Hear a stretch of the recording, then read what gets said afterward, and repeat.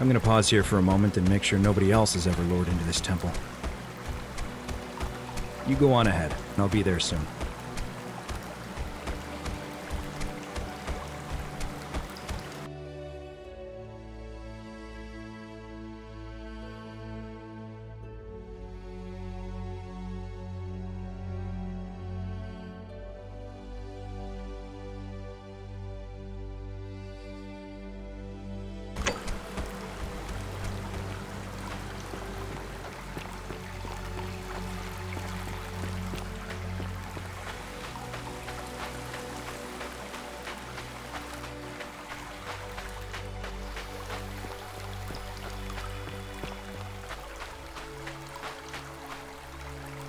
You're back! But you're alone. Does that mean you didn't find Al? Oh, what a relief. Thank you so much. I was beginning to think you'd both become trapped in there. Why don't you tell me what you discovered while we wait?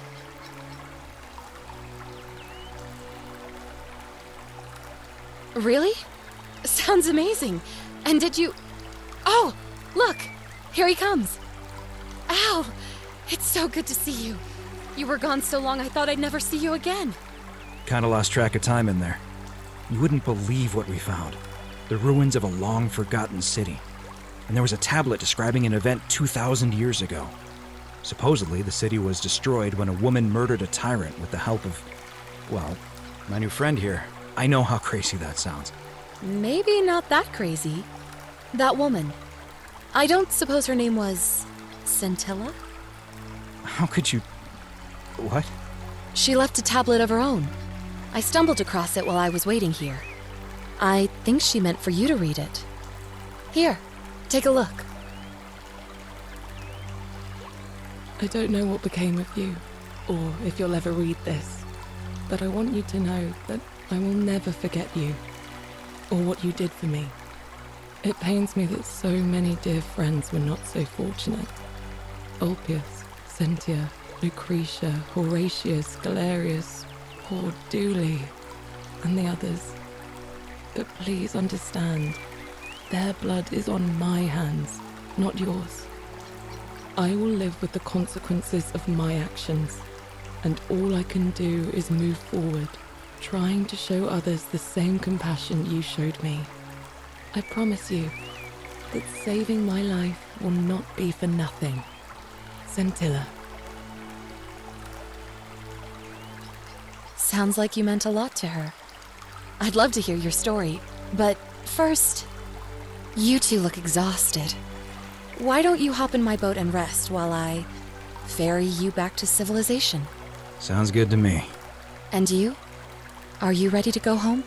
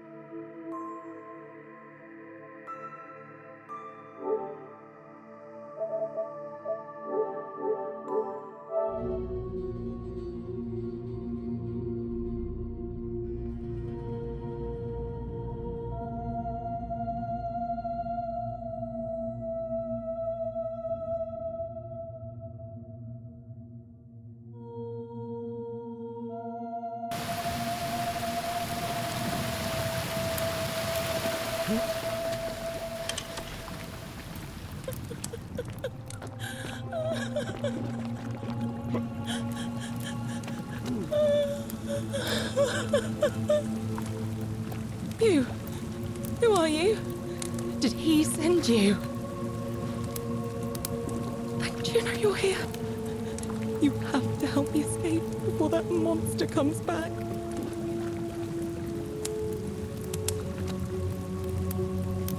I'm Scintilla. I found a way out through the Gate of Horn, but it's locked. So I told him about it, and instead of helping me escape, he locked me up. He wants to keep us all here forever, or until we're turned to gold. He's a monster. You have to let me go so we can kill him and take his key. Behind me, there's an aqueduct tunnel bringing water from outside the city, so it should lead us outside. The only problem is it's barred by a heavy locked gate, and he has the only key. Sentius, my adoptive father. Furies, help me. I'll castrate and crucify him.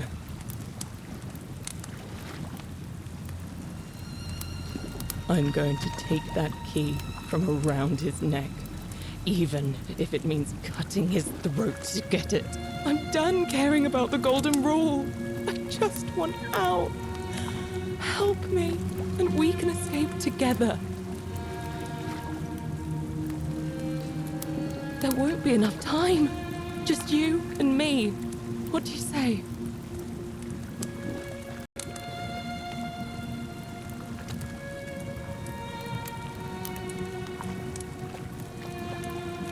There's no time. Wait, did you hear that? He's here. Quick, you have to let me go. It's now or never.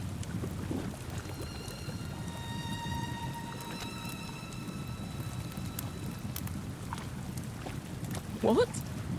No, you can't just leave me here. How can you be so heartless?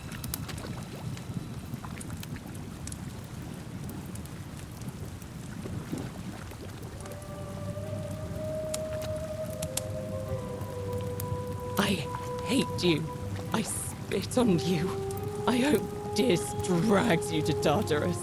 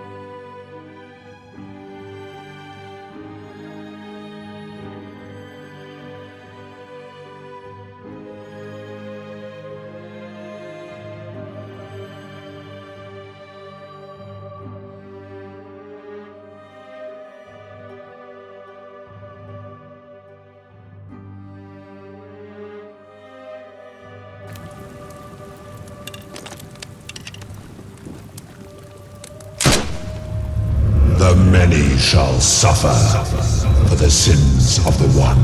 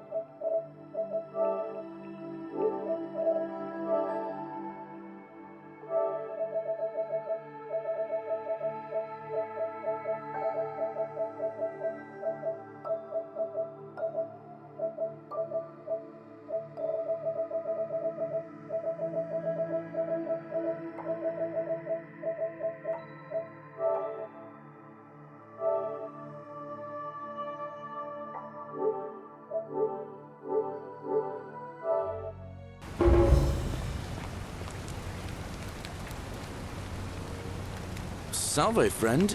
Mind telling me who you are and what you're doing with that bow on your back?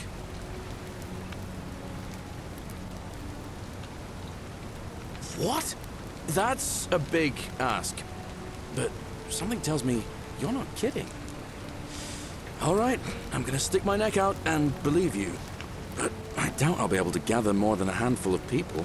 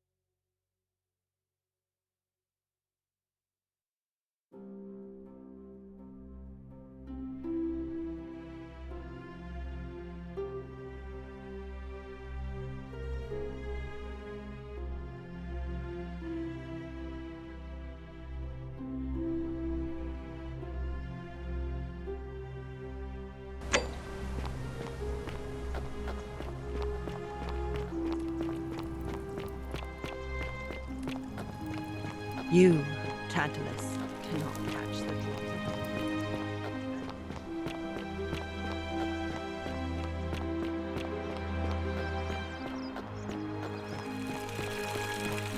dragon. Hey, Horatius. How's it feel knowing your man's doomed? Hey, you're not thinking about going into the cistern, are you?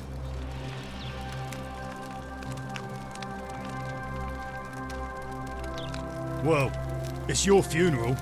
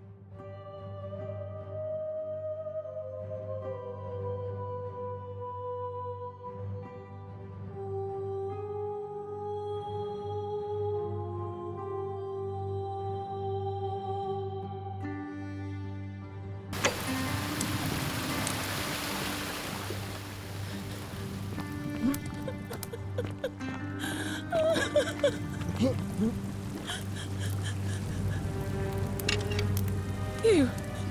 Who are you? Did he send you? Like, do you know you're here?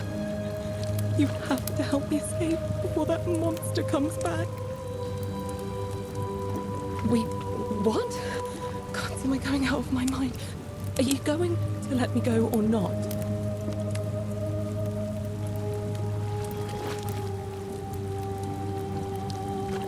How did you know? Wait, did you hear that? He's here. He must be coming in through the door behind me. You distract him. Stay right here and keep him talking while I look for something I can use.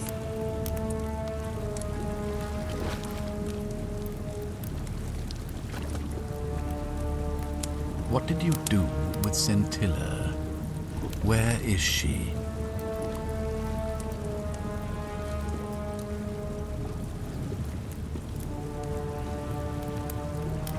So that is how it's going to be. Oh well, this doesn't change anything for me. It's a shame, really, if you'd just done what you were supposed to. You'd have been looping through time forever until you gave up and killed yourself. Just like that soft-hearted pleb, Al. Come now. Surely you didn't think you were the only one here who remembered everything. You see, my connection to the portal somehow preserves my memories from one loop to the next. Whether that was Proserpina's intention or a happy accident, I'll never know. But I'm surprised you hadn't noticed. Here I was thinking you were a little bit sharper than Al was. Or perhaps you're just more willing to break the rules. He was a moralistic fellow, never once compromised on his principles. And because of that fatal flaw, he relived this day many thousands of times before we finally had this conversation. I watched him come through the portal each time, always a little older, a little more disheveled, a little more haunted. And when he finally saw the futility of it all, as you're about to, it broke him. He drank a jug of wine, tied a noose around his neck, and took his own life, just before he was shot with a golden arrow. The next time I awoke, you showed up, but you've caught up to where he was so quickly. I'd have preferred if you'd given me more time to enjoy the trappings of my success. How many extra days did you give me? Just the one? Not many. But don't worry, I'm sure there'll be another useful idiot who comes along after you're dead. In any case, there's no escape for you except the path that Al took, the path he wrote about on his tablet. What was it? Ah, yes. Better to end it all now than find out what awaits you beyond that portal. So, you discovered my secret. So what? What are you going to do about it?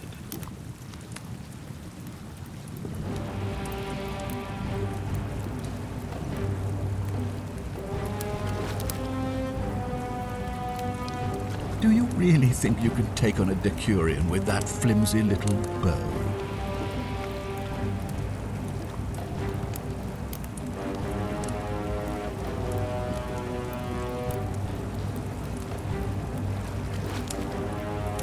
Who?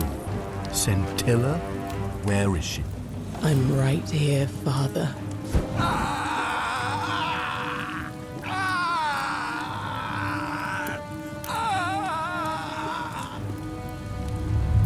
The many shall suffer for the sins of the one. Come on, we have to go. The others should be right behind us.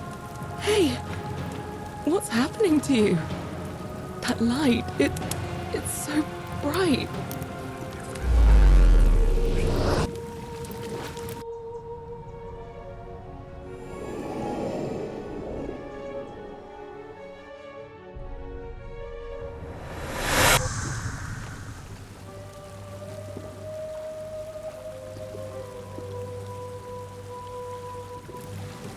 Hi there. Gave me a bit of a fright. Thought I was in here alone. I'm Al.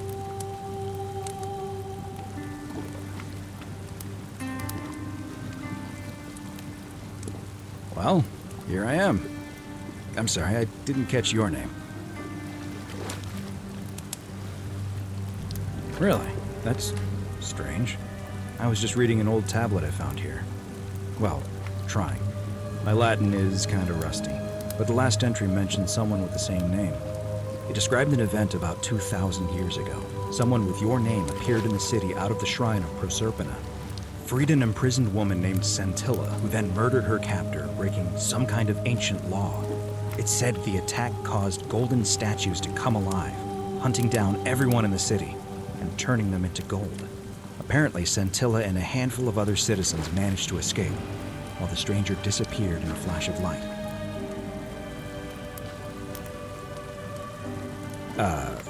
What? You're saying you were here 2,000 years ago? I'm not sure I understand.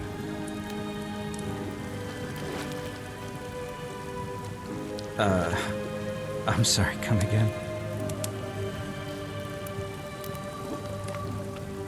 Let me see that. God, why does this writing look so familiar? I've spent a lifetime in this place going around and around in circles. This is disturbing, but I don't understand how I could have written it.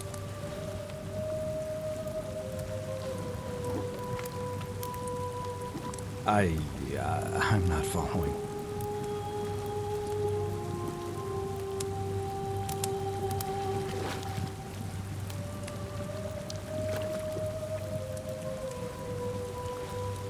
So you're saying, because a man from 2,000 years ago is dead, he never created a time portal, so I never went through it, and that's why I don't remember any of this. I guess you saved my life then, as well as helping a bunch of others to escape. That's a lot to take in.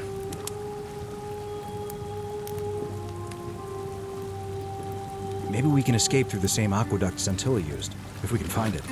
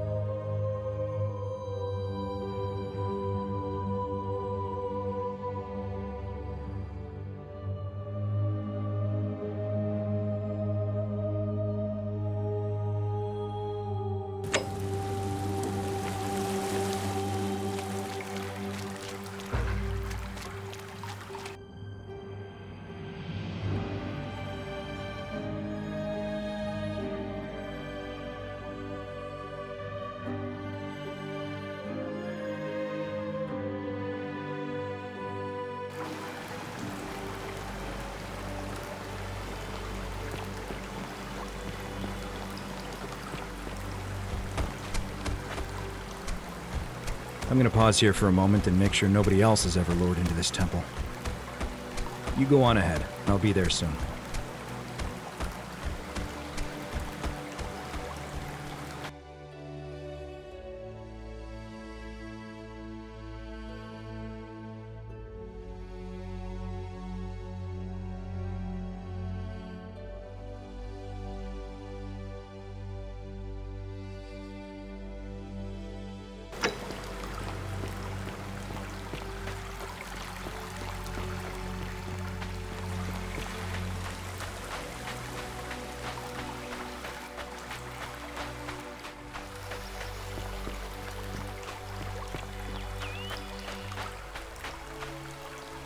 You're back! But you're alone. Does that mean you didn't find Al? Oh, what a relief. Thank you so much. I was beginning to think you'd both become trapped in there. Why don't you tell me what you discovered while we wait? Really? Sounds amazing. And did you... Oh, look! Here he comes. Al! It's so good to see you. You were gone so long I thought I'd never see you again. Kinda lost track of time in there. You wouldn't believe what we found. The ruins of a long-forgotten city. And there was a tablet describing an event 2,000 years ago. Supposedly, the city was destroyed when a woman murdered a tyrant with the help of... well, my new friend here. I know how crazy that sounds. Maybe not that crazy. That woman. I don't suppose her name was... Scintilla? How could you... What? She left a tablet of her own. I stumbled across it while I was waiting here. I think she meant for you to read it. Here, take a look. I don't know what became of you, or if you'll ever read this, but Octavia, Lucretia, Horatius, Equitia, and I will never forget you, or what you did for us. It pains us that so many of our dear friends were not so fortunate, including Ulpius and Galerius, who heroically tried to rescue Dooley, but never made it back. But there is no point dwelling on what might have been. All we can do is take this gift you've given us and try to show others the same compassion you showed us. We promise you that saving our lives was not for nothing. Scintilla et al. Sounds like you meant a lot to her. I'd love to hear your story, but first, you two look exhausted. Why don't you hop in my boat and rest while I ferry you back to civilization? Sounds good to me. And you? Are you ready to go home?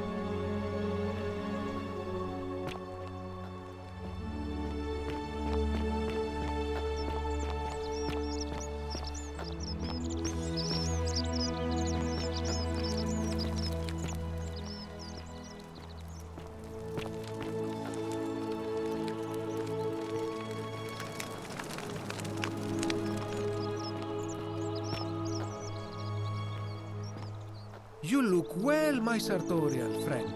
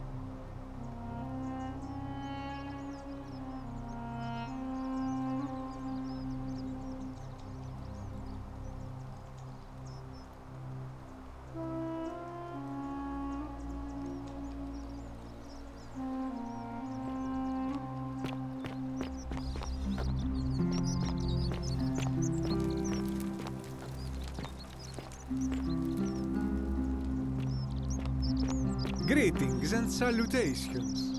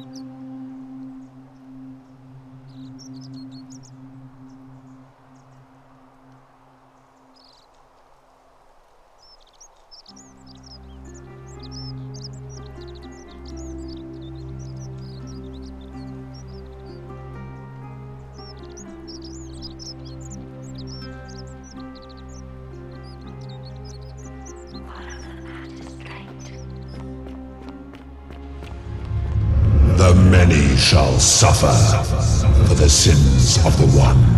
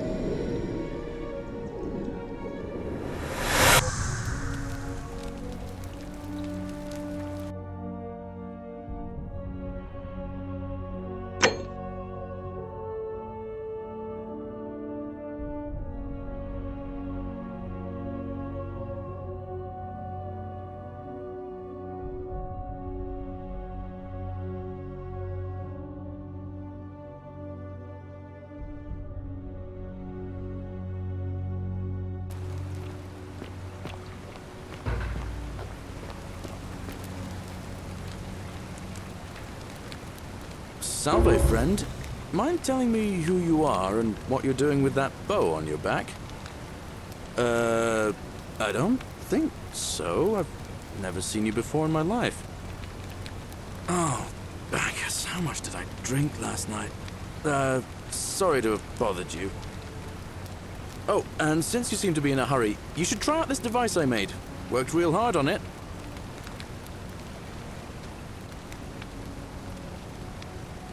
Just attach the pulley to the rope over the lake and hang on to the handles. If it works, it'll be faster than walking. And if it doesn't work, worst thing that can happen is you'll take a swim in the lake. I haven't quite summoned the courage to test it myself. But don't worry, it's completely safe. Probably.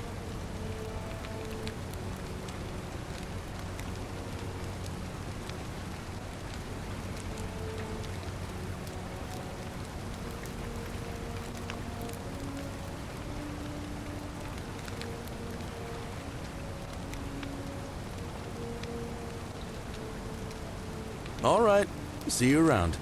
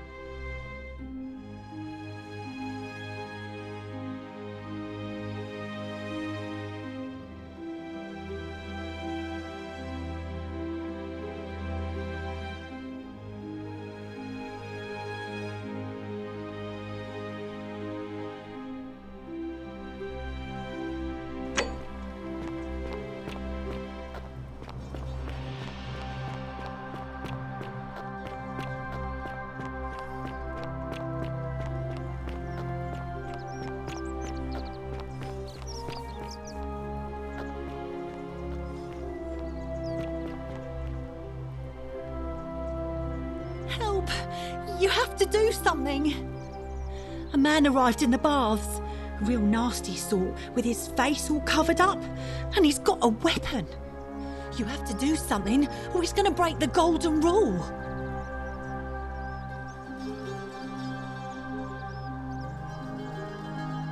Thank you.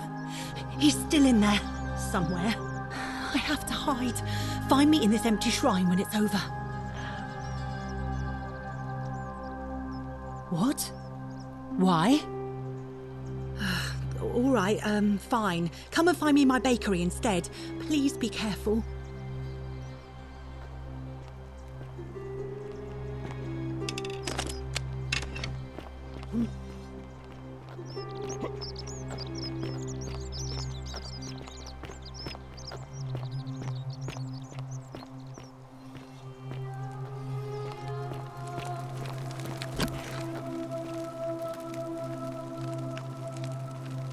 What are you doing in here? Can't you see this woman is dying? She's been poisoned.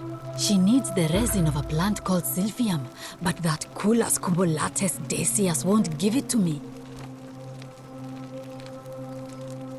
What? Quick, give it here. Yulia, you need to swallow this. Here, let me help you.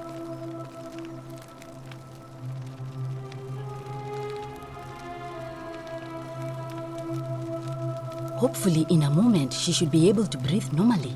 That was extraordinary. How did you know she needed this exact thing, and at this exact moment? Are you some kind of oracle? Look, if you don't want to tell me, I won't look a gift horse in the mouth. But no matter. That was like the gods hearing my prayers and intervening.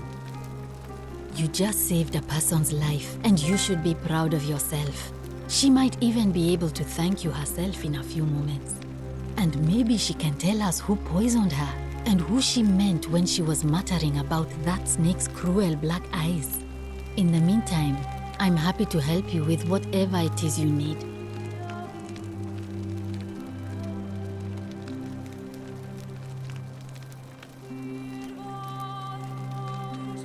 That's a shame. Thanks again for saving Yulia's life. Apollo smiles upon you.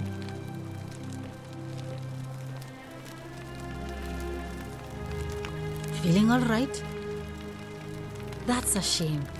Thanks again for saving Yulia's life. Apollo smiles upon you.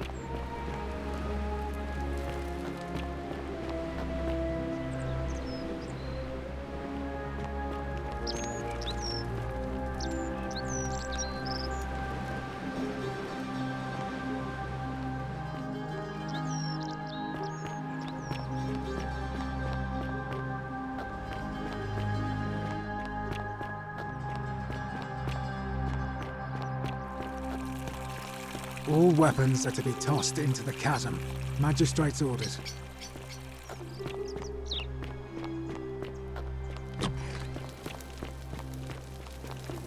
Oh, don't mind me. I just live here.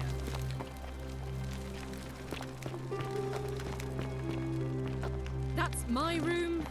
Leave before I call Horatio. Citizen.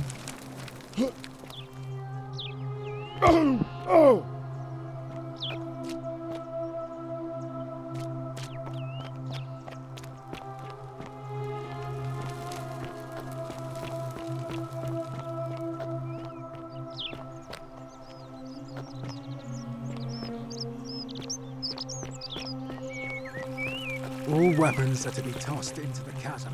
Magistrate's orders.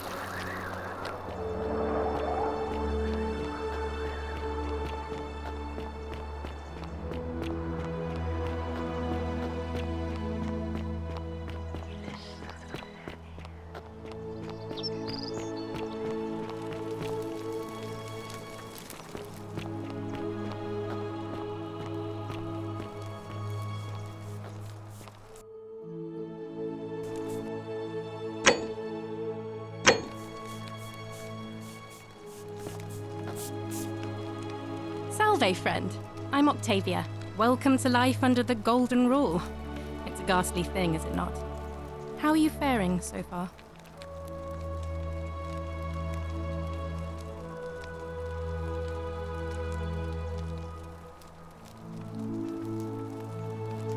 Ah, another stoic, perhaps. We all need something to help us through times like these. We've all been where you are now. I remember when I first arrived. I used to lay awake at night contemplating the big questions. Why am I here? Is there a way out? What is the Golden Rule, and who or what is responsible for it? I still don't have any of the answers, I'm afraid. I don't think anybody does. But I'm happy to share with you what I've learned. All right, well, it was lovely to meet you. I look forward to getting to know you better over the coming months. And if you ever... I can't believe this is how it ends. Oh no. No. No, no, no, no, no. Ulpius, what are you doing? Get back from there. If you lose your balance, you'll fall. That's the idea. What? Why? Why would you want that?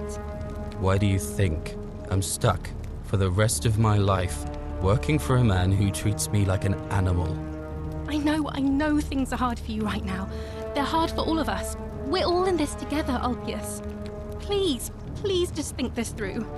If you do this, it could be the sin that seals all of our fates. Is that what you want? I'm sorry, but I just don't care anymore. Please, Ulpius. Help him. If he goes through with it, it could be the end for us all. I don't know what to do. I've never had to deal with this sort of thing. Please, you need to talk to him.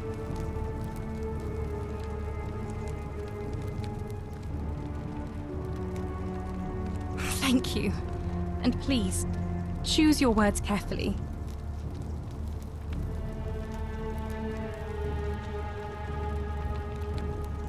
Let me guess. You're going to lecture me on how suicide is a crime against the Empire. Don't you think I know that? But why should I care? You don't know anything about me. You liar. You must think I'm an idiot. I'm out. Wherever you are, Scintilla, my love. I'm sorry. Ulpius, no!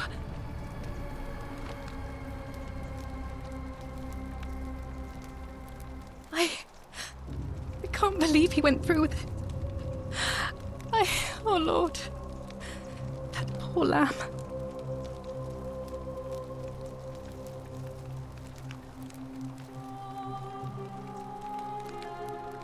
I'll have to let everyone know what happened. And I guess Malleolus will have to clean up the mess in his villa. It's of his own making, after all. And I'd best pray for poor Ulpius.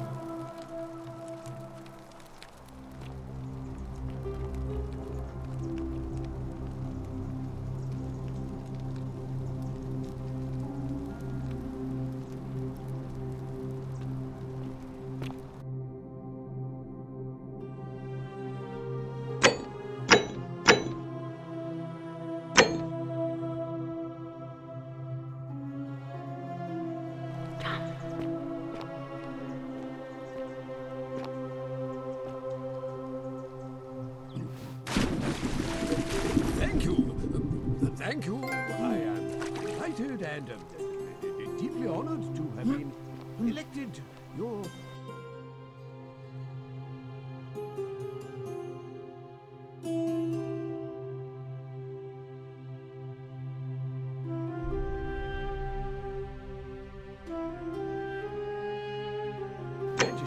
Magistrate, yes.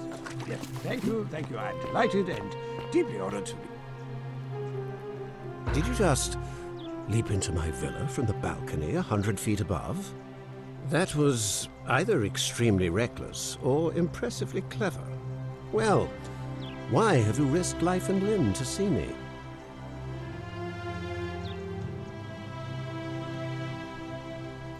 My name is Marcus Malleolus Gurgis. You seem to have confused me with someone else. You mean my heterochromia? I am guilty of nothing more than having different colored eyes. And I'm hardly the only person with the condition. Alexander the Great had it too, as it happens. I like to think it is simply the way the gods have chosen to mark a natural-born ruler. Nothing more.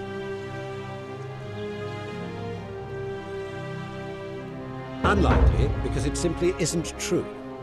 Now, was there something else you wanted?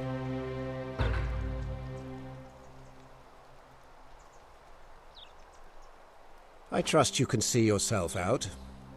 Through the door this time. There's a key just beside it.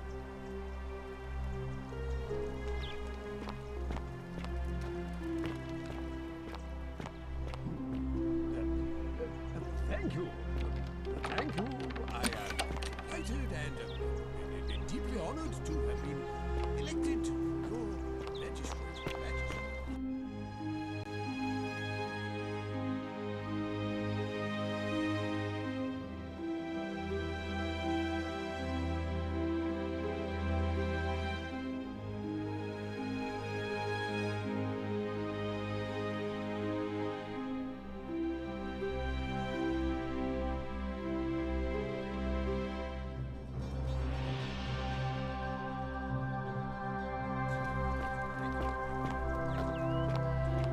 Oi!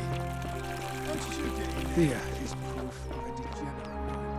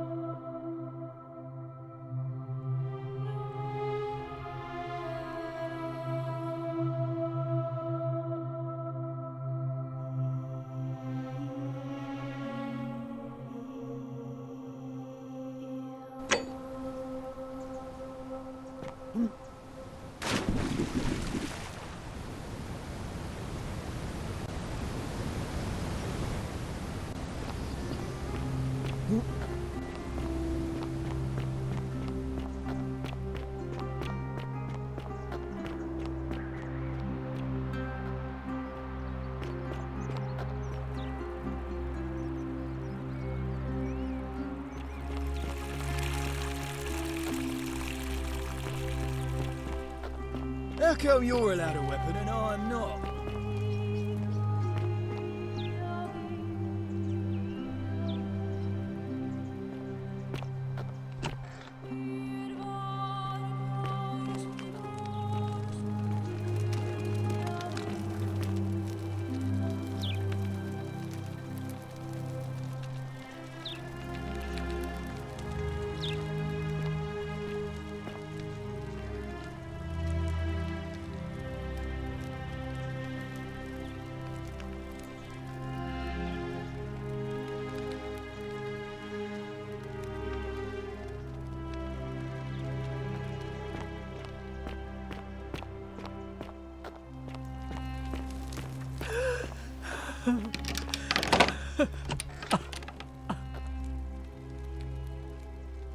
You're not supposed to be in here.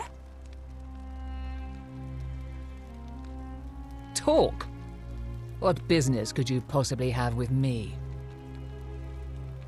My marital affairs are no concern of yours. Thank you very much. An intriguing proposition. Go on. Perhaps you're not as silly as those clothes make you look. What makes you say that? You know, I may have the very thing you're looking for. Some time ago, when he still cared for me, he wrote me a love letter. Only, he used the wrong name. Now, addressing one's wife by the wrong name is not unheard of among philandering Romans. But in this case, the name he got wrong was his own. I confronted him about it, and he stammered through some incoherent response. I let it go, eventually, and yet questions have lingered in the back of my mind ever since. But wait a minute. Why exactly are you helping me? Oh, aren't you charming? I'm quite sure my husband would seethe with impotent rage if he overheard you say that. I love it. It seems our interests are aligned. I imagine knowing his true identity will give me the leverage I need to manage him appropriately. But first, I need you to do something for me. I want you to bring me some wine. Just one small urn should do it. Oh, don't look at me like that. I know this must be hard for you to wrap your sweet little pleb head around. So what do you need me to spell out? Let me tell you something about Malleolus. He talks a lot about freedom, but what he doesn't tell you is that he means freedom for men. After all I've done for him, counselling him through his entire election campaign, and he had the audacity to lock me in here. He said it was for my own good, and that my drinking was unbecoming of a lady, let alone the wife of a magistrate. I'll show him unbecoming. Tonight, at his victory party, I'm going to get good and merry, and if he tries to discipline me again, I'll threaten to expose his true identity in front of everyone. I am so looking forward to it. So you'll help me? Thank you. Here's the letter.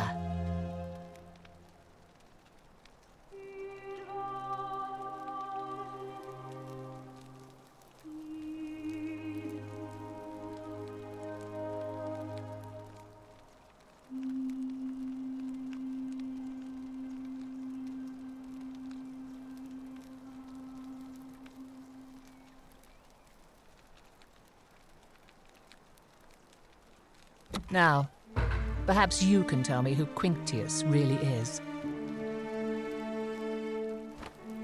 What? He's...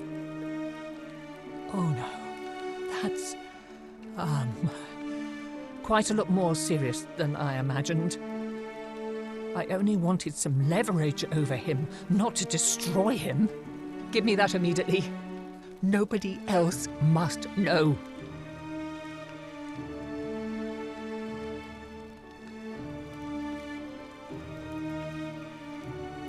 Thank you. Now, I appreciate your discretion in this matter. I think it's best if you go now. We'll speak no more of this.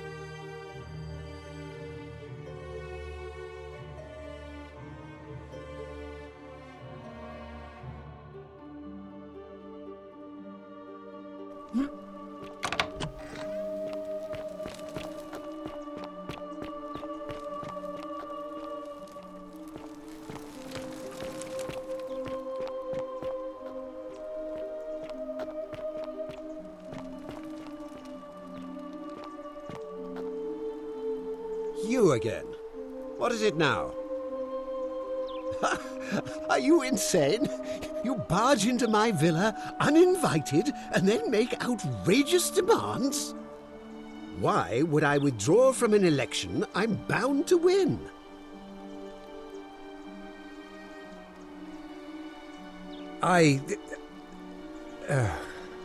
So, it finally caught up with me.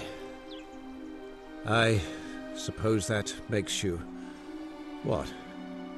One of Nero's assassins?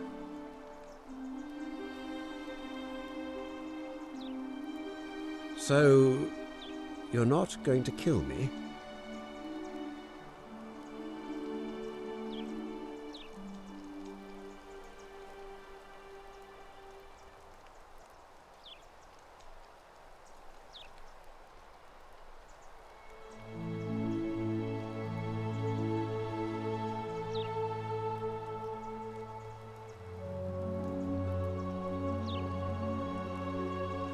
So much work for nothing. If I do it, you'll let me live?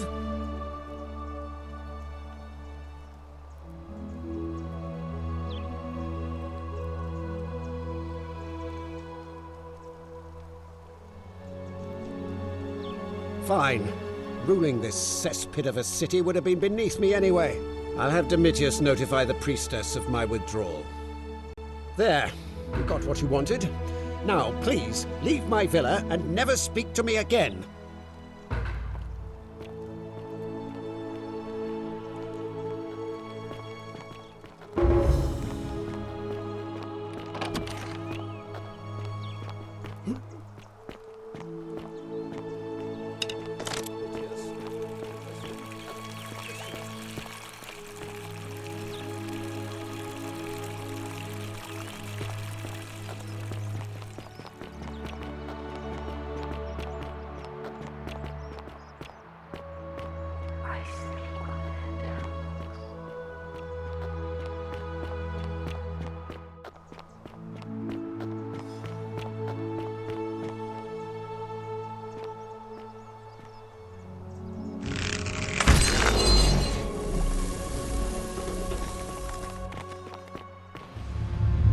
The many shall suffer for the sins of the one.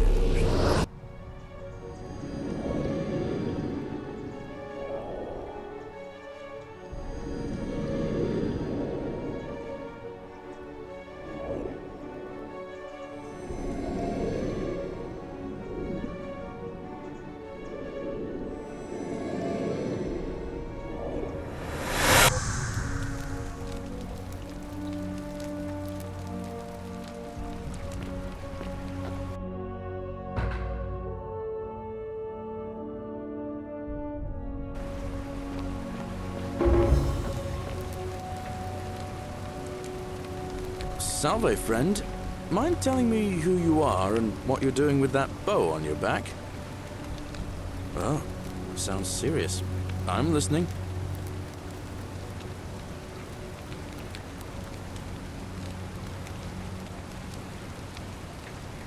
Yulia? Oh no. All right, I can do that.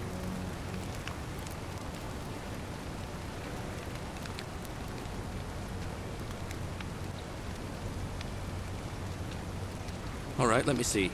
Stop Fabia going in, but send the new arrival to the empty shrine. Understood.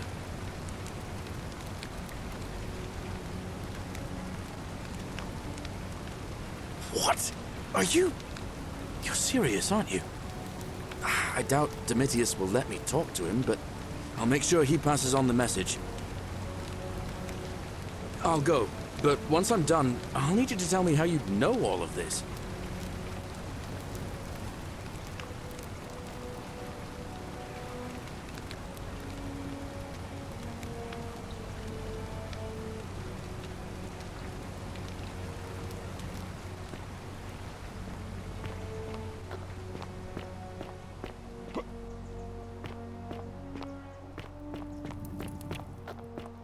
You, Tantalus, cannot catch the drops of water, and the tree...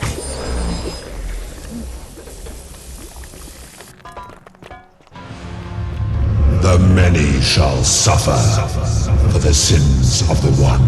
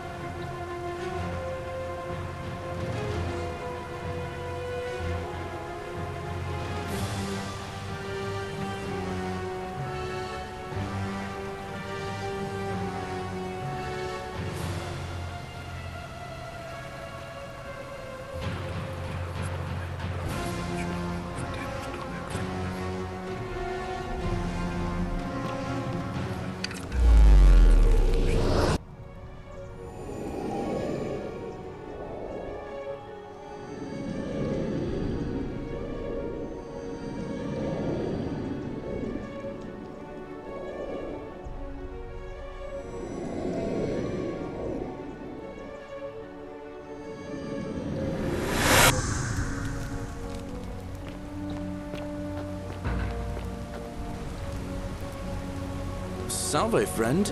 Mind telling me who you are and what you're doing with that bow on your back? I don't think so. I've never seen you before in my life. Oh, Bacchus, how much did I drink last night? Sorry to have bothered you.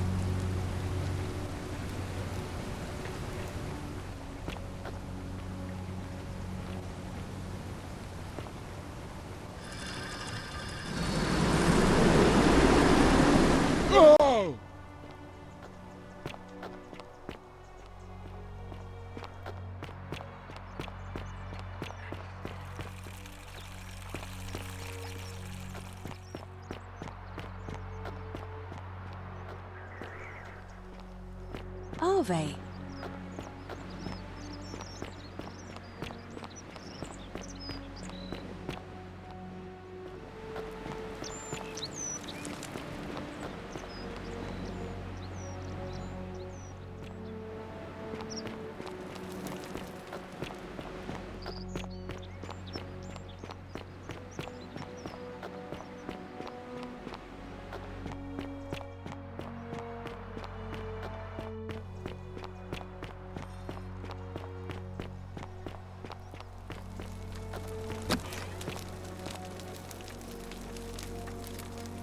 What are you doing in here?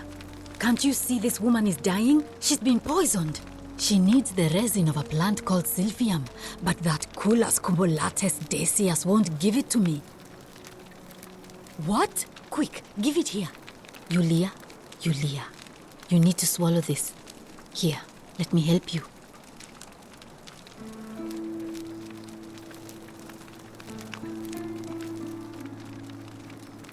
Hopefully, in a moment, she should be able to breathe normally. That was extraordinary. How did you know she needed this exact thing, and at this exact moment? Are you some kind of oracle? Look, if you don't want to tell me, I won't look a gift horse in the mouth. But no matter. That was like the gods hearing my prayers and intervening. You just saved a person's life, and you should be proud of yourself. She might even be able to thank you herself in a few moments. And maybe she can tell us who poisoned her and who she meant when she was muttering about that snake's cruel black eyes. In the meantime, I'm happy to help you with whatever it is you need. That's a shame. Thanks again for saving Yulia's life. Apollo smiles upon you.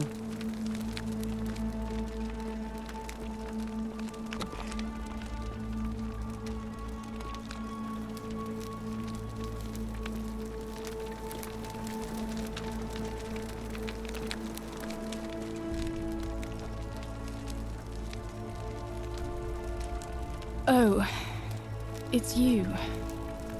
Sorry, I'm still a bit out of it. But thanks for trying to help me, I suppose. Was there something you wanted? Lucretia says I'm supposed to rest. As much as I'm grateful that you tried to help me, it's just not safe for me to talk about it. Please, no more questions.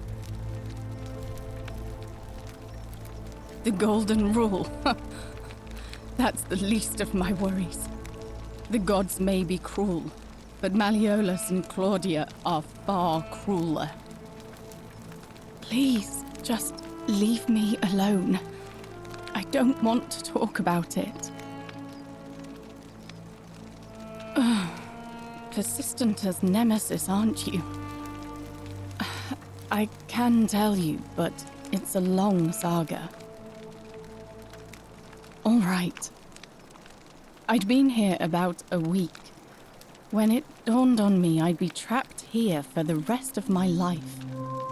I could hardly breathe, and I knew I had to get out somehow.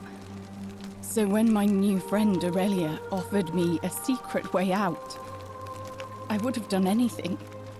And then I learned her asking price. 1,000 denarii.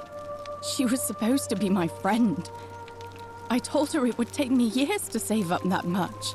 So she suggested I take out a loan from Malleolus. And I did. I had to sign an agreement saying I'd work off the debt over 30 years.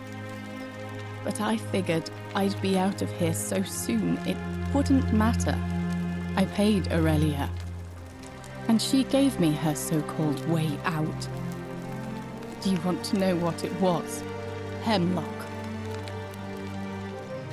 Drink this, she said, and you'll be out of here in no time.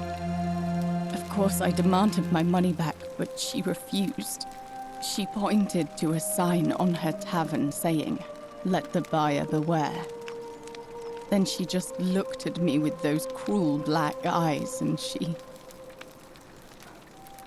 laughed. She immediately told Malleolus I'd tried to escape without paying him back. Only he didn't seem upset or surprised at all. In fact, he just thanked her. And that's when I realized the two of them had planned the whole thing from the beginning. That's what I said to the magistrate. I went to Sentius and begged for help, but he said the law was clear. I'd signed over my labor for 30 years and there was nothing he could do. I thought about resisting too. But Malleolus said if I didn't submit, I'd break the Golden Rule. And I couldn't be responsible for all those deaths, so he locked me in his villa. Confiscated everything I owned as collateral, and made me wear immodest, humiliating outfits while I worked day in, day out. His wife Claudia was just as bad. She sent me to work on an endless stream of futile, demeaning tasks. I'd be on my hands and knees, scrubbing the floor clean for hours, only for her to pour slop on it and hiss, "You missed a spot." Those two took everything from me. But they forgot to confiscate one thing. My hemlock. I just wanted it to be over. But it seems I messed that up too. Should have drunk all of it. I brought it on myself. I trusted one of the most callous human beings I've ever met, and tried to swindle the other. I don't know how I could have been so stupid. When I've recovered, I expect their thug Domitius will come for me. He'll escort me back to their villa, and I'll be right back where I started. Only this time, I won't be able to lull myself to sleep at night with the thought of a permanent solution. Honestly, It would have been better if the poison had been allowed to run its course. I doubt it. It seems this is the fate the gods have chosen for me, for trying to escape. At least until someone breaks the golden rule. Huh. Maybe it wouldn't be so bad. A lot. But it doesn't matter. I made a suicide pact with Ulpius last night. He's in exactly the same position as I am. Malleolus and Aurelius set the same trap for him a month after they did it to me. He and I are in this together. He's probably already thrown himself from the bluff into Malleolus's villa by now. If so, I'd never be able to live with myself, knowing I broke my promise to him. I doubt you could make it up to the bluff in time. I don't know who you are, or why you seem so determined to help me, but thank you.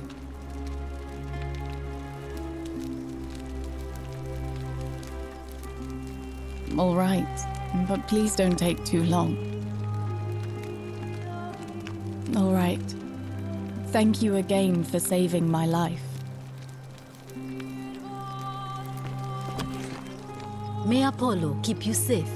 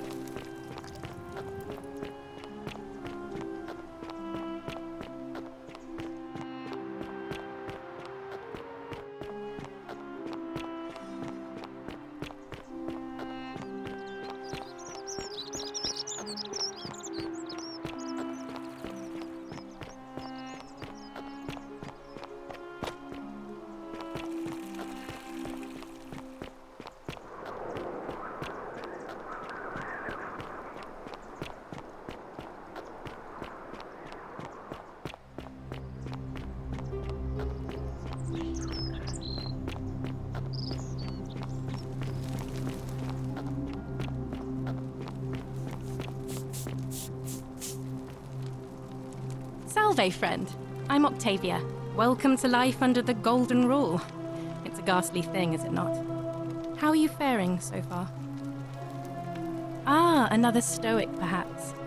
We all need something to help us through times like these. We've all been where you are now. I remember when I first arrived. I used to lay awake at night contemplating the big questions. Why am I here? Is there a way out? What is the Golden Rule, and who or what is responsible for it? I still don't have any of the answers, I'm afraid. I don't think anybody does. But I'm happy to share with you what I've learned. All right, well, it was lovely to meet you. I look forward to getting to know you better over the coming months. And if you ever... I can't believe this is how it ends. Oh no. No. No, no, no, no, no. Ulpius, what are you doing? Get back from there. If you lose your balance, you'll fall. That's the idea. What? Why? Why would you want that? Why do you think I'm stuck for the rest of my life working for a man who treats me like an animal? I know things are hard for you right now. They're hard for all of us. We're all in this together, Ulpius. Please, please just think this through. If you do this, it could be the sin that seals all of our fates. Is that what you want? I'm sorry, but I just don't care anymore. Please, Ulpius. Help him. If he goes through with it, it could be the end for us all. I don't know what to do. I've never had to deal with this sort of thing. Please, you need to talk to him. Thank you. And please, choose your words carefully. Let me guess. You're going to lecture me on how suicide is a crime against the Empire. Don't you think I know that? But why should I care? You don't know anything about me. You liar. You must think I'm an idiot. I'm out. Wherever you are, Scintilla, my love, I'm sorry. Ulpius, no!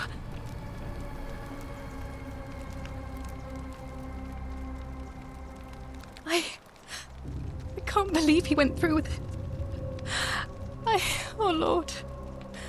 That poor lamb. I'll have to let everyone know what happened. And I guess Malleolus will have to clean up the mess in his villa. It's of his own making, after all. And I'd best pray for poor Ulpius.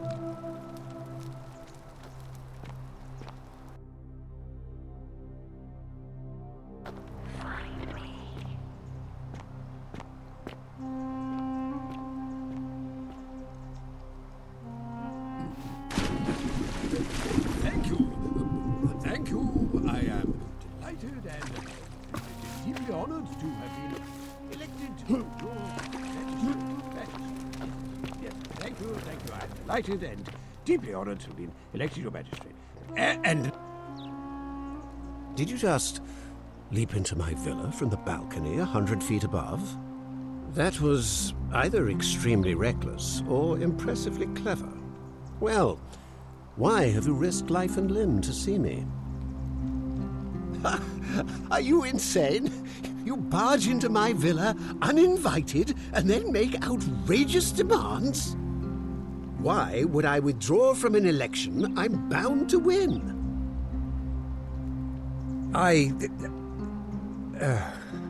So, it finally caught up with me. I suppose that makes you, what, one of Nero's assassins? So, you're not going to kill me? Oh, so much work and money. Oh, well, if I do it, you'd let me live?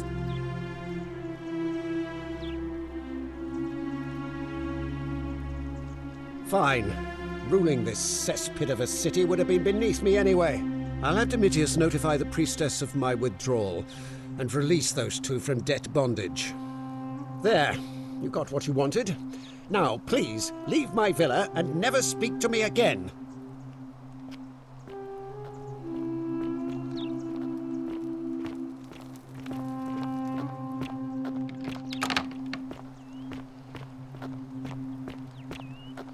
Domitius, are you listening? Yes, sir.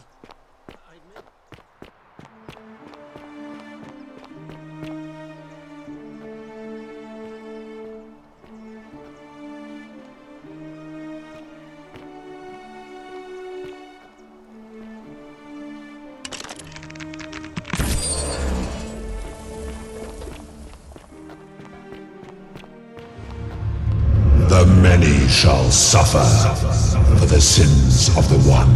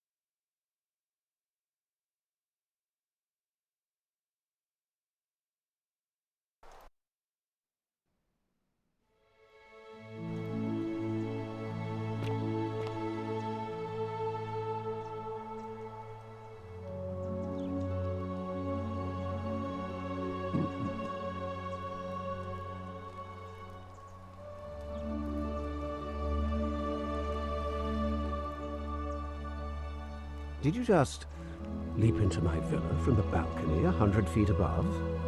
That was either extremely reckless or impressively clever. Well, why have you risked life and limb to see me?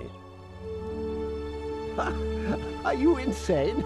You barge into my villa uninvited and then make outrageous demands? Why would I withdraw from an election I'm bound to win?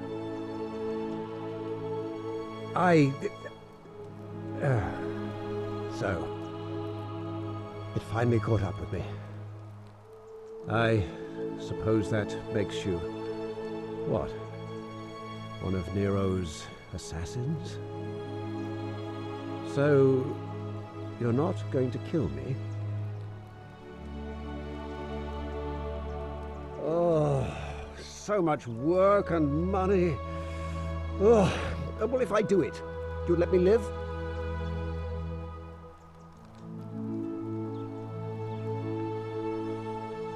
Fine.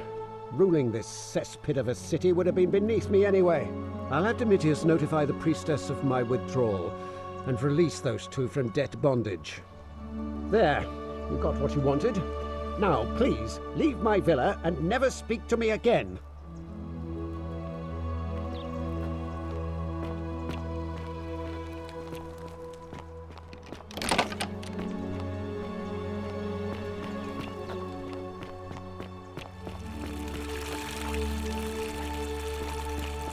Fear is proof.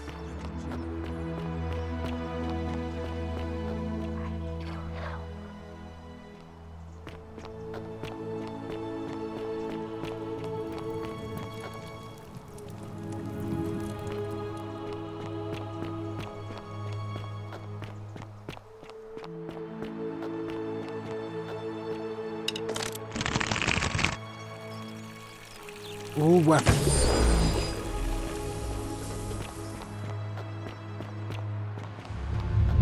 The many shall suffer for the sins of the one.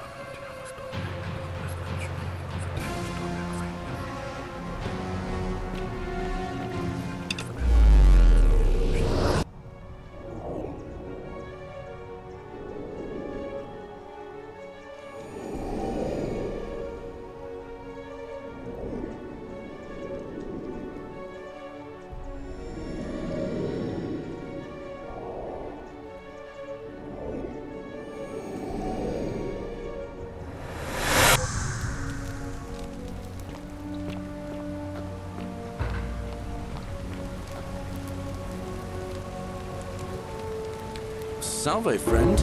Mind telling me who you are and what you're doing with that bow on your back? Oh, sounds serious. I'm listening.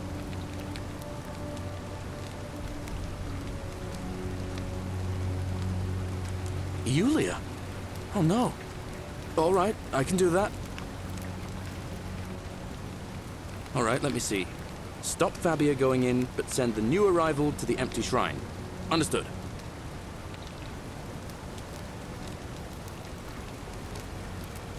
What? Are you... You're serious, aren't you? I doubt Domitius will let me talk to him, but I'll make sure he passes on the message. I'll go, but once I'm done, I'll need you to tell me how you know all of this.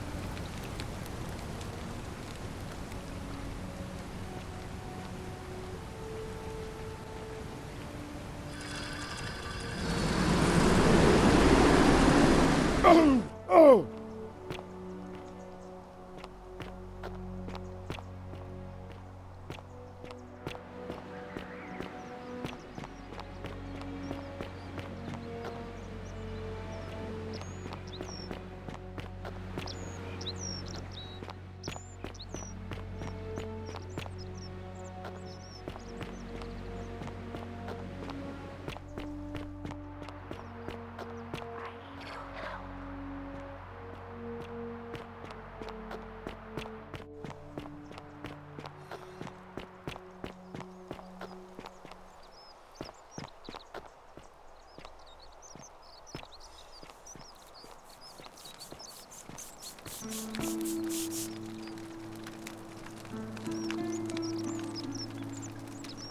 Ah, a new face.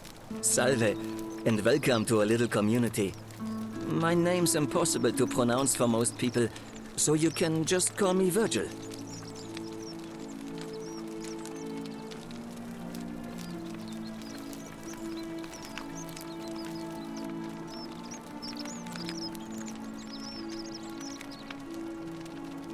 Oh, it means someone thinks I'm a sinner, and that I'm going to break the golden rule. Look, I haven't done anything wrong, if that's what you're thinking. Somebody just has a problem with my preference for male company.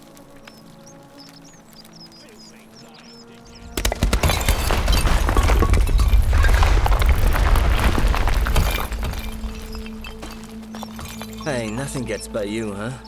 Sorry, that was mean. Yes, I like men. And when you grow up in the north, as I did, in the city of Noviomagus, you expect a bit of hostility.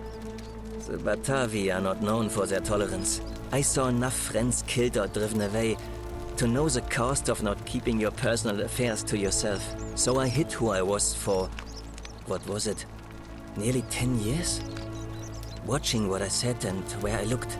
But that kind of fear eats away at you slowly, until living isn't any better than the thing you were afraid of. Needless to say, since I'm now living underground, halfway across the known world, with an assumed name, my openness didn't go down well among the enlightened folk of the Batavi. Nice of you to say, but not necessary.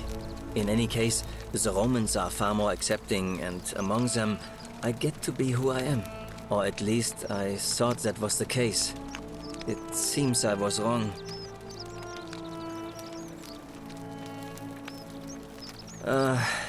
It's not just graffiti.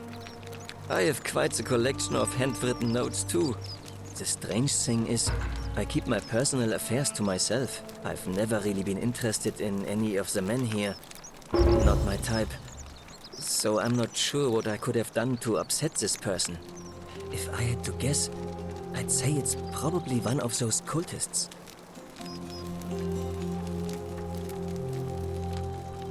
Strange bunch. They insist there's only one God, and that he considers my nature a sin. Can you believe that?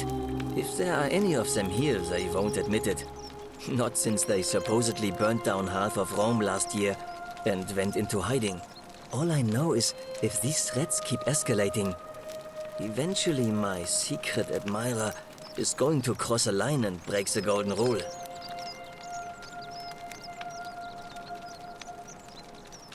What? Really? I didn't expect that. But thanks. It's always a pleasure to meet someone so selfless.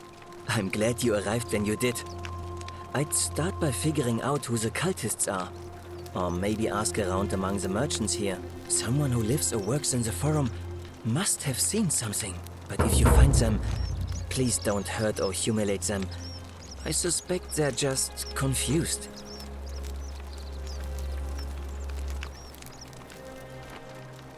Come back and let me know what you find.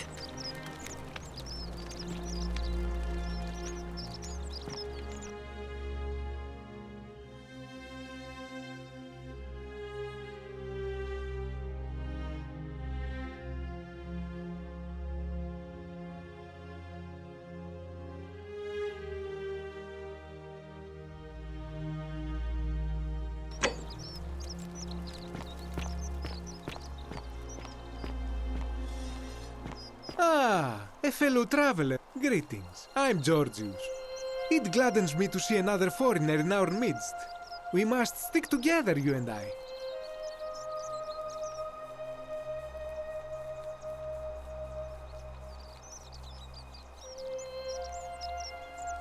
My friend, your words intrigue me more and more. But yes, very well. Ask me what you will.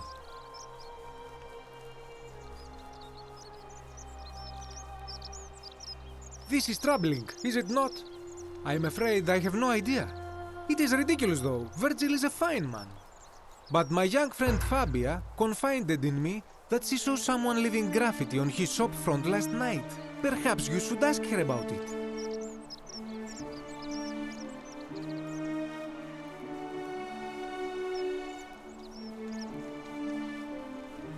I hope that our paths cross again soon, my friend.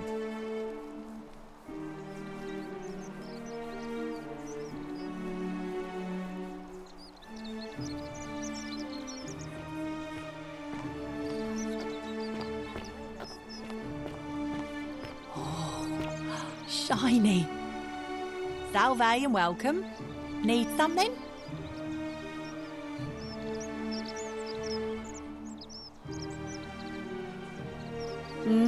Terrible shame, that is. Maybe this'll help. Late last night, I was cleaning my oven when I heard some noises outside. The forum's usually dead quiet at that hour, so I came out to see what was going on. To be honest, I thought maybe poor old Dooley had got out of his cell and was snooping around again. So I put my head out and saw someone in front of Virgil's shop. I couldn't tell who. It was too dark. I called out to them, but they just turned and ran off without a word. All I remember is they ran past a lit torch and the light glinted off something metallic. Armour, I think. So I suppose it could only be one of three people. Horatius, Domitius or Rufius. I hope that helps.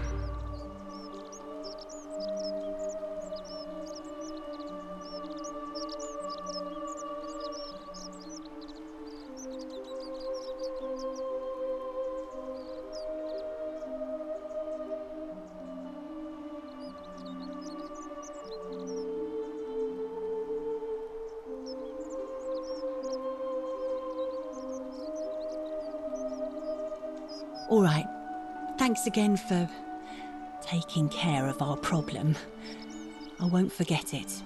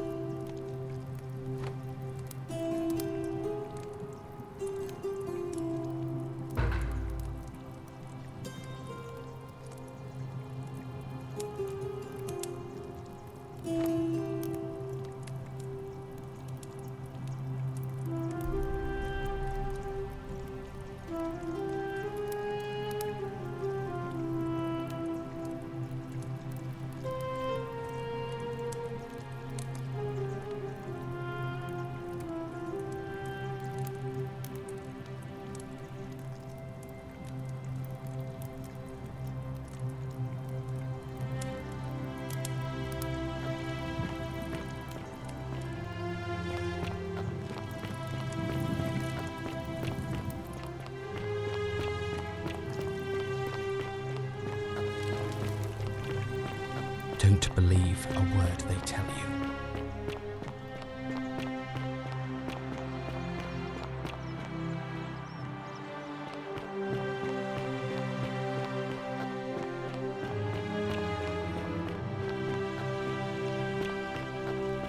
Welcome.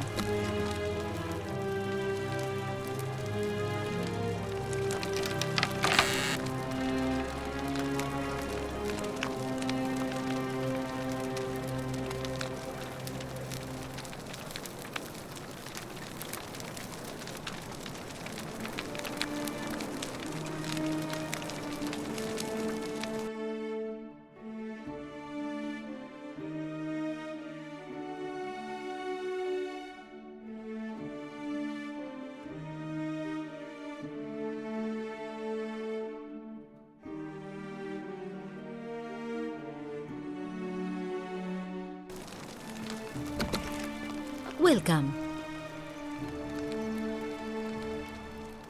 Feeling all right? Sure. What do you want to know? Do you really want to know? I mean, if somebody poisoned her, then surely they would have broken the golden rule, and so maybe it's best we don't discuss it. Gladly.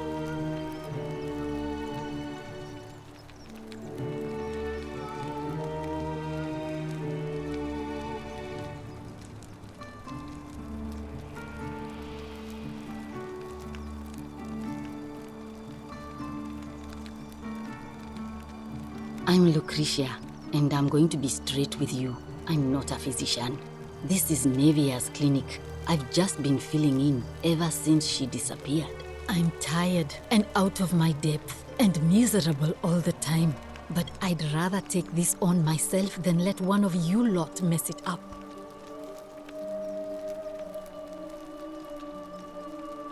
My husband and I moved to Rome from Caesarea. He embraced the Roman way more than I would have liked and turned into an awful philanderer. I would have divorced him and demanded the return of my dowry, but I knew he would sooner have me killed than give me my right. So I waited for the right time to take what was mine and disappear.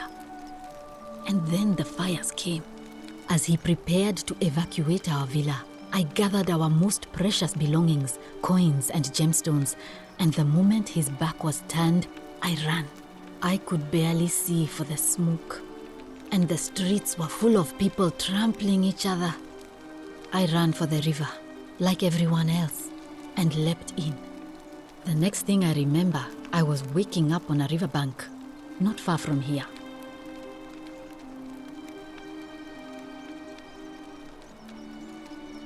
It's all right. Say what you will about this place. At least my fornicating husband will never find me. And while there's no shortage of snakes here, at least with the golden rule, they have to try to be discreet about it.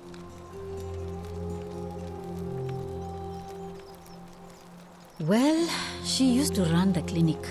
She was a midwife, not a physician, but she was the closest thing we had down here. And she was good too, until she suddenly lost all interest in us.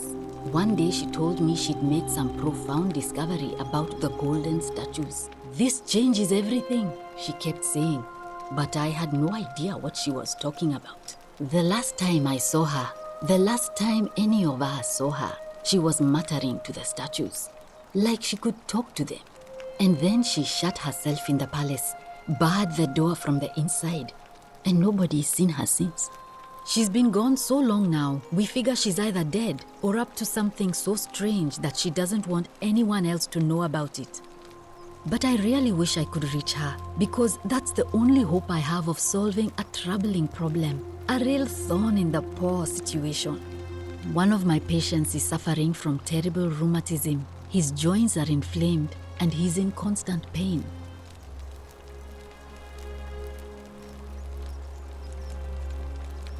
I really shouldn't say. He wouldn't like it. And he's a little bit scary. He's become so irritable that the smallest things set him off, and I worry he'll end up losing his temper and lashing out, and you know what that means. I just know Nevia would know how to treat him, assuming she's still alive. But nobody seems to know how to get into the palace.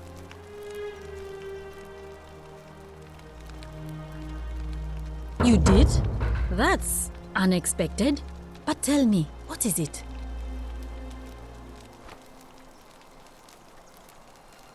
Willowback. I should have known. It was under my nose the whole time. That's very helpful. Thank you. If this works, it should settle Rufius down some. I have some right here. Could you do me a favor and give him some of this? He'll just need to swallow a pinch of it. I'm hoping it will avert disaster.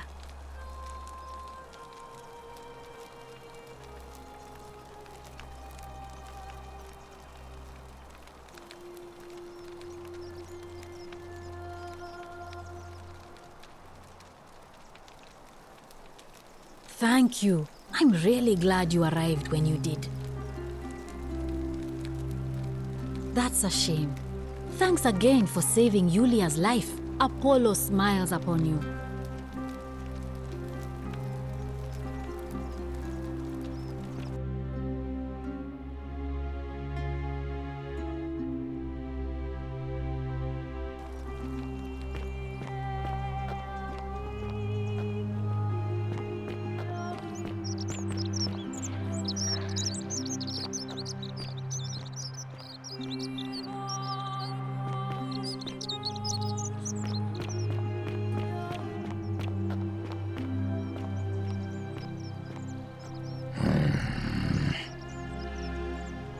Name's Rufius.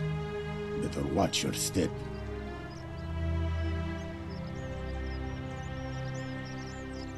What business is that of yours?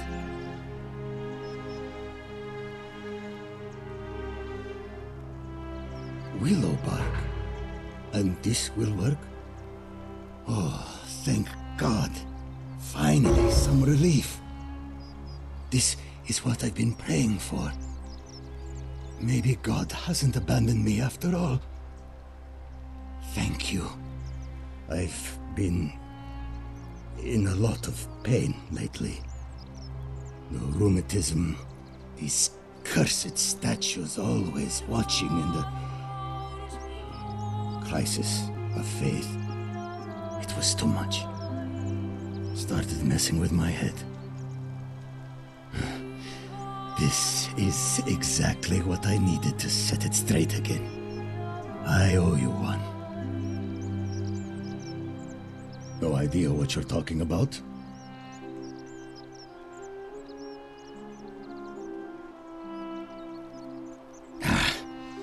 Look, I haven't been at my best lately.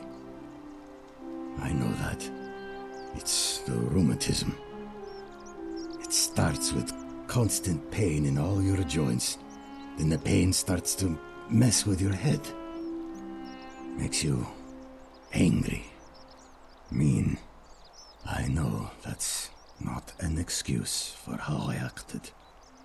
But it's the truth. But with the willow bark, I'm already starting to feel like myself again.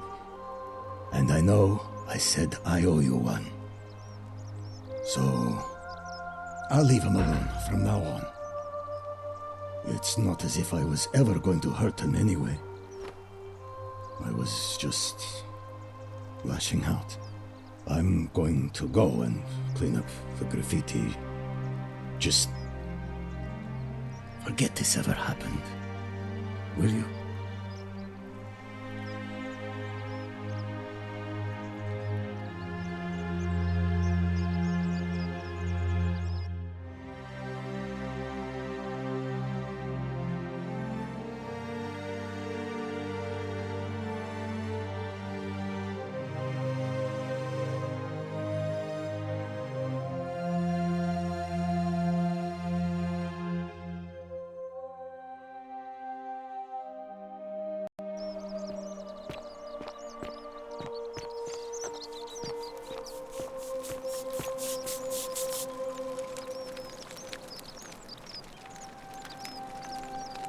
Any news about my secret admirer?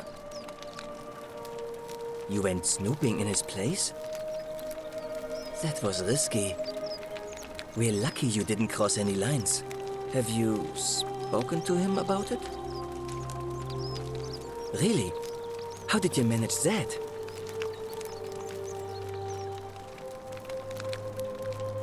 Ah, poor fellow. I've heard that can really mess with a person's head. Well done for figuring that out.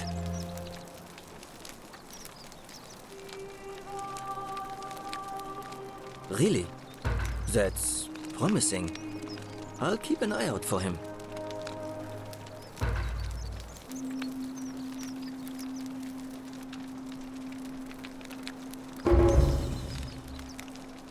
Nice to talk to you.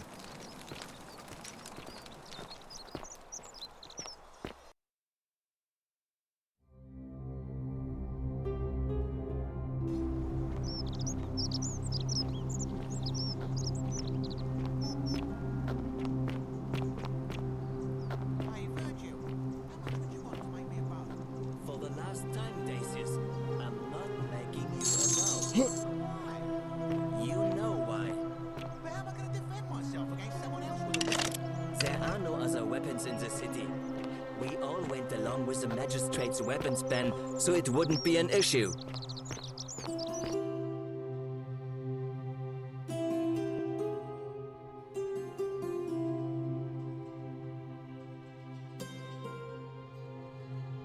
That's why I've got to get in first before someone else beats me to it.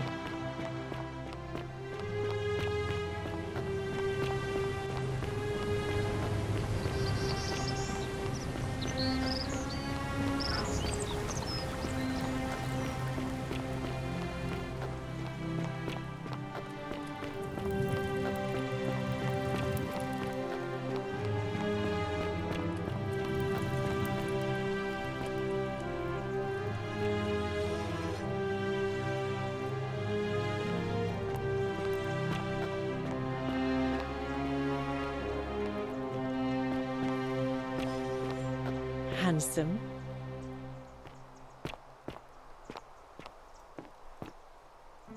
You stay away from my money.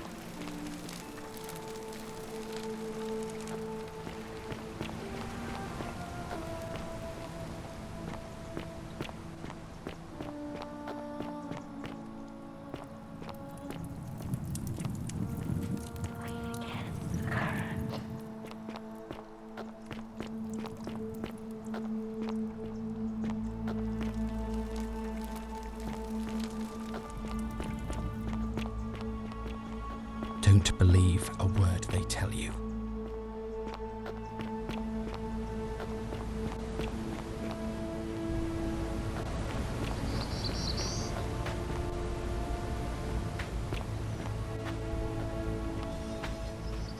Salve. Salve again, friend. I went and did as you asked, and it worked. How is it possible that you've just arrived here and you already know everyone and exactly what's about to happen to them?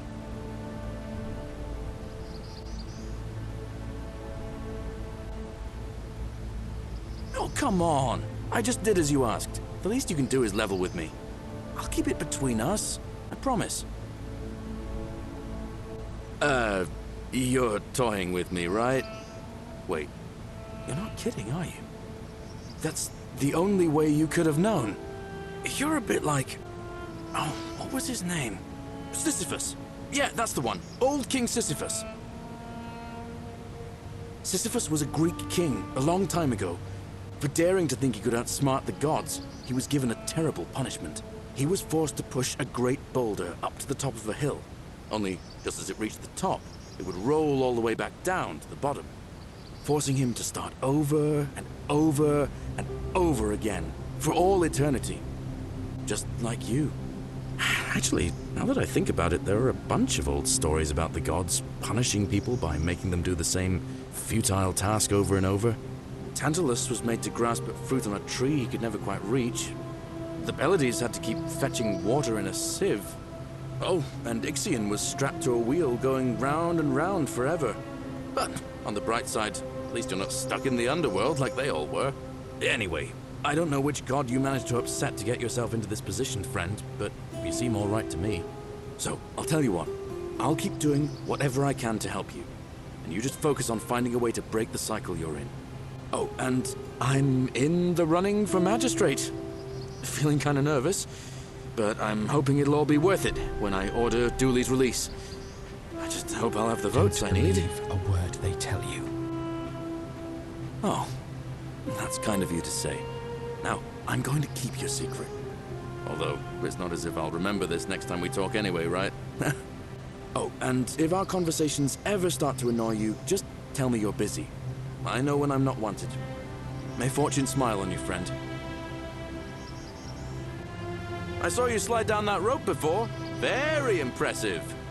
And strange, too, since that device you used is exactly the same as one I've been working on for weeks. Oh, of course! It's because I already gave it to you in a previous time loop, isn't it? Anyway, I'm sorry to ask, but is there any chance you'd be willing to do me a favor? Well, I've been trying to get this rare flower from the rock spire in the middle of the lake. It's too steep to climb, so I hung a rope over the lake and made this pulley device, only I couldn't quite summon the nerve to use it. Do you think you could use the device again and try to get that flower for me? Oh, thank you. It would help me a lot. There's no rush, just whenever you get a chance.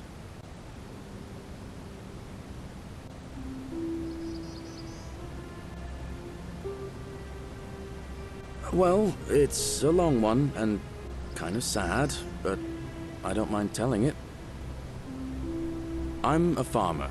Always have been. I grew up in a small village in Britannia, Camulodunum, with my parents and two little sisters. Lovely part of the world. One day, when I was about 20, my father and I were in the top paddock, loading our cart, when some Roman legionaries came along, demanding produce for their men. My father told me to run into the house for his axe, and so I did. I sprinted so fast I almost threw up. But by the time I got back, he was bleeding out on the ground, and our cart was empty. That was my first encounter with the legions. My mother died of a broken heart soon after, and things went downhill from there. I took over the farmstead, but I was young, and it was a struggle. More raiding started before too long. We'd come outside in the morning to find animals missing, our stores pillaged. These Legion thugs just took whatever they wanted. One night, when my sisters and I had nothing left to steal, there was a knock at the door. I knew who they were, and what they wanted. I got my father's old axe, pulled the door open real quick, and before that soldier knew it, split his face right down the middle. But there were more of them. I never saw how many, because the next thing I knew, I was waking up with a mouth full of dirt and lungs full of smoke. My home was reduced to ash. My sisters, dead. And they left me alive to see what they'd done. It still burns whenever I think about it. Yeah, well, I wasn't the only one this happened to. It wasn't long before Boudica led thousands of Britons in a rebellion against the Romans. Unfortunately, there were just too many of them. And those of us who survived, they enslaved. So, then I found myself being transported all the way to Rome to be sold to the highest bidder. I spent a few years working for my new master, learning the Romans' ways, Romanized my name and everything. Tried to escape a couple of times, but they always found me, and I'd just end up right back where I was. I'd probably still be there too, if it wasn't for the stampedes breaking out. You see, about 7 months ago, an enormous fire broke out in Rome. Everybody was running down toward the river, screaming and shouting. I'd never seen anything like it. Human beings acting like cattle. I got swept up with them somehow, and the rest is a blur. The next thing I knew, some stranger was dragging me out of a river.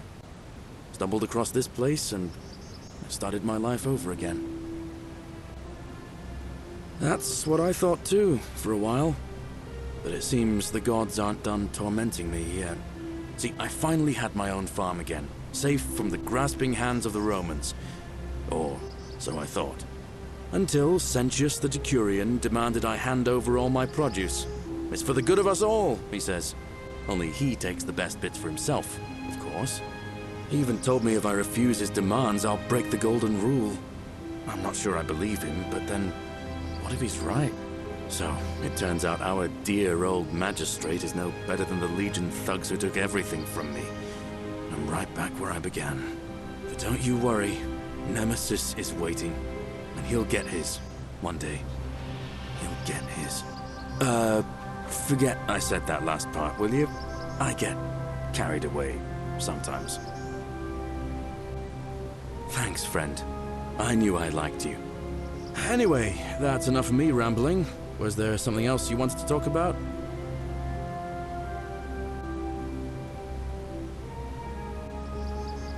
Well, as much as I'd love to get out of here, the harvest's always more fruitful in another man's field, isn't it? But Scintilla, Sentius's daughter, went missing a few weeks back. Could be she found a way out. If anyone knows for sure, it'll be her sister, Sentia. But she'd never tell the likes of me.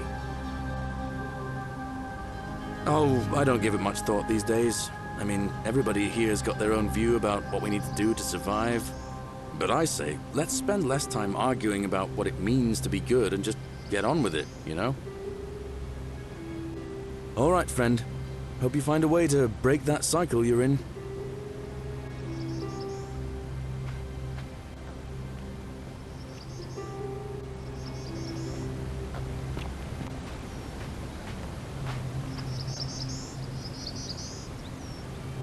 Salve again, my Sisyphean friend. Now, what's on your mind? All right, friend. Hope you find a way to break that cycle you're in.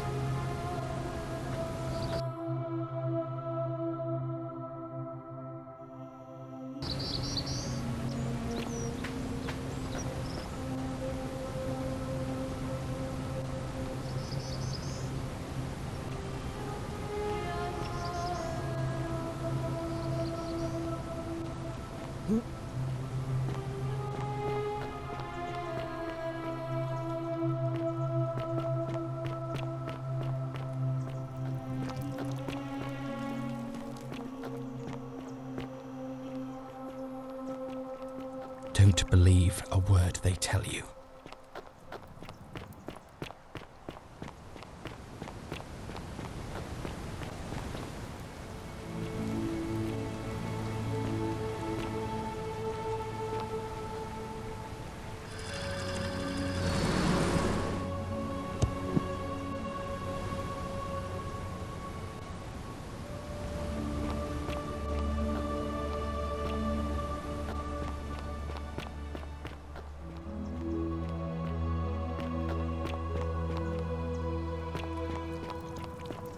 Don't believe a word they tell you.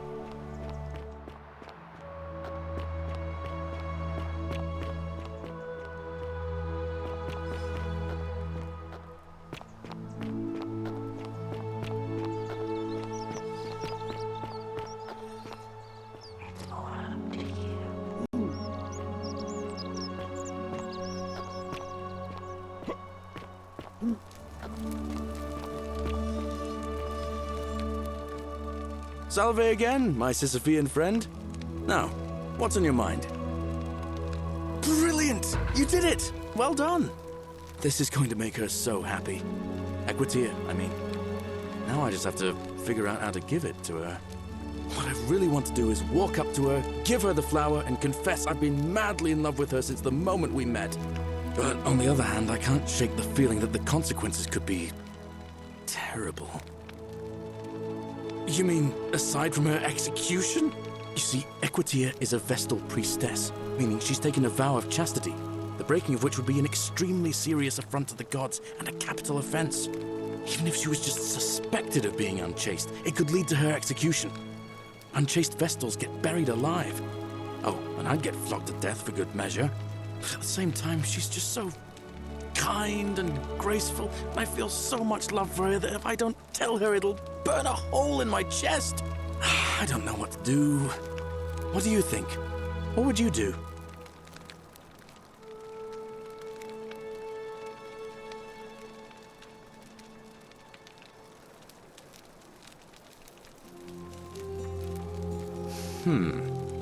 Now that I hear you say that out loud, I hear how crazy it is. I think maybe I need to be a bit more cautious. What I need is a go-between. Someone who can tell her how I feel and find out how she feels without risking her life. What do you say? Do you think you could help me one more time?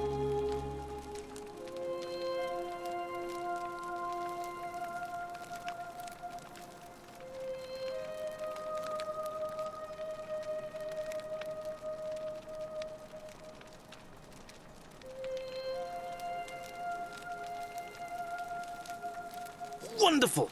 Now, all I need you to do is give her the flower and tell her it's from a secret admirer.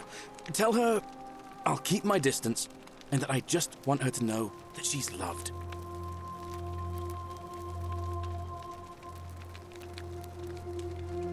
Thank you. Come back as quick as you can and tell me what she says.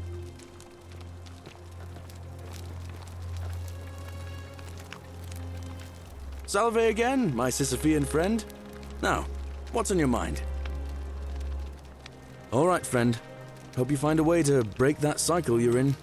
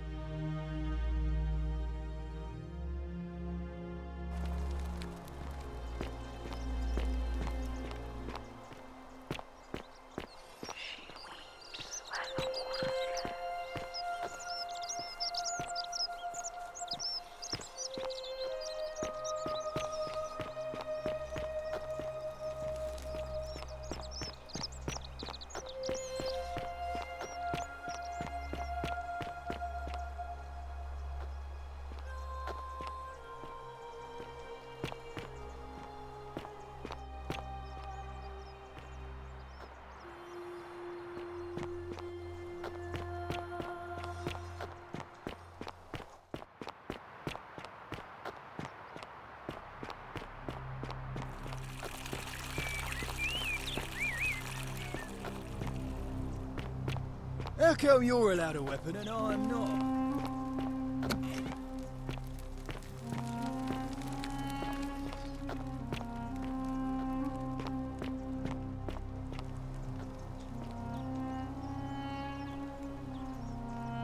A new face. Ave, and may Vesta watch over you. I'm Equitia. To what do I owe the pleasure of this visit? Oh, how lovely. It just happens to be my favorite, too. Who do I have to thank for this? I see. So, it's from Galerius, then? Of course I do. I think everyone in the city knows. That man is a wonderful human being, and my favorite person in the world. But he is the least subtle secret admirer you could imagine. The way he looks at me with those puppy dog eyes. Plus, he's been trying for weeks to get his hands on this flower. He went to so much effort, too. Suspending that rope above the lake, inventing that pulley device all on his own. He'd just stand there each morning, looking at the flower, trying to summon the courage to seize it. Oh, my heart. Tell that adorable oaf that my Vestal's vow of chastity ends once I turn 36.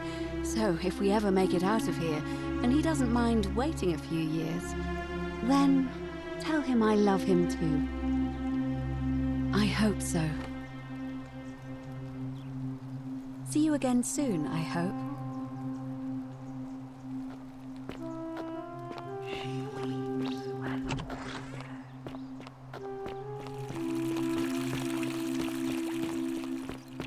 Don't believe a word they tell you.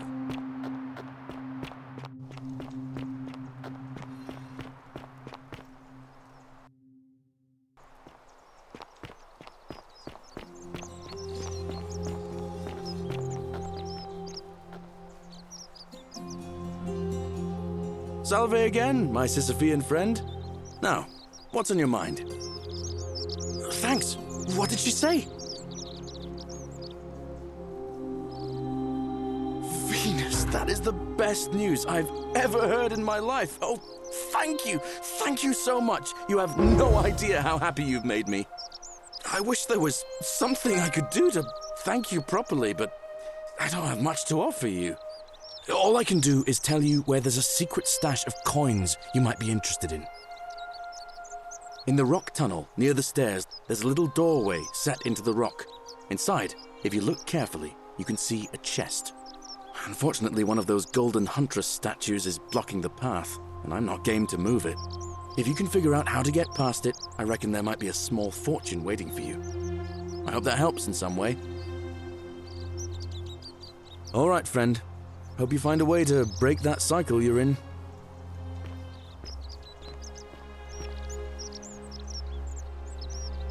Salve again, my Sisyphean friend. Now, what's on your mind? All right, friend.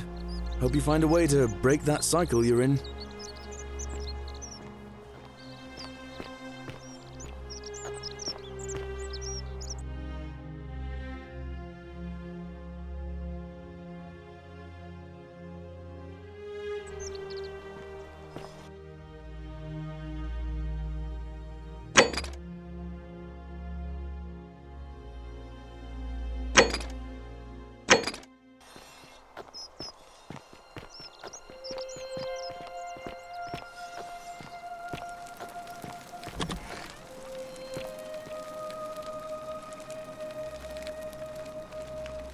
Feeling all right? I'm Lucretia, and I'm going to be straight with you. I'm not a physician. This is Nevia's clinic. I've just been filling in ever since she disappeared. I'm tired and out of my depth, and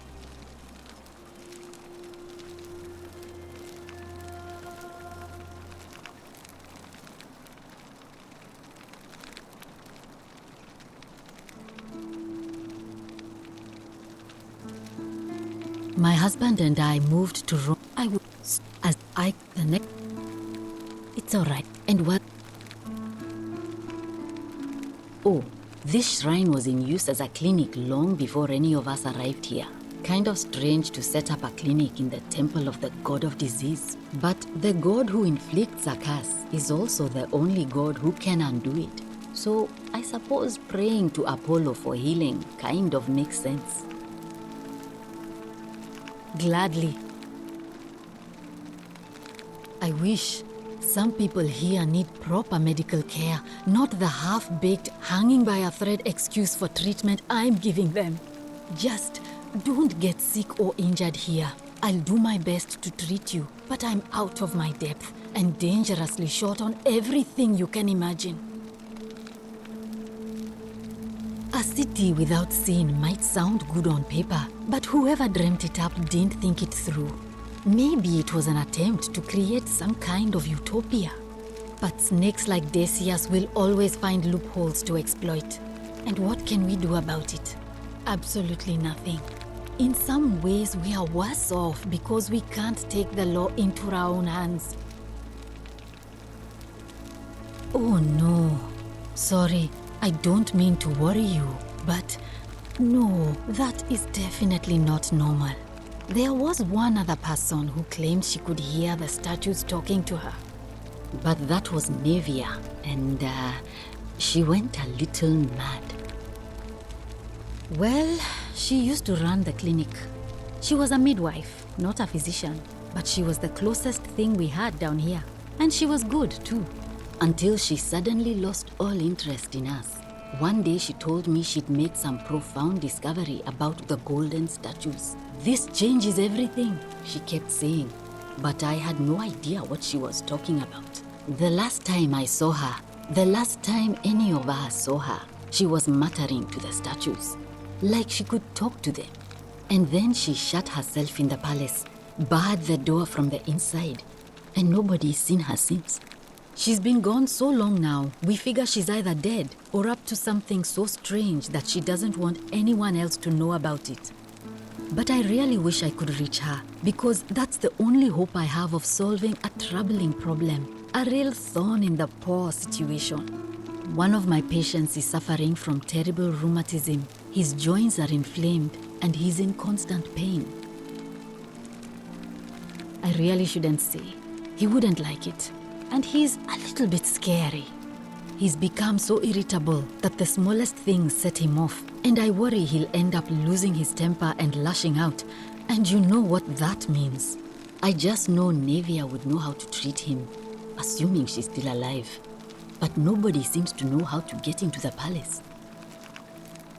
You did? That's unexpected. Will I have some?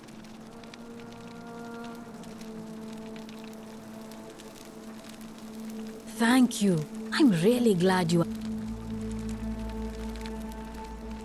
That's a shame. Thanks again for saving Yulia's life. Apollo smiles upon you.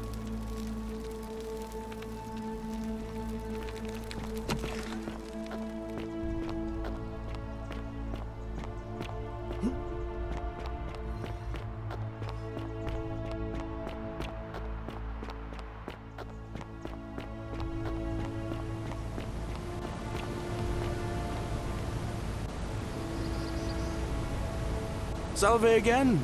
No. Well, I'm one. My father. I'm more one. Yeah, and let's try to. Next. That's. See, until. Even so. The don't. Thanks. Anyway.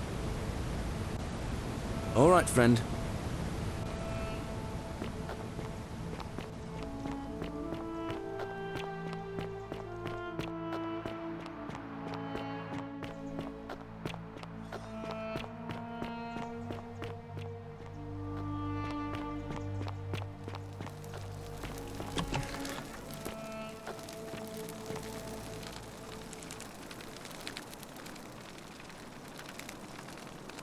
Feeling all right?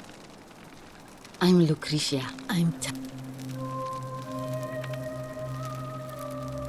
My husband and I would have, so I could the next. It's all right. And well,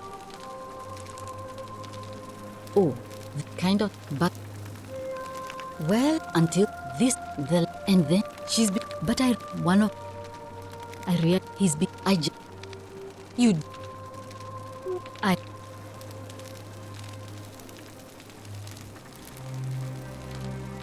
that,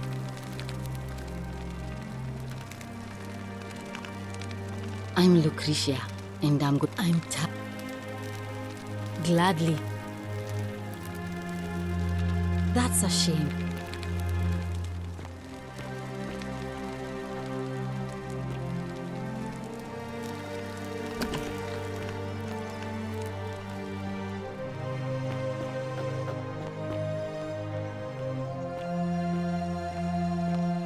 I hope you're coping. Sorry, I'm still a bit out of it. Galerius just saved my life. Was there something you wanted? Lucretia says I'm supposed to rest. You mean my life story?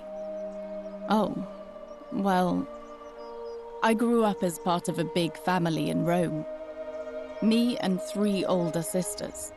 Our father found good husbands for my sisters, but I wasn't cut out for that kind of life.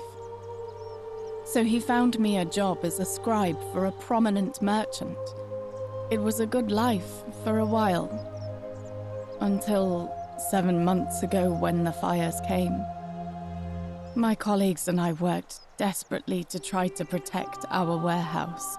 We must have had 100 workers passing buckets of water, chanting prayers to Vulcan, but they fell on deaf ears. The fire was relentless and it claimed everything and everyone. Well, almost everyone. My employer told me to grab what valuables I could and flee for the Tiber with the crowds.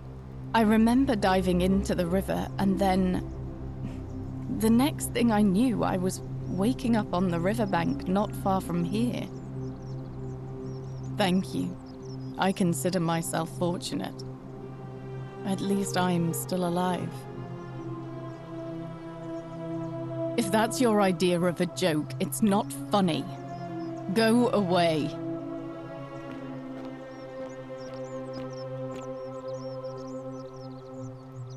I know what kind of person you are.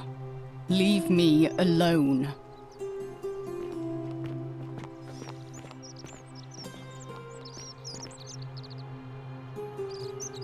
I know what kind of person you are. Leave me alone.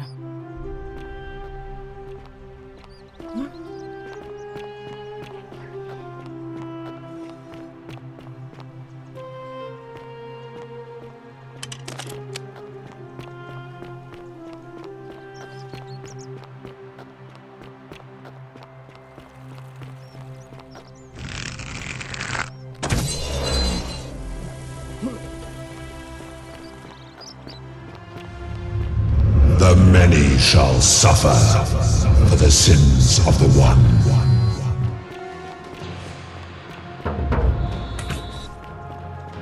I can't believe this is how it ends.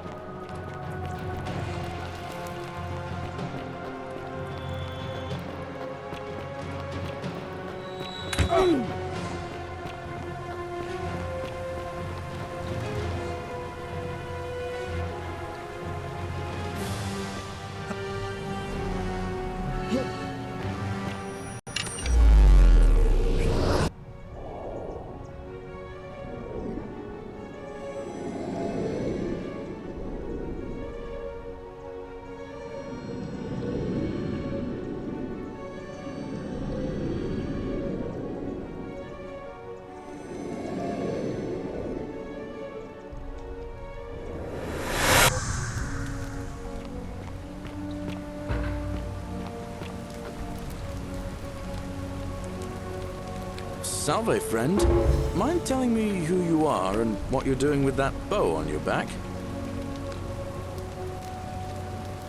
Oh, sounds serious. I'm listening.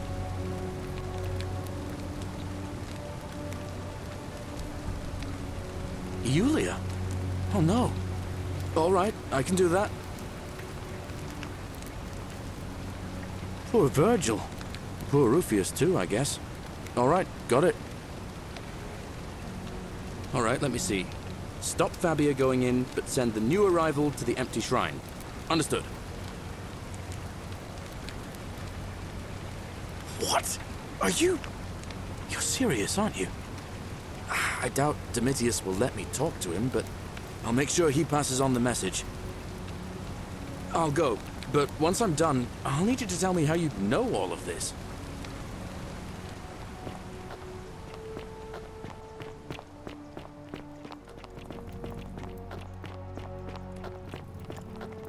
The 49 melodies fetch again.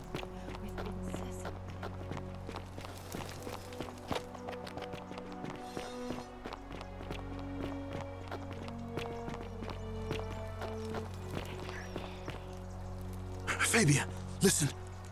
There's a troublemaker coming into the city. I know, and I'll take care of him. Just go and hide, but not in the empty shrine.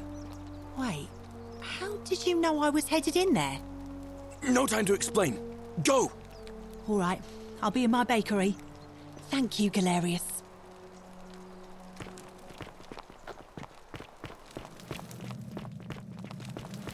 Don't shoot. I'm no threat. You'll find what you're looking for in the avenue. Second building on your left. I've got to run. Thank you. For your service to the Empire, I'll let you live for now, but you'd best make sure our paths don't cross again.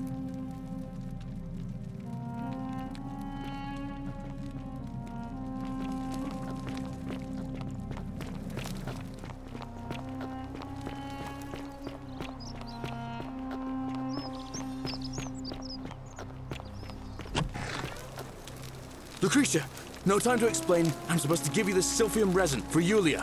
What? Quick, give it here. I'm just going to help her swallow this. I think she's going to be all right. Galerius, you're amazing. How did you know? I was just doing what the new guy told me. I don't understand. How did... Never mind. Thank you so much for acting as quickly as you did. Another minute more, you would have lost her. Can't stay. Places to be.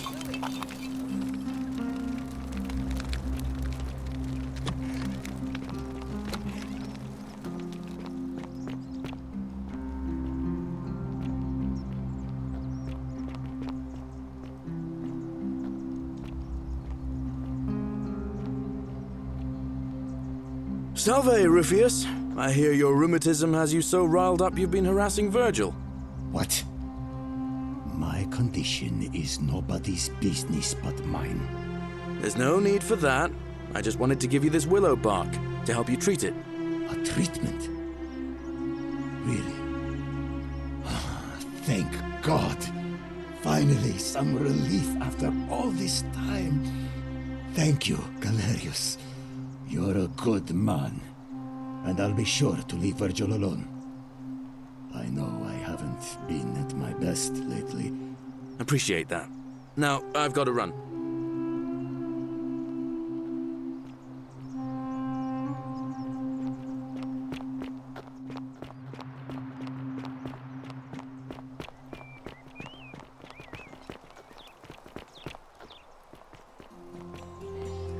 What now? I have a message for Malleolus. Yeah? Who's it from?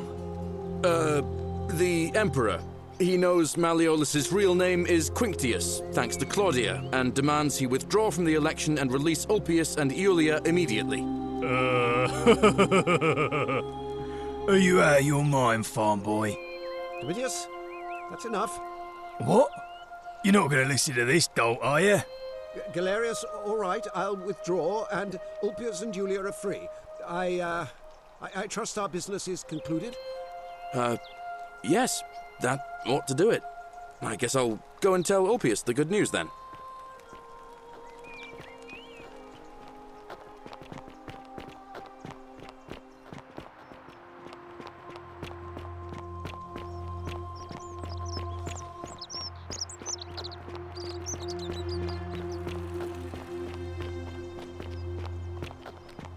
Good news, Ulpius. Malleolus has agreed to release you and Yulia from your debts. What? Are you messing with me? I wouldn't do that. You're both free. We're We're free. We're free. Thank you. It seems fortune smiles on us after all. I'd better go and pay a visit to Yulia immediately.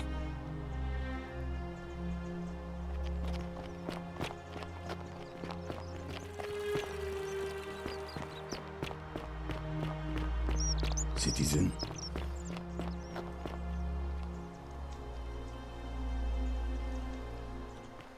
Yulia! I'm so glad you didn't go through with it. It wasn't for lack of trying. Golden bow. And now Just like Malleolus is Apollo going and to. Diana's. Wait. Why do you look so happy? We're free. Malleolus just released us and we never have to set foot in that villa again. What? How? Galerius arranged it somehow. Really? That's incredible. Oh, what a relief. I don't know what to say.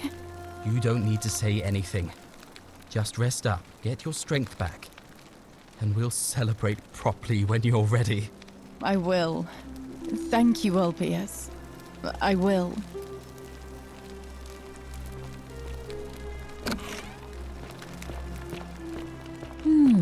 A golden bow, just like Apollo and Diana's.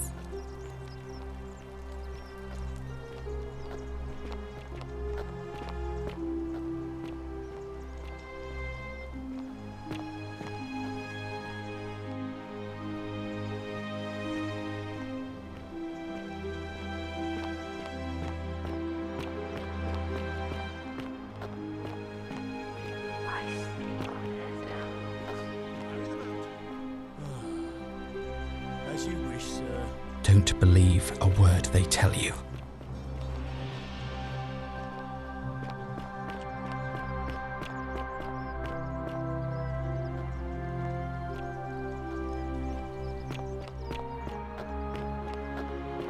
Priestess, Malleolus has decided to withdraw from the election. Oh, well, that's surprising. But thank you for telling me. I'll let everyone know.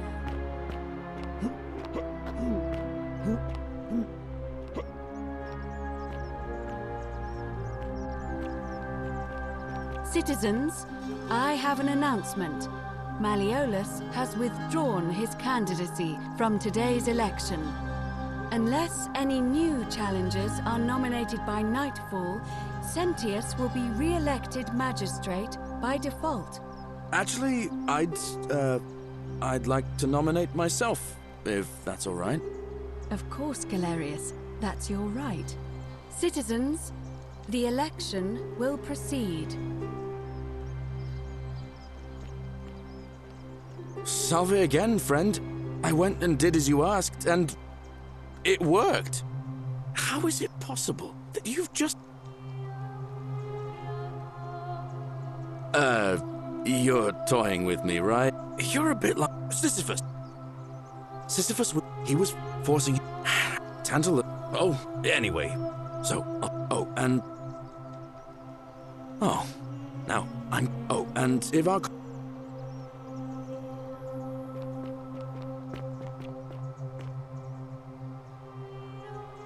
Salve again, my Sisyphean friend. Now, what's on your mind? Well, it's a long one and kind of sad, but I don't mind telling it. I'm a farmer. Yeah. The next...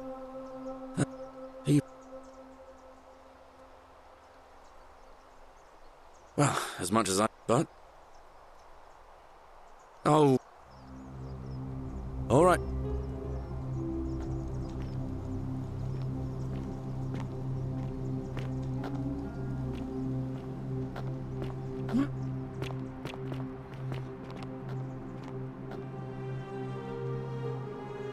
Salve again, my sister. Now. All right, friend.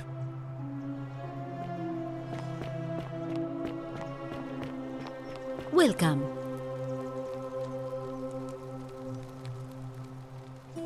Feeling all right? I'm Lucretia.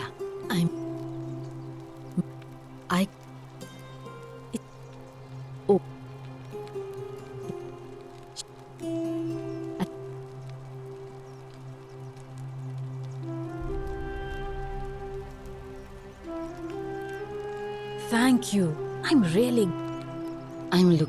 tired and that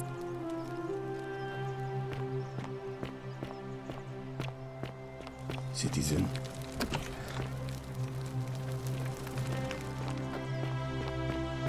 Salve.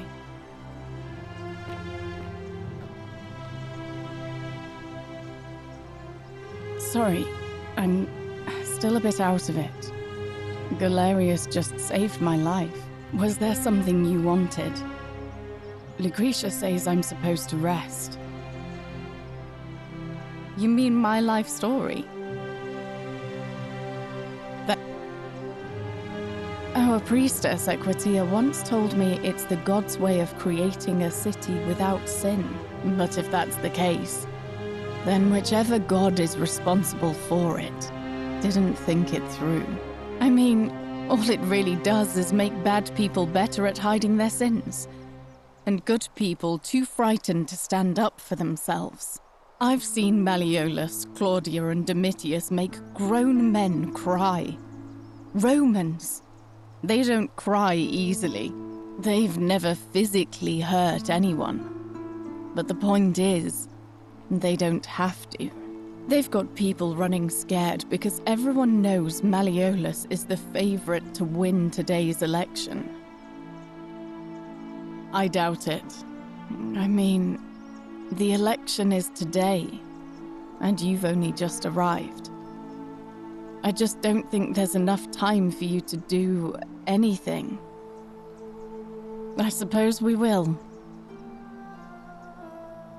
You mean my life story?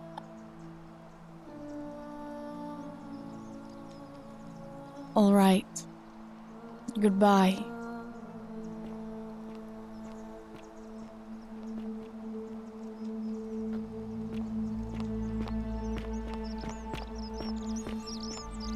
Ah, a fellow traveler. Greetings. I'm Georgius. It gladdens me to see another foreigner in our midst. We must stick together, you and I. My friend, your words intrigue me more and more. But yes, very well. Ask me what you will. My story? How kind of you to ask. I am a tailor and I run the humble shop in the forum. You mean to say, with all the turmoil and terror of the Golden Rule and so few customers, why bother setting shop at all? I'll tell you, it is precisely because of the Golden Rule that I wish to remind my friends of the importance of looking one's best. I say, the more of our customs we preserve down here, the more we can preserve a semblance of normality, the better our chances of keeping our heads. Don't you agree? Oh, and there is another reason too.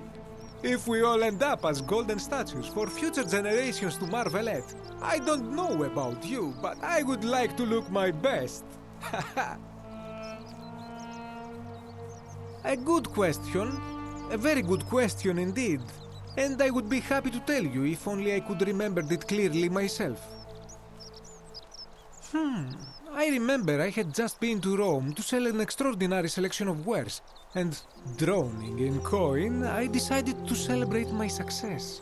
I rented a prestigious villa by the Tiber, invited over a few select friends, and we began making our way through some of the most exquisite wine money could buy. Quite a lot of it, in fact.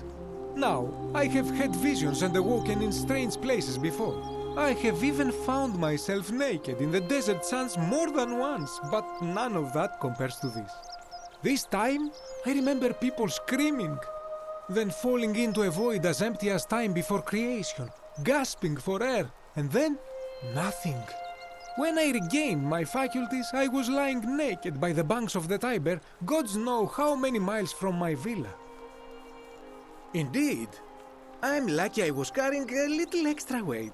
I believe it kept me afloat. In any case, it seems I'd been rescued and resuscitated by a benevolent stranger. I went to find firewood for his campfire, stumbled across a cave, and discovered that trapdoor temple. And here I am. Anything you like. Shh! Not so loud! What are you playing at? Have you not been told about the last attempt? Oh, then I suppose this duty falls to me. It is a long story. Of course, the first question any of us asks when we first arrive is, how do I escape? It is only natural after all. And scaling the chasm wall is out of the question, for it is simply too steep and too far. But as they say, if the wind fails, use the oars. And here the second option is to leave the way we came in, through the shaft above the bathhouse. See, the shaft is quite high, but if one gathered up enough wood, one could make a series of ladders and climb one's way out. I admire your enthusiasm, my friend, but please allow me to explain why this is inadvisable. There was an attempt made by resourceful fellows who lived here some years ago. They even decided to keep records of their escape attempt for posterity. Unfortunately, as soon as they began to carry the first ladder down the hallway, they heard a godlike voice shake the entire city, and that, tragically, is where their tale ends. So it seems that to merely attempt escape is to invite the wrath of whichever god oversees this place, and so I say it is best to not even discuss it aloud. Ah, yes. The many shall suffer for the sins of the one. As a Greek, this is nothing new to me. It is how our gods operate. Have you not heard the tale of the god Hades? He was the first to learn this dreadful lesson when he abducted Persephone and imprisoned her in the underworld. When Demeter, the mother of Persephone, learned of this, she did not punish Hades, the guilty one. Instead, she changed the climate of Earth so that it became hot and dry. Nothing grew. The grain turned to empty husks and the rivers dried up. Innocent people died by the tens of thousands until at last the other gods were forced to act, lest they have no worshippers left. So yes, we know this rule. This has always been the case. The Golden Rule has merely brought it into focus. If we are to survive, I say we must each heed the simple wisdom of Thales of Miletus, first of the 7 sages of Greece, who said, "Avoid doing what you would blame others for doing."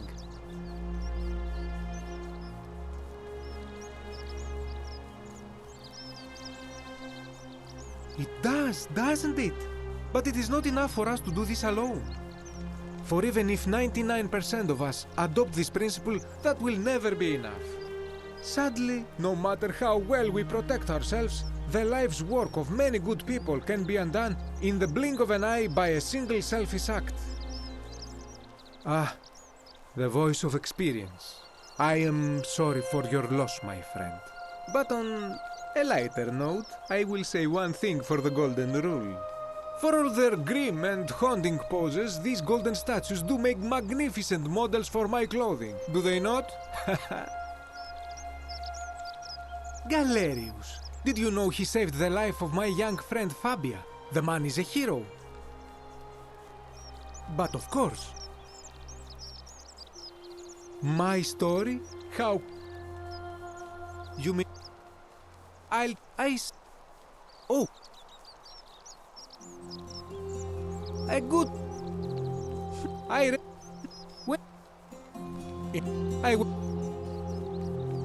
anything you like. I hope that our paths cross again soon, my friend.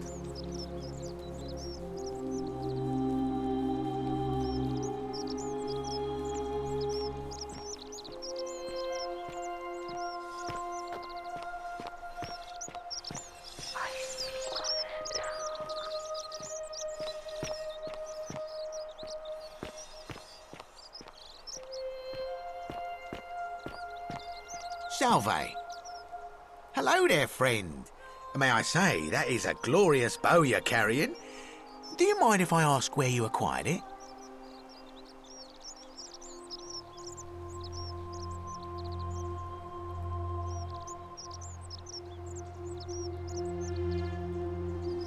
Well, I'll take your word for it.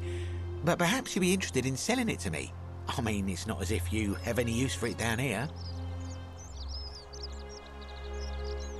Oh well, let me know if you change your mind. For now, can I help you with something? You mean, how did I end up here? That is a lengthy tale. All right. Well, you see, I'm in the business of procuring rare and precious objects liberated from the enemies of Rome. Mostly sculptures, vases, the occasional slave, fetch a magnificent price in Roman high society. Had myself a nice little shop in Rome just off the Forum, lots of foot traffic and close to the docks. Good place to be when the fires broke out. See, about 7 months ago, half of Rome caught on fire. Everyone who couldn't get to an outer gate was running for the river, open to escape by barge. So I gathered my coins and some priceless vases into a cart and had my most loyal slave girl, pretty young thing named Acantha, push it for me.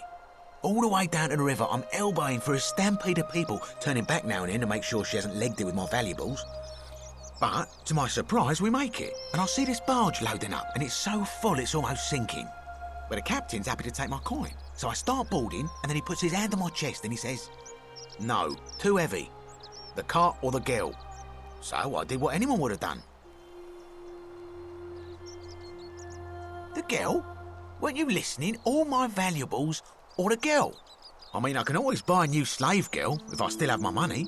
So I put my hand on the cart, and I guess she realised what was happening because those pretty black eyes of hers go all wide. And in one swift motion, she topples the whole bloody thing into the Tiber. No, I dived in after it, of course. Aren't you paying attention? That was a bloody fortune. Only, I guess I must have hit my head or something because everything went black. When I came to, I'd washed up on the riverbank not far from here with nothing in the world but a single silver coin.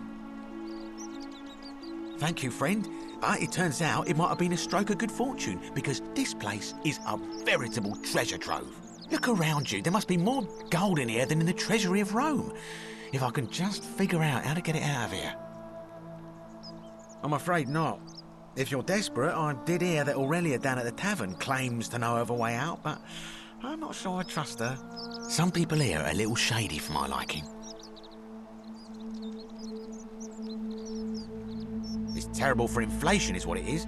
There's so much gold just lying around, it's practically worthless. At least down here. Of course, I have an idea for generating real wealth, but what I need is a bow. Just a simple composite bow. I've scoured this city from top to bottom with no luck. But if you happen to find one, bring it to me and we'll talk. Thank you, friend. Centius, I suppose. Stability is always good for business. Yeah? And what's he gonna do for me? He's nothing. Certainly, for a few thousand denarii. Nothing illegal about it?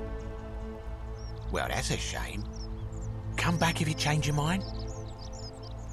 Very well, another time. Hello there, friend. May I say, that is a glorious bow you're carrying. Do you mind if I ask where you acquired it?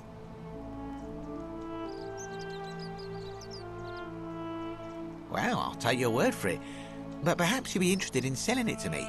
I mean, it's not as if you have any use for it down here. Oh well, let me know if you change your mind. For now, can I help you with something? You mean how did I end up here? Oh, but and in what? No, when I come. Thank. Very well, another time.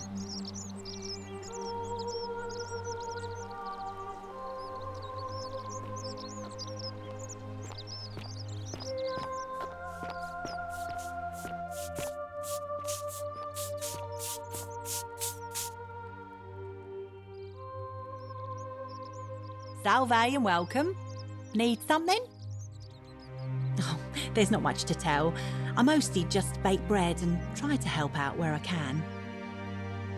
I suppose it all started about 8 months ago. I was living in Rome with my family when I got sick. Terrible timing. My pa had just arranged a husband for me, a fisherman's son. I was about to meet him for the first time when I came down with an awful fever. I spent the next week in bed. Pa paid priests to make offerings to Asclepius, a white rooster, then a goat. But nothing worked.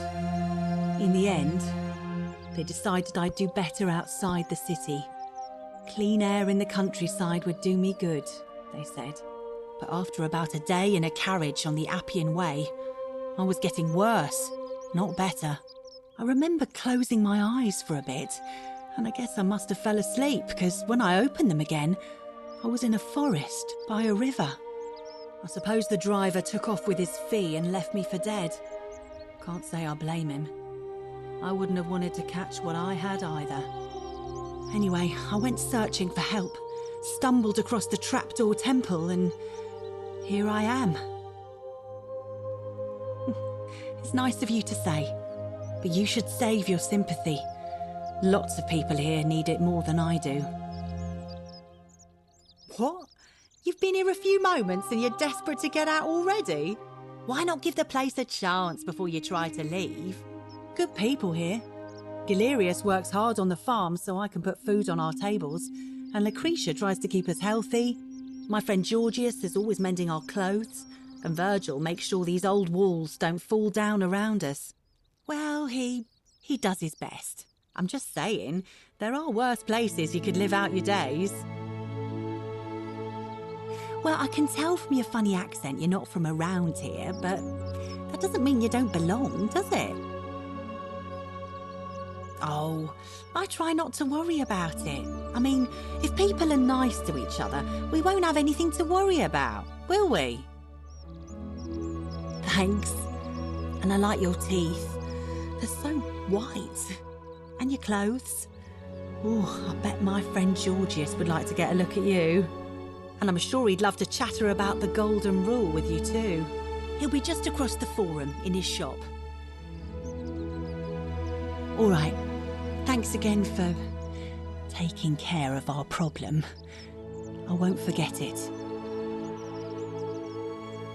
You're back. Something the matter? Oh, there's not much to...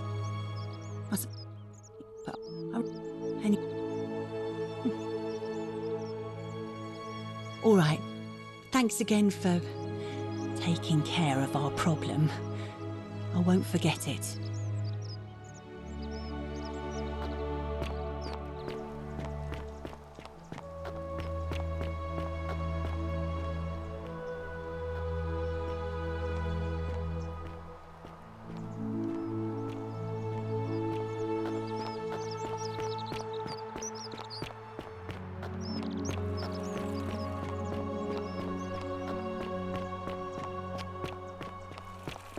Salve.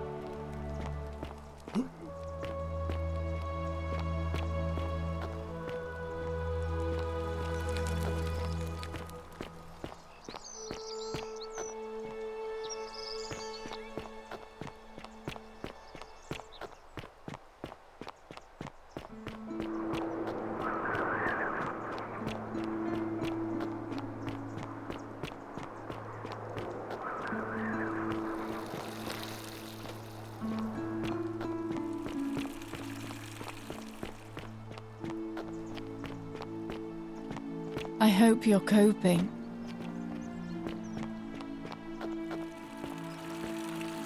Citizen.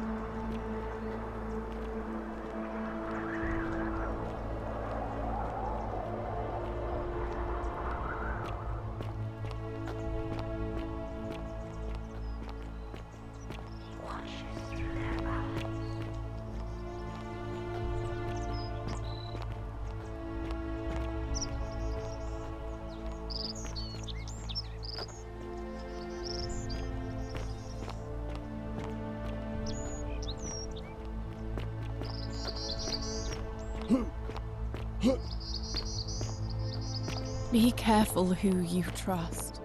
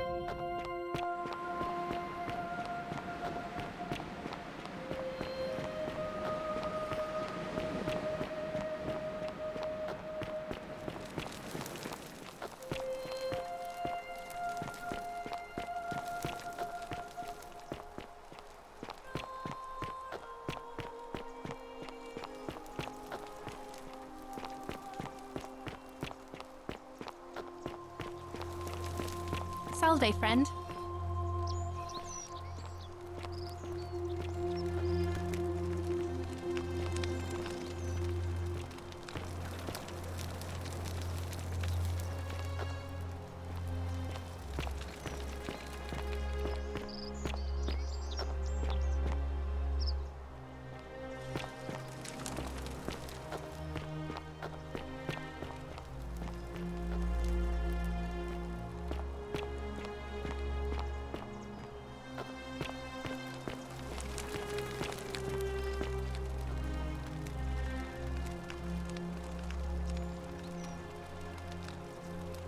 Salve, friend. I'm Octavia. Welcome to life under the Golden Rule. It's a ghastly thing, is it not? How are you faring so far? Ah, another stoic, perhaps. We all need something to help us through times like these. We've all been where you are now. I remember when I first arrived. I used to lay awake at night contemplating the big questions. Why am I here? Is there a way out? What is the Golden Rule, and who or what is responsible for it? I still don't have any of the answers, I'm afraid. I don't think anybody does. But I'm happy to share with you what I've learned. Here, in this place, the magistrate has me earning my keep by cleaning and pruning the gardens. It's not quite how I expected my life to go. I used to live in a lovely villa on the banks of the Tiber.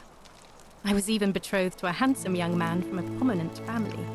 But long hours of menial labor for the good of the community has its own charms too, I suppose. Oh, much the same way as many of the others. When the fires came to Rome 7 months ago, my family and I fled for the Tiber, hoping to escape on a barge. We were among the fortunate ones with enough coins for passage, but unfortunately, there were a lot of desperate people, and they boarded before we could depart. A scuffle broke out, and I was pushed overboard.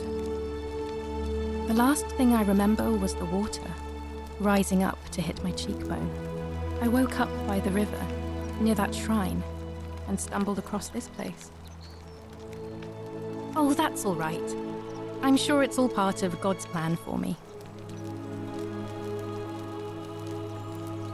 If you like.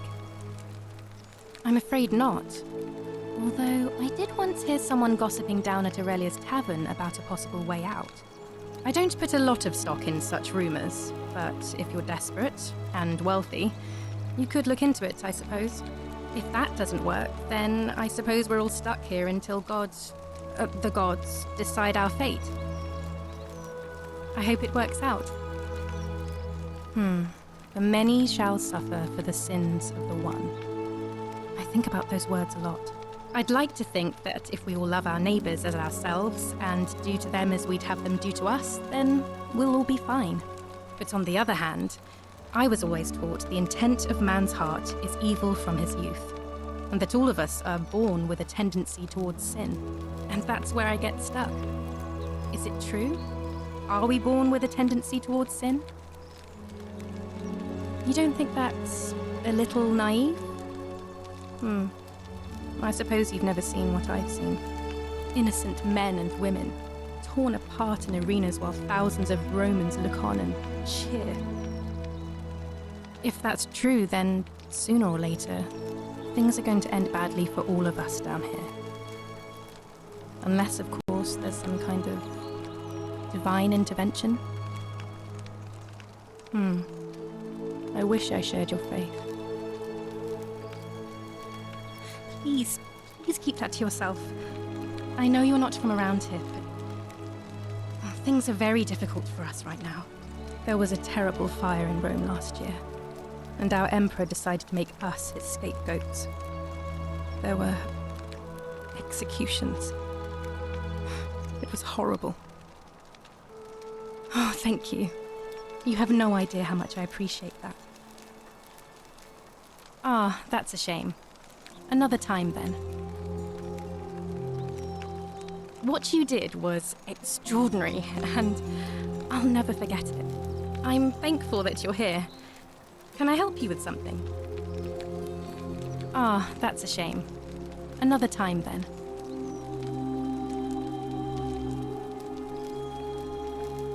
Lovely to see you again.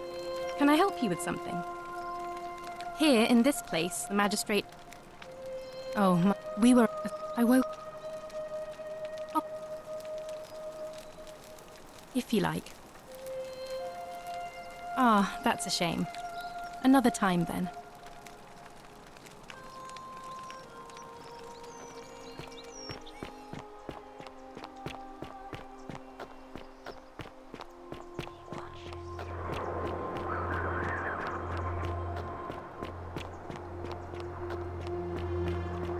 I hope you're coping.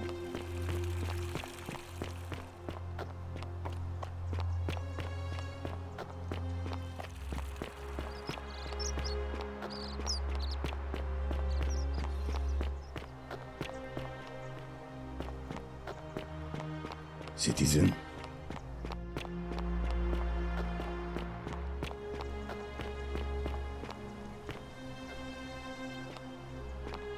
Don't believe a word they tell you.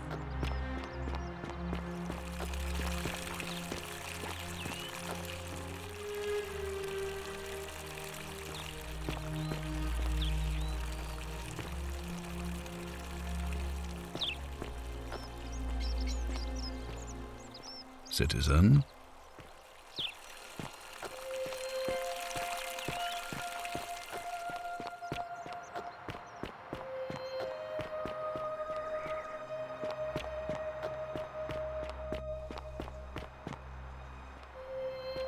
Citizen.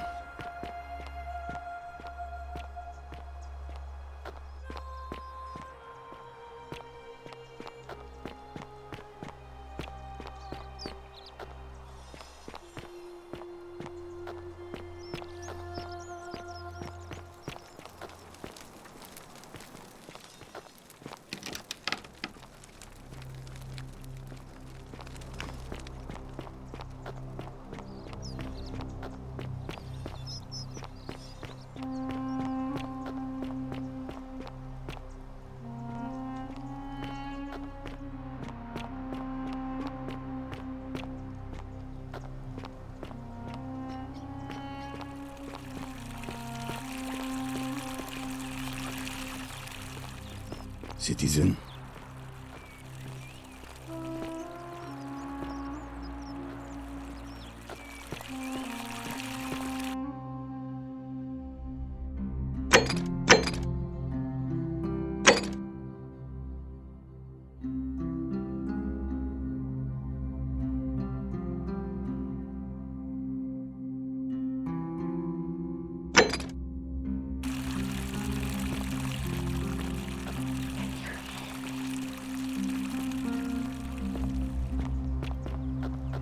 Echo, you're allowed a weapon and I'm not.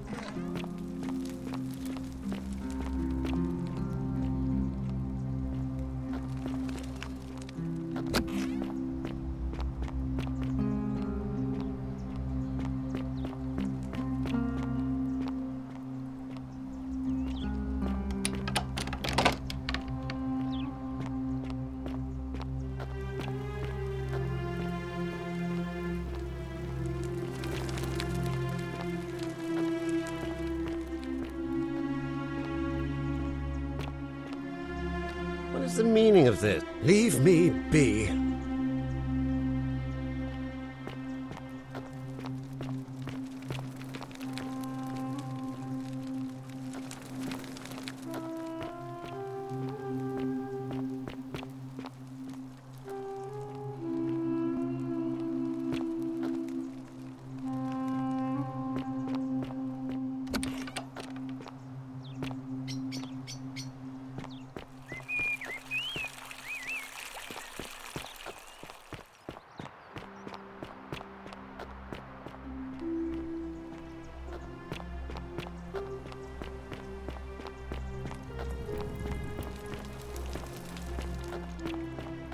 Don't believe a word they tell you.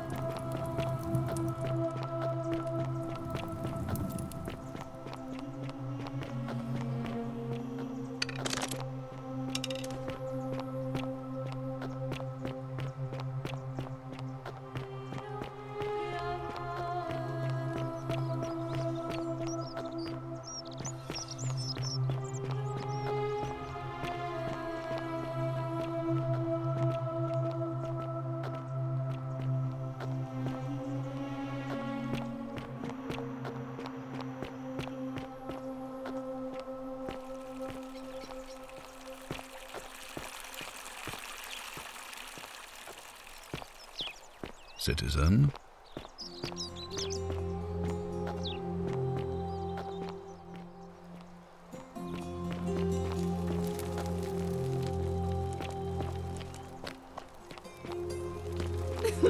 Whatever are you wearing?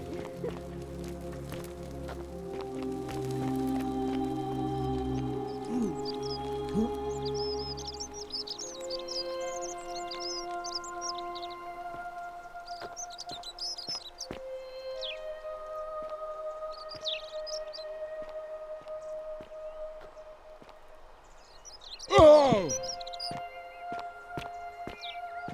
Citizen?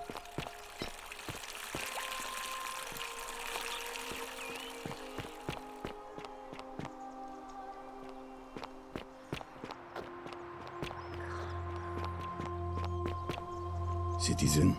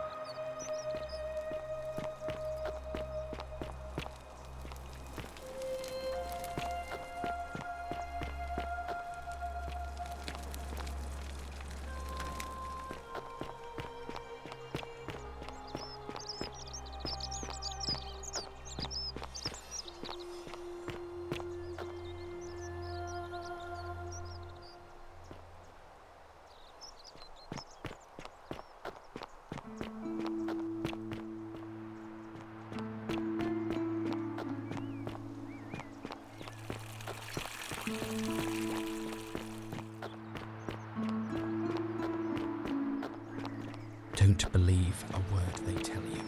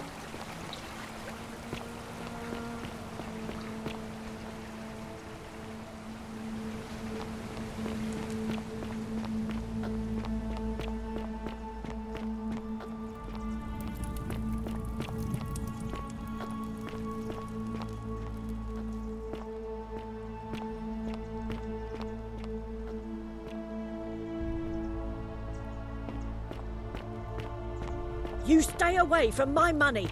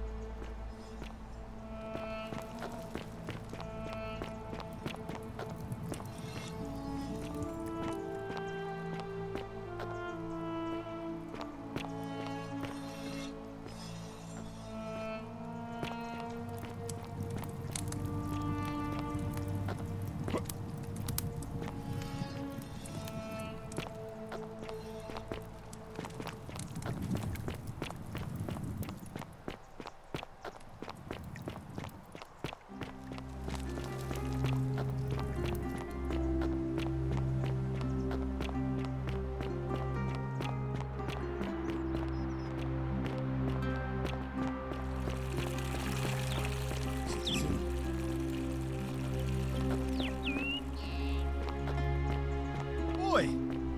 How did you get in there, you cheeky little Sturkus? If I cop an earful from Malleolus, I'll be coming for you. Citizen.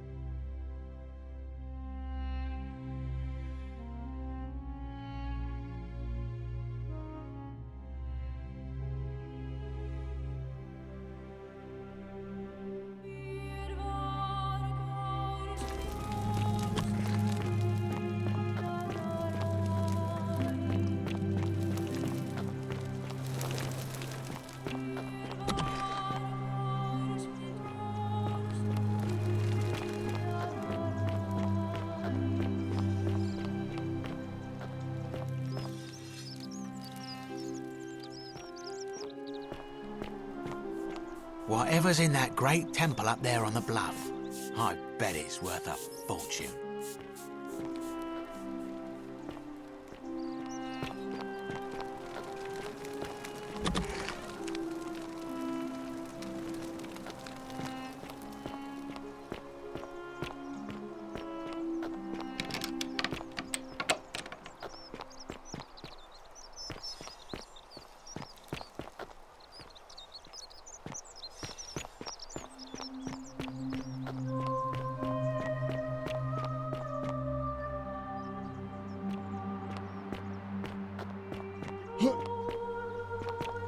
come you're allowed a weapon and I'm not?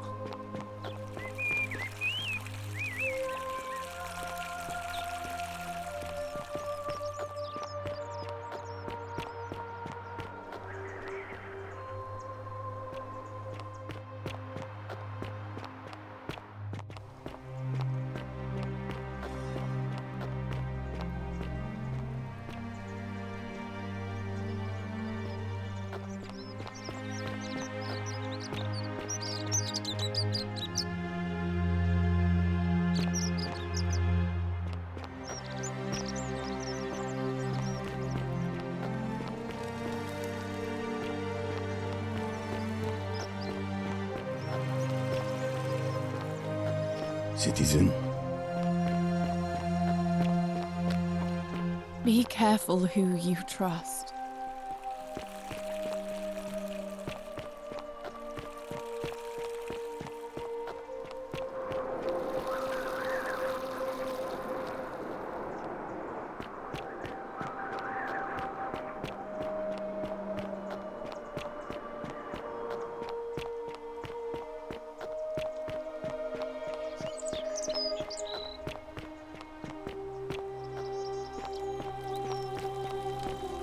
Salve, friend.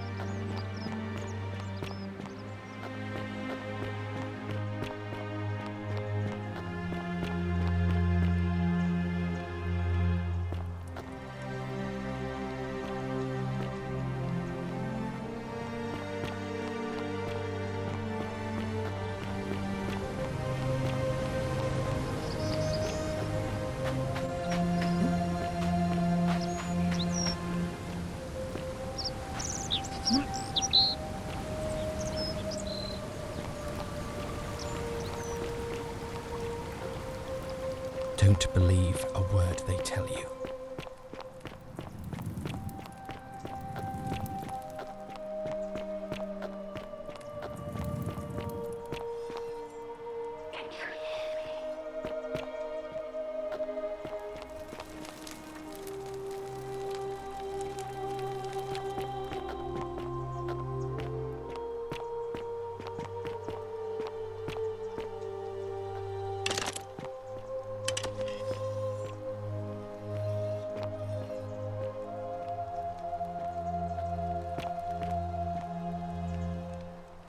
Oh, do us all a favour and drink hemlock, Caput Murder.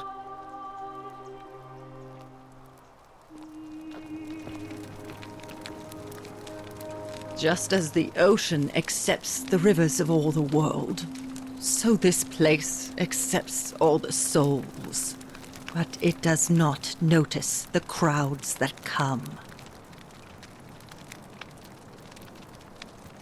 The newly arrived are ignorant of the road before them.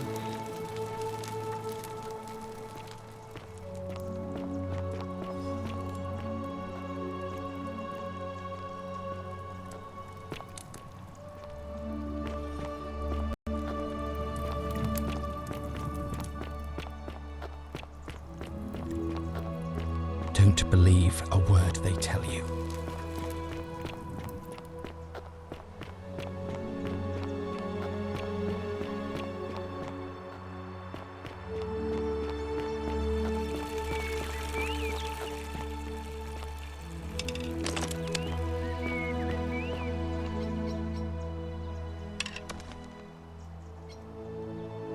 What now? Her name's Domitius. You want to get to Malleolus, you go through me. Why? Because I am a gladiator. That's why. Whatever.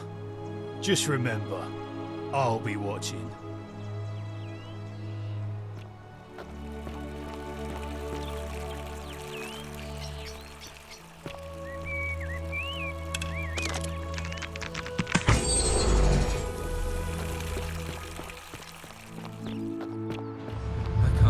The many shall suffer for the sins of the one.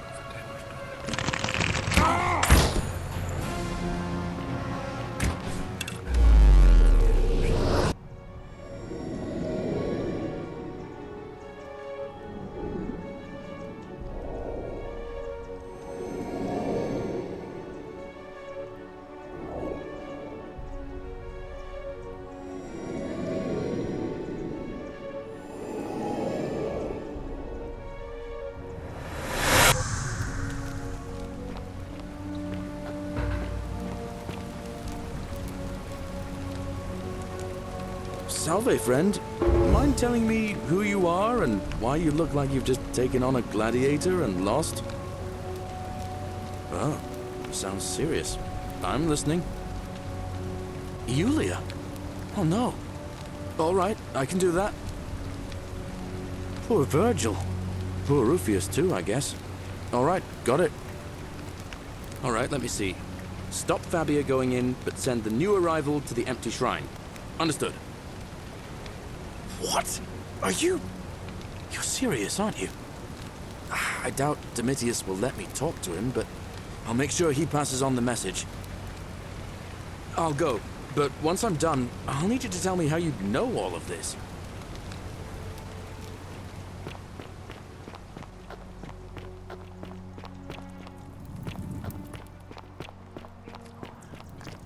You, Tantalus, cannot catch the drops of water.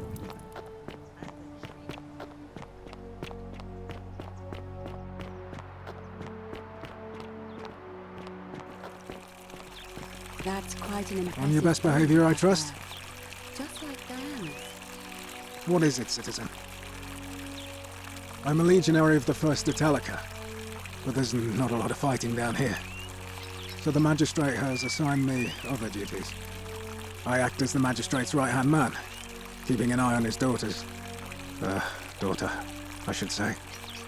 And the others, and making sure they're all behaving. I also keep a register of new arrivals. I'm from Liguria, up north originally. I was doing alright for myself. 12 years into my service. Had a nice girl lined up for when it was all over. Not anymore. She's probably figured I'm long gone and moved on by now. I try not to think about it. My commander sent me to deliver a message to Rome. While I was there, I thought I'd do something nice for my girl, and pick up a little pendant from a silversmith. That's when the crowd started flooding through the streets, shouting fire.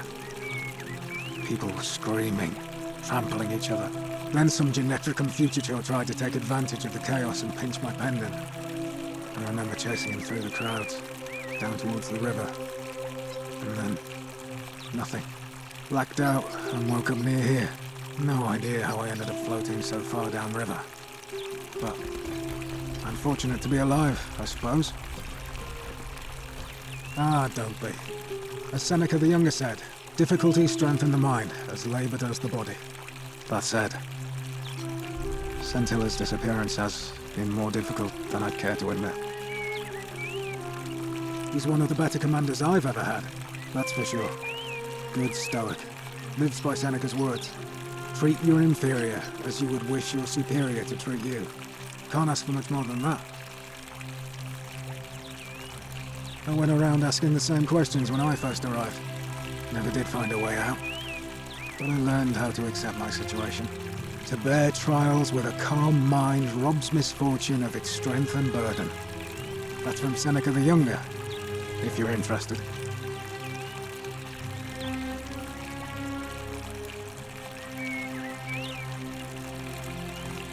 I don't see why not. Just make sure I get it back by tomorrow.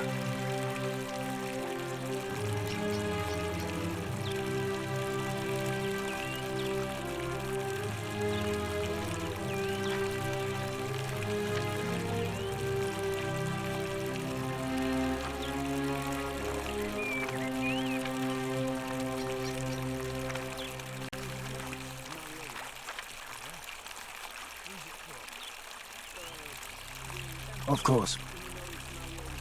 Well, as I always say, it's kind of like a divine version of the practice of decimation in the Legion.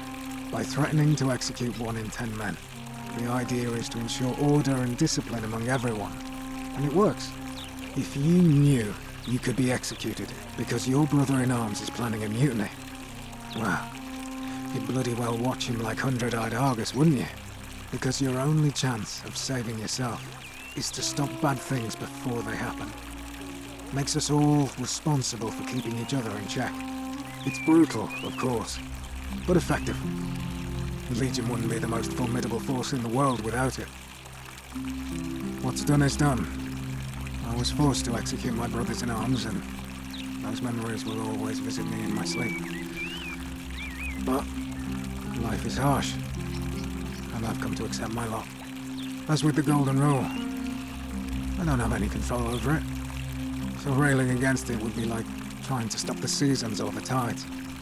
As Seneca the Younger wrote, true happiness is to enjoy the present without anxious dependence upon the future, not to amuse ourselves with either hopes or fears, but to rest satisfied with what we have, which is sufficient. For he that is so wants nothing.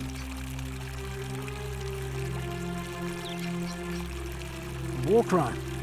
Isn't that a contradiction in terms? As Cicero said, in times of war the law falls silent. Your sort wouldn't last a week in the Legion. If you like. Not that it's any of your business, but my loyalty is and always will be with Sentius. What business is that of yours? A lot of people have been looking for her, but it's been 3 weeks, and we've found nothing. What makes you think you can do better? I suppose that's true. Scintilla was always a kind, well-behaved young woman. I admit, her disappearance really caught me off guard. If anyone knows something, I'd expect it to be Sentia, Malleolus, Claudia, or Domitius. But none of them will tell me anything. You might fare better though, I suppose.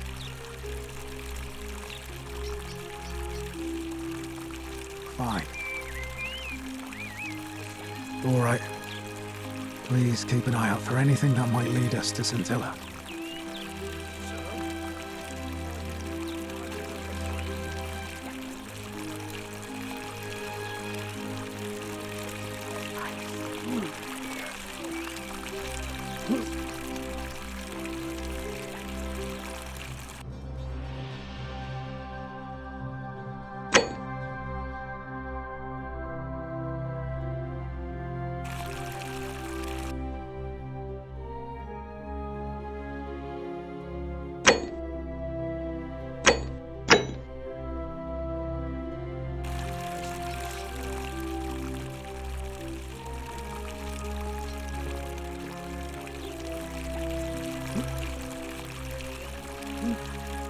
Don't believe a word they tell you.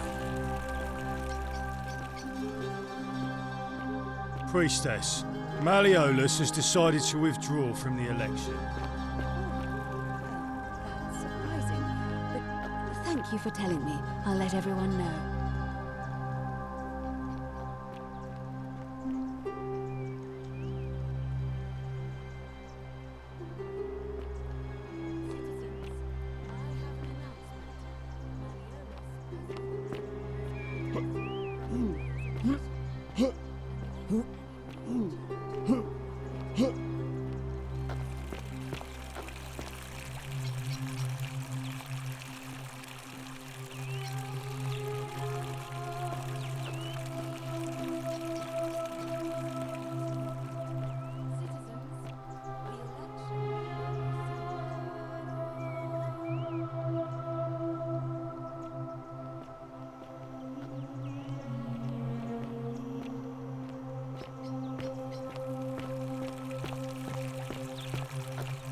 Keep an eye out for Scintilla, would you?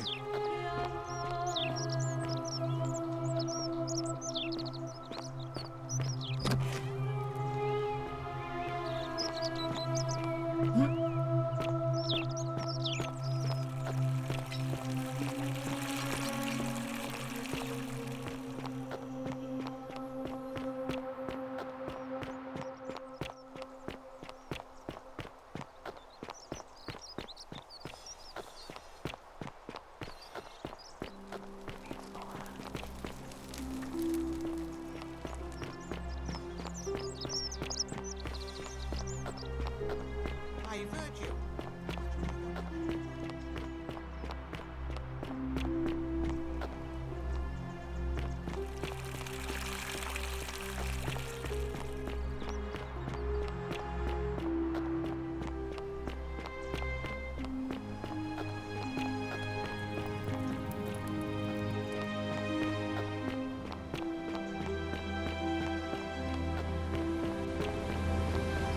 Don't believe a word they tell you.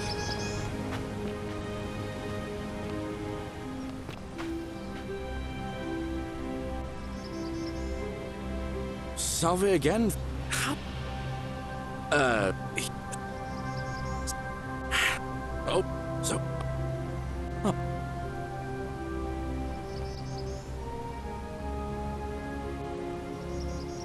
Salve again, my Sisyphean friend. Now, what's on your mind? Well, it's a lot. Try to have. So. All right, friend.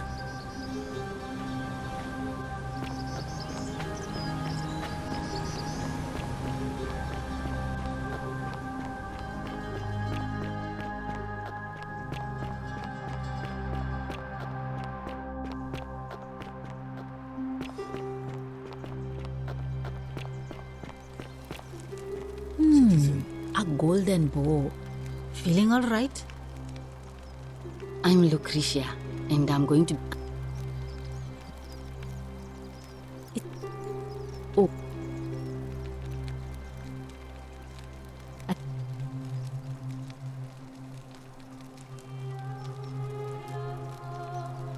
Thank you. I'm Lucretia. Gladly. That's a shame.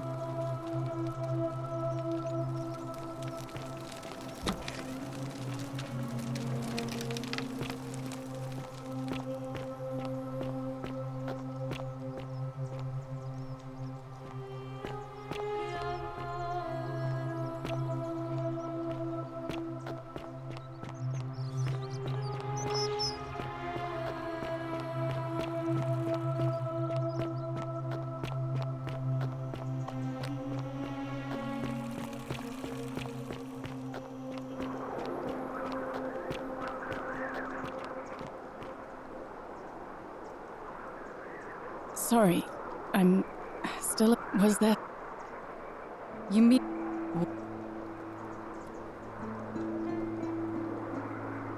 All right.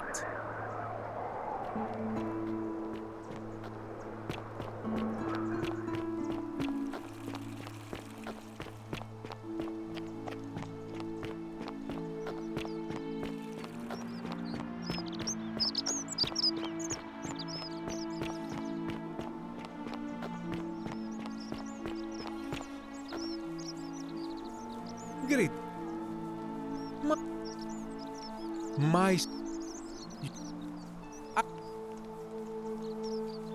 A good question. No.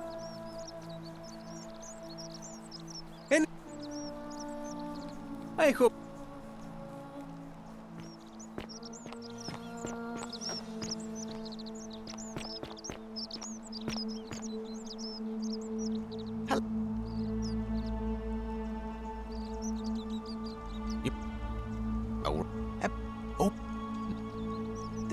And in... Right.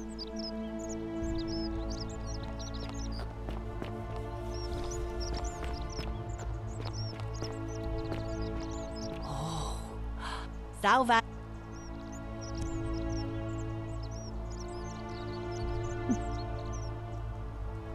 All right.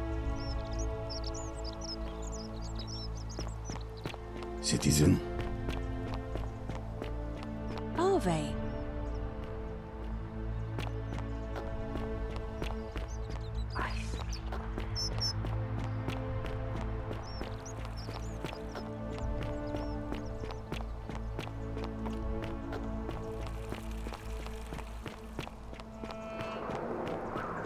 Be careful who you trust.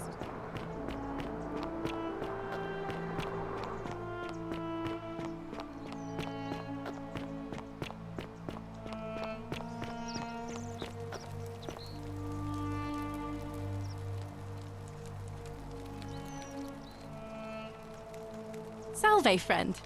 Welcome to... I used to let... I still... Here, but... I won't...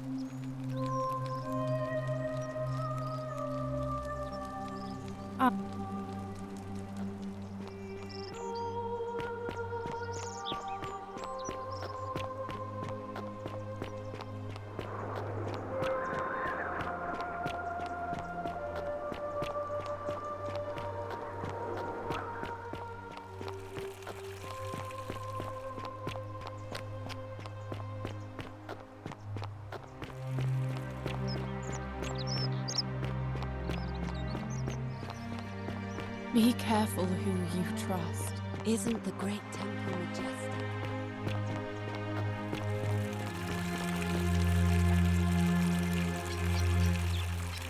What now? I'm a legionary of the first. I'm my men's black. All right. Please keep an eye out for anything that might lead us to Scintilla.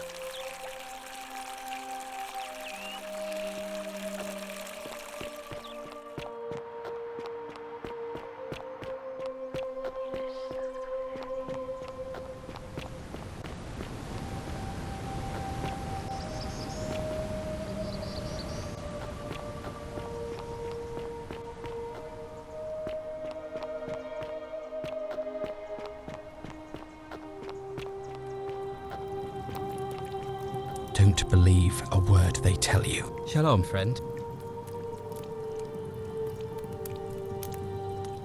Scintilla and I were in love.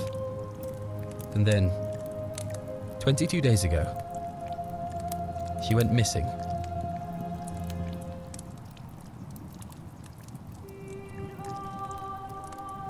All right. One night a few months ago, when I was cleaning Malleolus' villa, I heard a young woman singing. It was the most beautiful thing I had ever heard. I wasn't allowed out, so once everyone else was asleep, I climbed up the inside of the villa and onto the roof, just to see where that sound was coming from. And that's when I saw her, standing in the garden of the magistrate's villa. I just sat there on the roof, listening to her with my chin on my knees. And for the first time in a long time, I felt hopeful. And then she looked up and saw me, and she smiled. I knew at that moment the fates had brought me to her, and from the moment she asked my name with this warmth and curiosity, I knew I'd have done anything for her. And so for weeks on end, each night I'd climb out of the villa and into her father's garden. We'd hold hands and talk about all the things we'd do once we got out of here. like having our own vineyard. And then one morning I woke up and everyone was out searching for her. They said she'd vanished in the night. All I could do was keep my head down and try to hide how beside myself I was. All I know is she loved me. And if she had known a way out, she would have told me. She'd never have taken her own life. And there's no way anybody could have killed her under the Golden Rule. I can't prove it, but I just know she's still alive somehow. Even now, it's as if I can hear her voice in my head, crying out to me.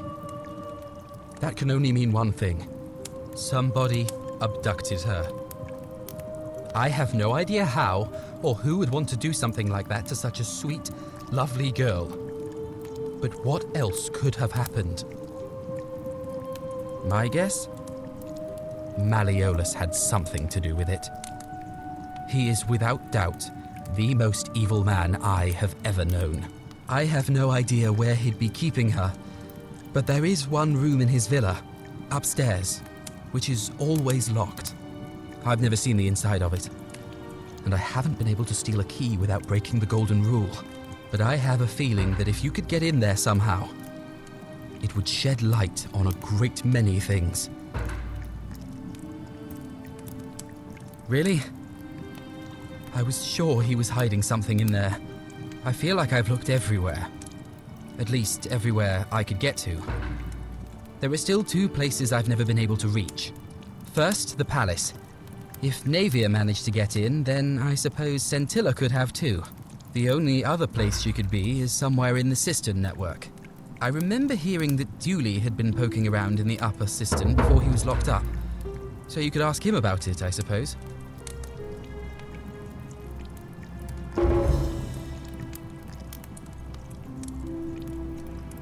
I feel like I've looked everywhere.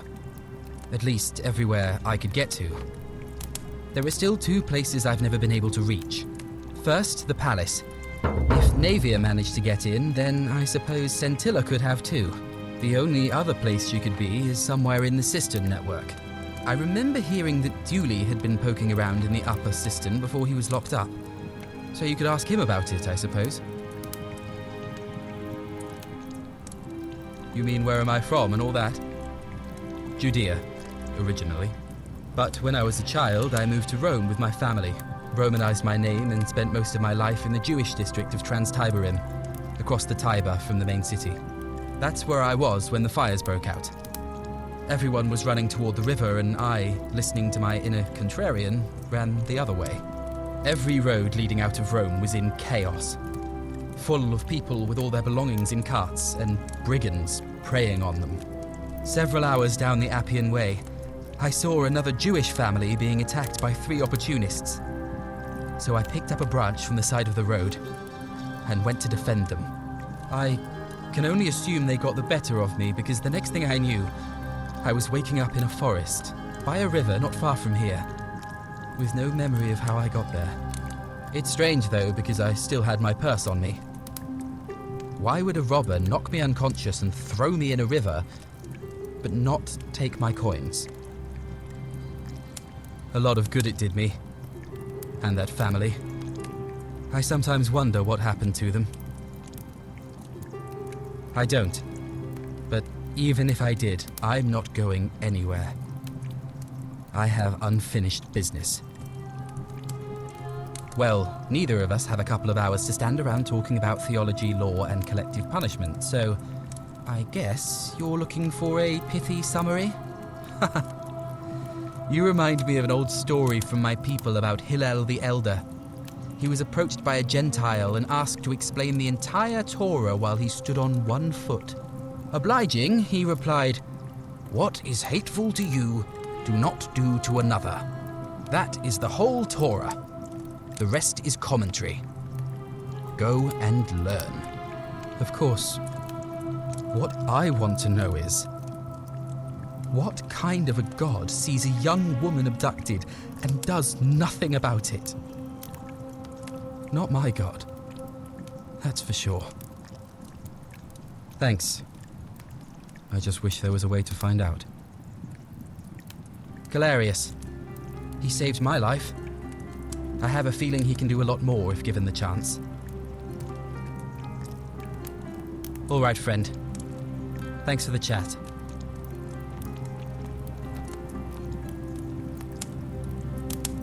Shalom.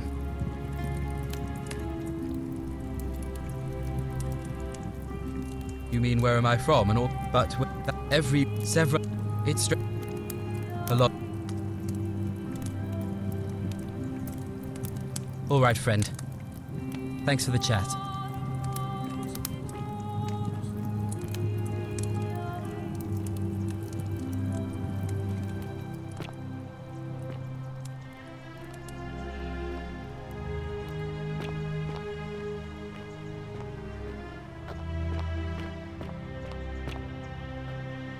Don't believe a word they tell you.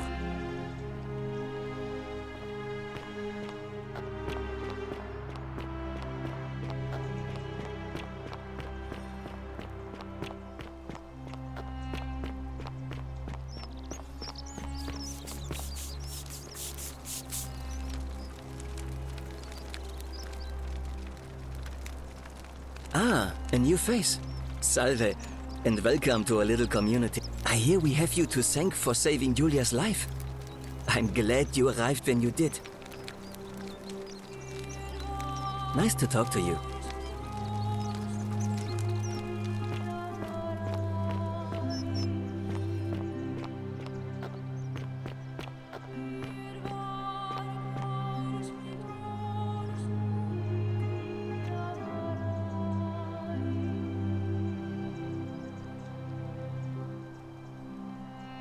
A new face. Ave, and may Vesta watch over you. I'm Equitia. To what do I owe the pleasure of this visit?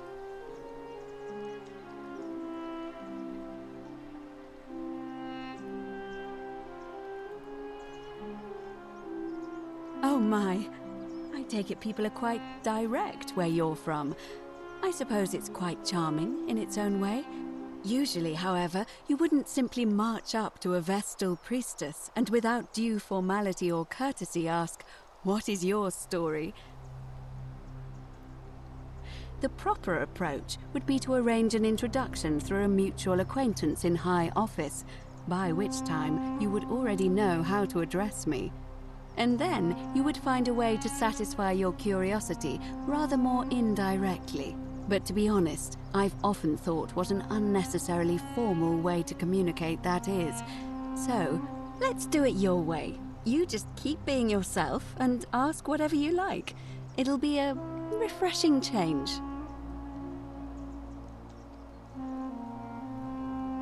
You know, I'm not entirely sure. But what about you? How did you end up here? Karen, you say? And nothing about that name seemed odd to you.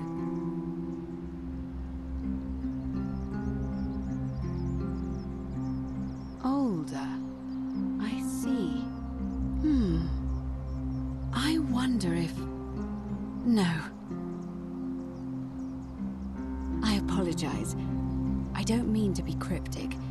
It's just that you've got me thinking. Have you spoken with any of the others about how they arrived here too?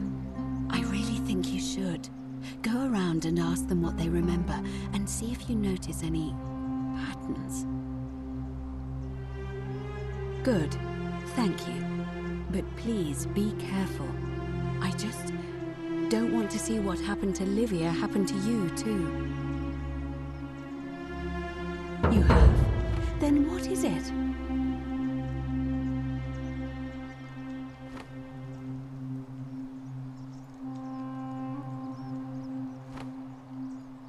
Yes, I understand many of our friends were carried here by a river current. What else? That's true. I know I wasn't entirely sure how I wound up here. What else? Yes, I suppose that could be something. But then most of us do tend to carry coins on our person, don't we? It's as I feared. I think I understand what poor Livia has been going through. You mentioned earlier You met a young woman in the forest named Karen. Don't yes? believe a word they tell you. I see. And was this Karen by any chance wearing a hood? Because I've seen her before. There's something I think you should see. I think you'd better follow me to the baths. But don't follow too closely. We can't have people thinking we're bathing together.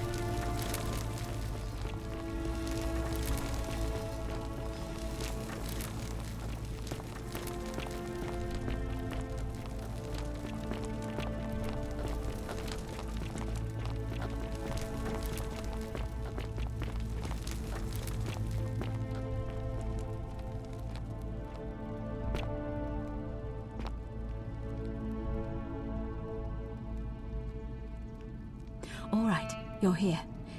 You were asking how I knew the young woman you met by the river was wearing a hood. Here, look down at the bottom of the baths. It's a little hard to make out in this light. If only we could see. Oh, what a marvelous lamp. But do you see it? Somebody waking up by a river in a forest to find a hooded figure with a coin. It's just as you described it, only your pronunciation is a little off. The name you heard wasn't Karen. It was C-H-A-R-O-N, as in Charon, the ferryman of the dead.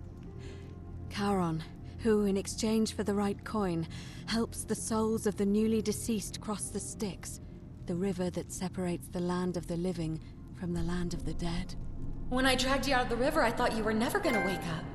I checked your pockets for ID, but all I found was some loose change. Feels like I've spent my whole life in a dead-end job with an endless commute. Sorry if I sounded cagey, it's just that I don't always get the best reactions when I introduce myself. My name's Karen. There are a bunch of old stories about the gods punishing people by making them do the same futile task over and over. But on the bright side, at least you're not stuck in the underworld like they all were. I'm so sorry, my friend. I'm so sorry. I take it you know what this means. I'm afraid so. It's all starting to make sense. All these people whose last memory was running from the fires toward the river. It seems none of them escaped with their lives after all. Perhaps we should be grateful they don't remember their final moments. It also tells us that the Golden Rule is the work of Pluto, the god of the underworld, and why his epithet has always been Father of Riches. I know it's a lot to take in, and you look as if you have questions, so I'll try to answer them if I can. That was my first thought too. In the old stories, the underworld was where the souls of the deceased were taken. But it was also possible for the living to reach it without dying, if they were particularly fearless. So I'm afraid I don't know. Oh, I'm sorry. I keep forgetting you're not from here. If you were Roman, or even Greek, you would know these stories. Each of them is slightly different, whether the storyteller was Plato, Homer, Virgil, or Ovid. But they always involved the souls of the dead meeting a grim ferryman named Charon on the bank of a river. It was said that he'd help the new arrival cross, only if they could pay him with a coin, an obol. That's why it was once our custom to bury our loved ones with a coin in their mouths. Charon's obol, we called it. Of course, an obol was a kind of Greek coin, because we inherited this knowledge from the Greeks. To be fair, the ferryman isn't exactly as the poets described, and he, she, they seem to appear to different people in different guises. You say you saw a young woman named Karen with a hood, and I once heard Kabash mention a stranger in a ram headdress named Kerti, and Rufius described meeting a stranger named Kumut Tabal wearing an eagle headdress. But whatever form this stranger took, they were always wearing a hood of some sort, and their name always began with a K sound. I suspect the only way you'll solve this riddle is if your paths cross again. Good question. Let's see. In the stories, Charon would always require a coin as payment for passage across the river, but that never made any sense to me. What does an ancient immortal being need with coins? In our case, it seems Charon didn't take the coins we had. He or she merely checked we had one in our possession. So, maybe there's something special about the coins each of us had on us. That might explain why we wound up here, but so many others did not. No. I mean, I had my suspicions, especially after Livia's ramblings, but I would never have figured it out without your help, I promise you. Now that we know where we are, we have to figure out what to do about it, if we don't want to be cast into gold for eternity. We don't have much to go on, except the old stories. I remember 4 in particular about heroes in the underworld. Hercules, the demigod and son of Jupiter, Orpheus, a Thracian poet, Sisyphus, a king of Ephyra, and Aeneas, a Trojan hero. Hercules was able to leave the underworld because he cowed its god with his strength. Sisyphus and Orpheus both relied on their wits instead. They persuaded the goddess of the underworld, Proserpina, to help them escape. And finally, Aeneas was able to escape with the help of a spirit guide, who led him through a secret gate. So it seems you have 2 options: to confront the god of the underworld head-on, or find a way to escape with the help of Proserpina or some other guide. It's a reasonable question, but the problem is, this place is fairly well designed to keep us here. There's no way to climb up the shaft. And even if you could build a ladder big enough, just trying it would break the golden rule. We know that, thanks to the writings left behind by those who've tried. All Romans try to avoid saying it, and the reason is quite simple. He might hear us. You may refer to him as Pluto, if you wish, but you'll only be calling attention to yourself. Do so at your own peril. Shh! Is everyone so blunt where you're from? Oh. That option would be the boldest, but also the only way to learn the truth about the Golden Rule, and maybe even put an end to it. As I said, Hercules managed to overpower the god of the underworld, but he was a demigod. Forgive my candor, but you are no Hercules. Are you telling me that you can? I won't pretend to understand exactly what that means, but if that's true, then perhaps you stand a chance. So, if you want to confront him, I'll help you as much as I can. Who knows? Perhaps your name will be uttered in the same sentence as Hercules one day. But first, you'd need an audience with you-know-who, and for that, you'll need to enter the great temple overlooking the city. The problem is, the door has been sealed shut for as long as I've lived here, and there doesn't even seem to be a keyhole. I suspect the answer lies in the desecrated obelisk in front of it. I'm not sure if you noticed, but there are 4 plaques missing from its base. It looks as though somebody, or a series of somebodies, forcibly removed them, and in doing so, dishonored and angered our divine keeper. If you could recover and replace all 4 of those missing plaques, I imagine he might be willing to receive an audience again. It's the towering stone monument with 4 sides and a pyramid-shaped head that stands before the great temple, a dedication to the god of this place. You'll find them all over Rome, but of course they were looted from Egypt many years ago. It seems one of them made its way here too, although how is a mystery. However, this one is unusual in that each of the 4 sides is decorated in a different style: Roman, Greek, Egyptian, and another I don't recognize. That means you'll need to recover 4 different plaques: Roman, Greek, Egyptian, and a 4th, a mystery plaque. Good question. To answer that, we first need to ask who would have defaced the obelisk in the first place.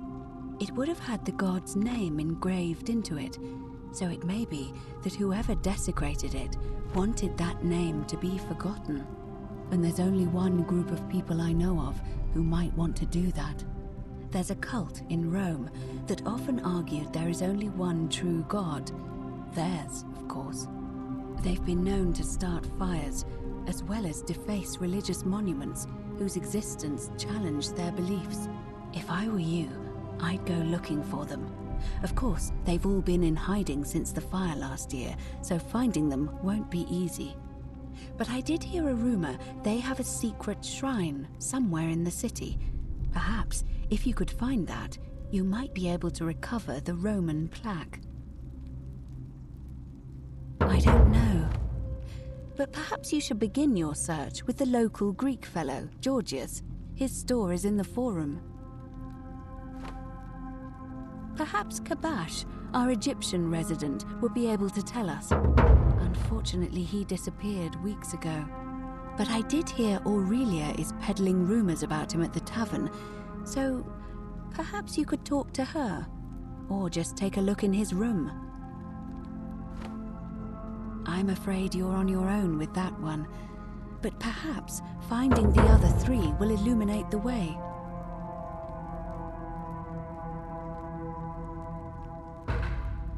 As I mentioned, both Orpheus and Sisyphus were said to have persuaded Proserpina to help them escape, and Aeneas was guided to the exit.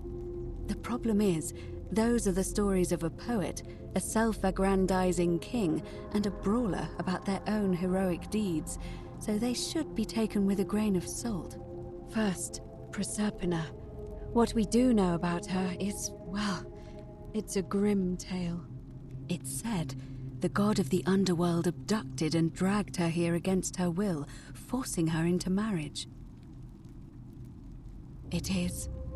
The gods are a mirror image of mankind, as far as cruelty is concerned, I'm afraid. If the stories are true, I imagine she's as desperate to escape as we are. If she really did help Orpheus and Sisyphus, perhaps she'll help us too. The problem is, how do we communicate with her without being noticed by her captor? Leaving that aside for a moment, there is also the possibility of a spirit guide. I don't suppose you've come across one of those in your travels? Truly? And you're only bringing this up now? Then again, I suppose you were worried I'd think you were as mad as Navia. Can you tell me more? Is it the same voice? What kinds of thing does it say? Fascinating. Perhaps she is a benevolent spirit. Or perhaps... Perhaps you're hearing the voice of Proserpina herself. If she has indeed been abducted, it would make sense for her to speak in cryptic whispers to avoid detection. Tell me, has she told you anything that might lead you to the way out? That is strange. There are no rivers here. Let me think on that. Right, because the current flows into the city through the aqueduct and into the upper cistern. I vaguely recall wondering what was in there, but the door at the back of the great temple is locked up tight. You might be able to get a key from the magistrate, but if that doesn't work, perhaps you can find another way in. Let me know if you find anything in there. All right. I would suggest not discussing this with anyone. The best we can do for them is to let them remain oblivious for as long as possible. As for Livia, it seems she's been shouldering the weight of this terrible secret all this time. Perhaps it would comfort her to know she's not alone.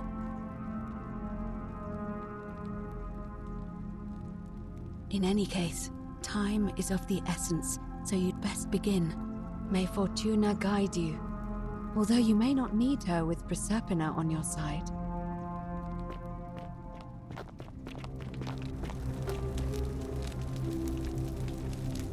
Ave again.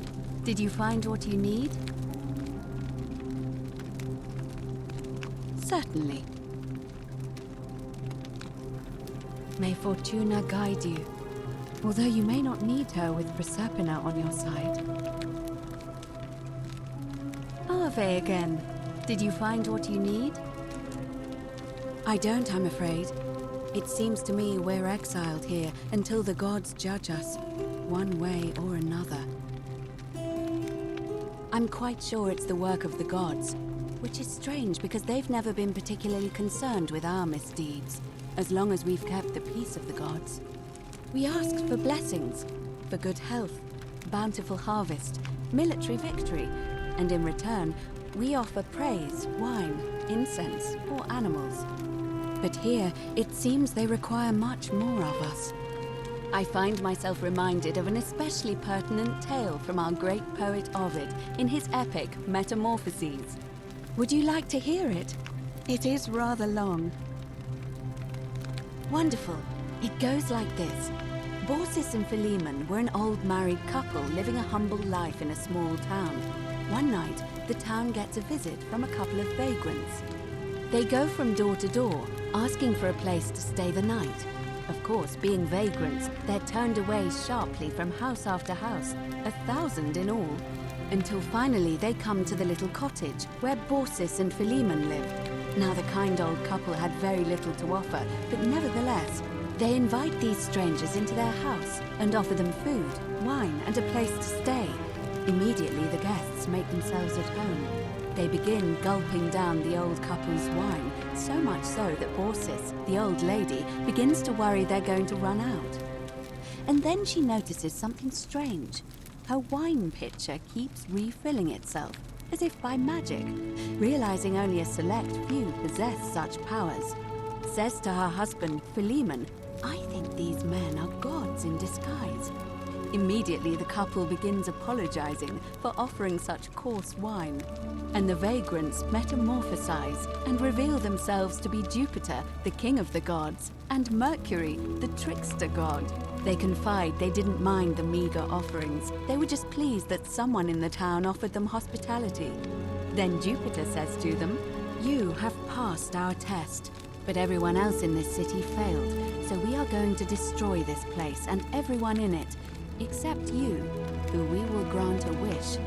So old Baucis and Philemon escape up into the mountains safely, and they receive their wish, which is for eternity together. Meanwhile, Jupiter carries through with his threat and wipes that city off the map. Some say the moral of that story is that we must all honor the sacred rituals of guest friendship, the reciprocal obligations owed between hosts and guests. But I like to think it's that we should always show compassion for those less fortunate than ourselves. I'm pleased to hear it. It must be completed by dusk, just the same as any other official business. It'll be between Sentius, the incumbent, and Galerius, the challenger. Why do you ask? All of the male citizens who are willing and able to attend, unless they're running, of course. Well, you're not a citizen yet, so no, I'm afraid not. But if it's any consolation, there are other ways to influence the outcome of an election. By using whatever gifts the gods gave you. Nothing untoward, of course. I'm responsible for announcing it and making sure the procedures are followed. As I said, I'm planning to hold it before dusk, but I suppose I could hold it sooner, if there's a good reason. Well, I wouldn't describe impatience as a good reason exactly.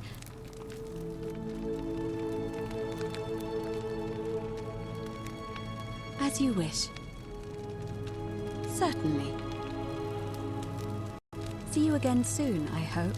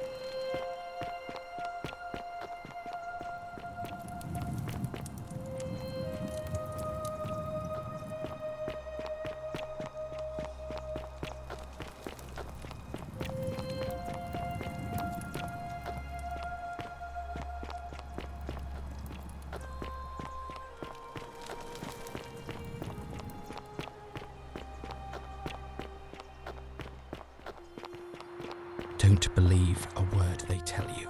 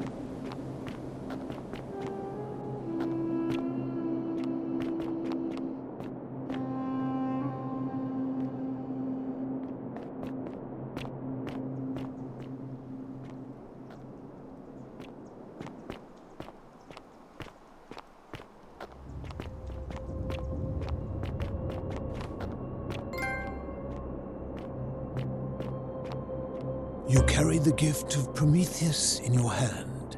Remarkable. Welcome, welcome. May I ask your name? It's a sincere pleasure to meet you. Tell me, what brings you all the way down here? Then perhaps the fates brought you here to learn the secrets of this place. I will tell you everything I know, but first, a request. I have been living down here alone for many years, with nobody to talk to but myself. The one thing I long for above all else before I die is a good philosophical argument with somebody astute. I'm hoping that person is you. Let us find out with this simple question. Have you deduced the name of the god responsible for the Golden Rule? Excellent. I see you are indeed quite astute. Very few come to that realization before their time in the sun is over. Now, will you join me in a friendly Socratic dialogue? Wonderful. Then let me begin with a question. Would you say you know the difference between right and wrong?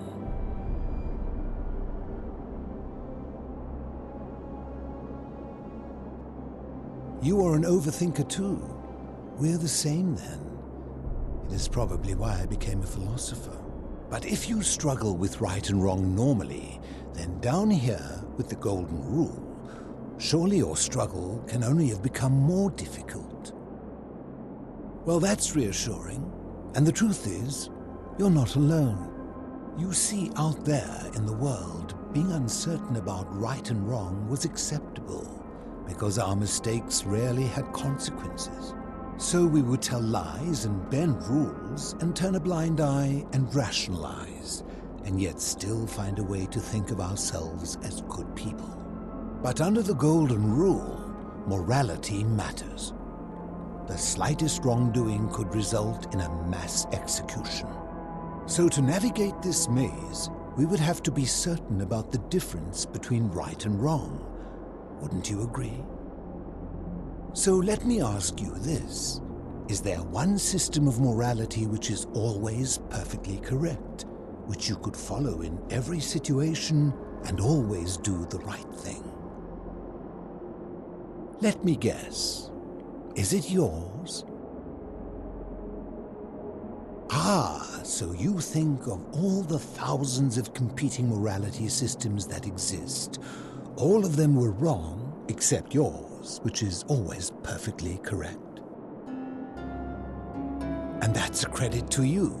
It is the mark of a civilized person to change their position when presented with a superior argument. My point is this. I don't think anyone alive truly knows any hard and fast rules about right and wrong.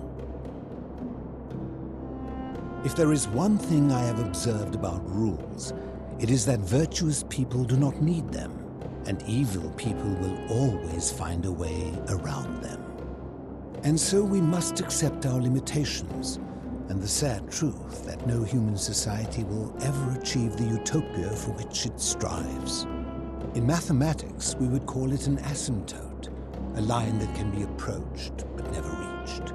Because the only way to create a utopia is with the ever-present threat of force, such as the Golden Rule. This and no other is the root from which a tyrant springs when he first appears as a protector. And life under tyranny is no utopia at all. I'm glad to hear that. In any case, thank you for humoring an old man. I would be happy to answer your questions.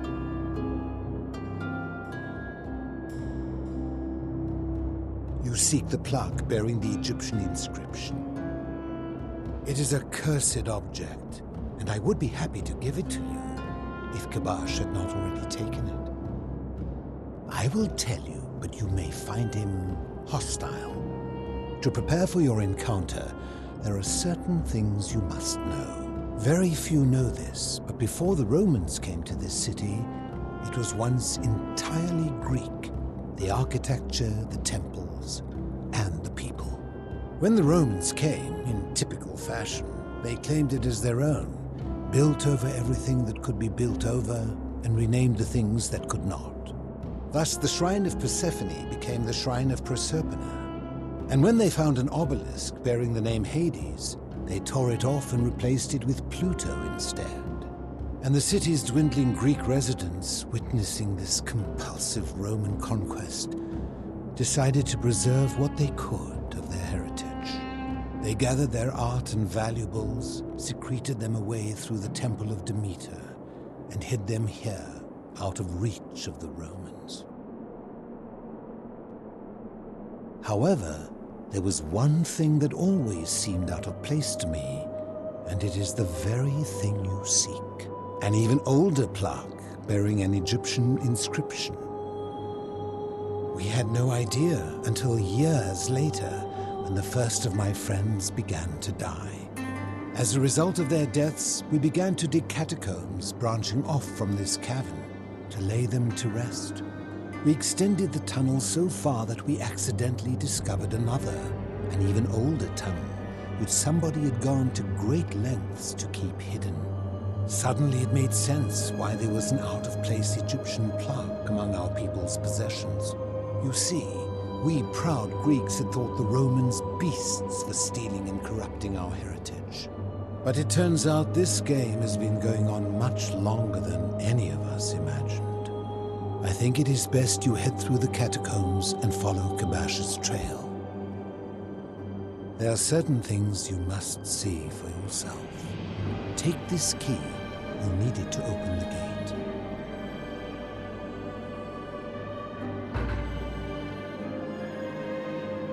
I enjoyed our chat, but please, keep my presence here a secret, yes?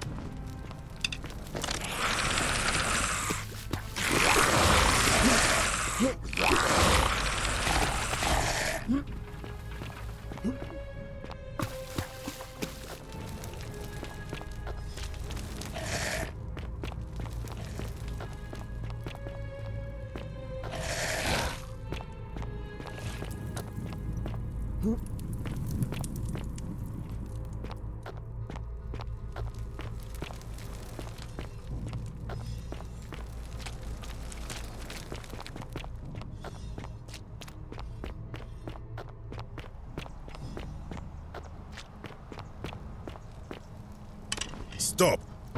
Do not come any closer. Who are you? I am Kabash. And let me guess, another Greek or Roman come to loot and plunder the resting place of my ancestors, To what end? That is welcome news. You really are not Greek or Roman, are you? I was planning to return it myself, but for now, I must remain. Here, take it and restore the honor of Osiris.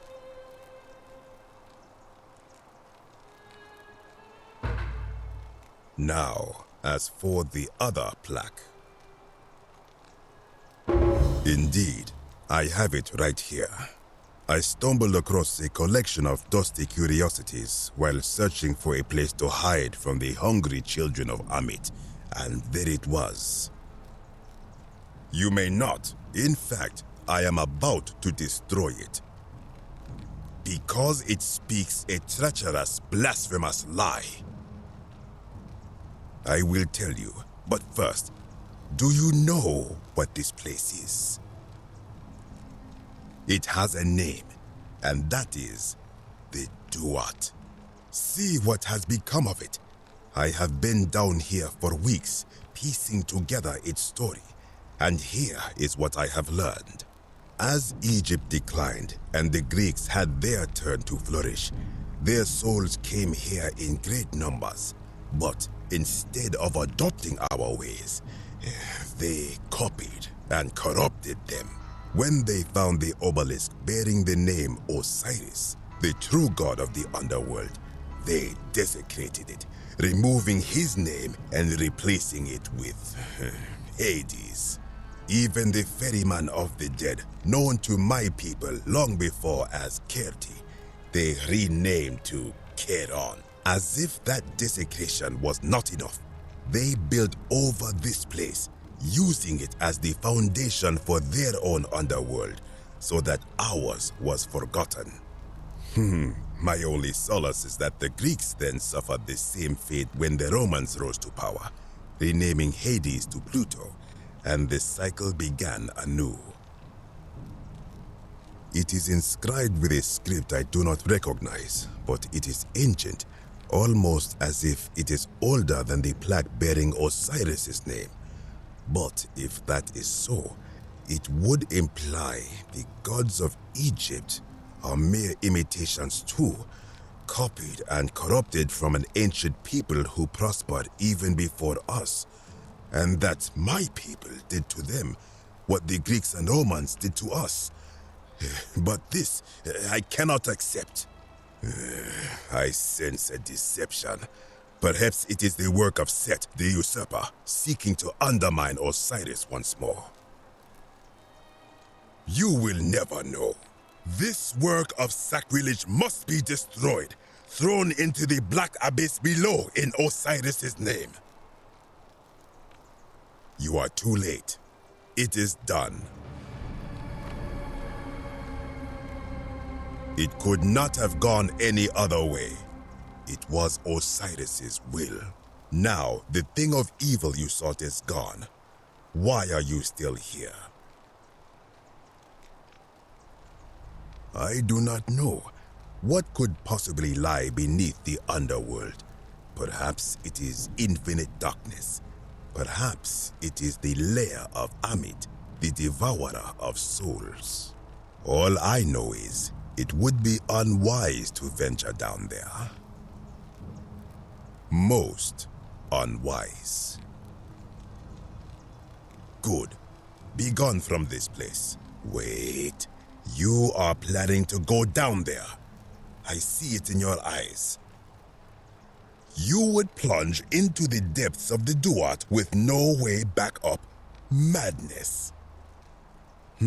We shall see.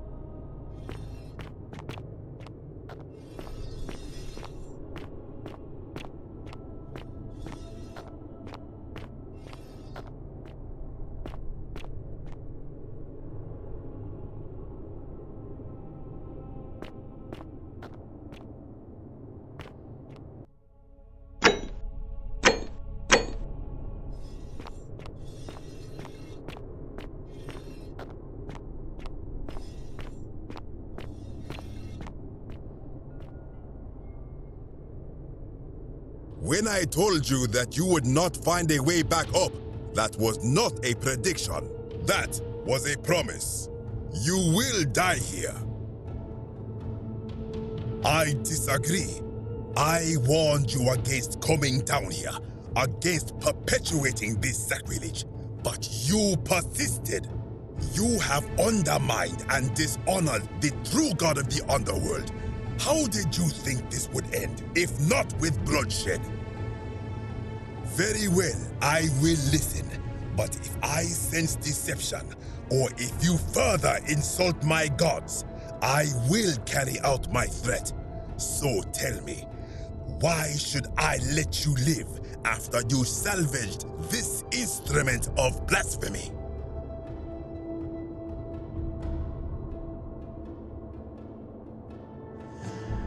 Then you admit it.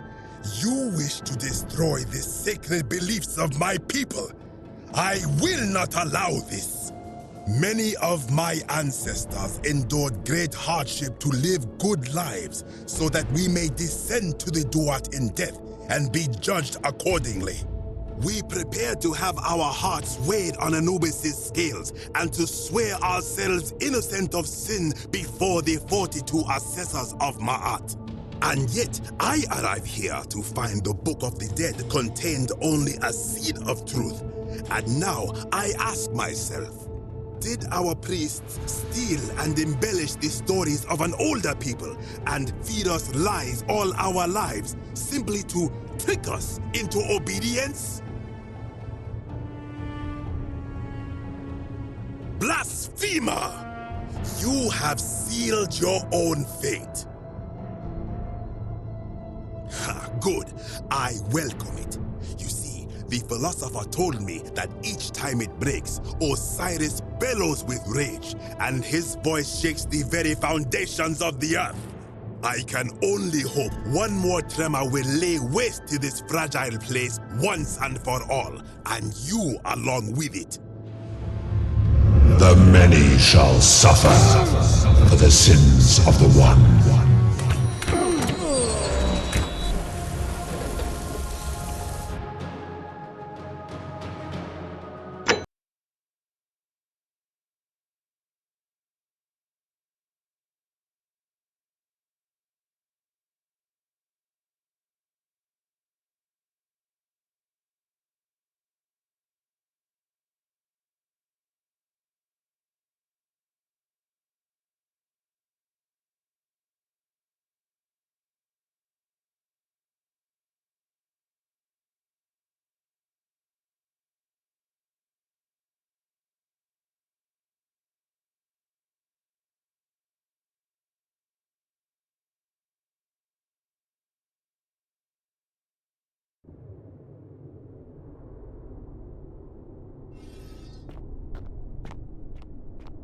When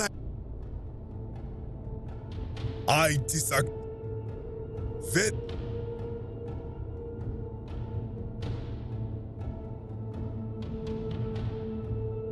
Why? To what end? But why? What business could you have with Osiris? Blasphemous fool! You have sealed your own fate. Ha, good. I can... The many shall suffer for the sins of the one.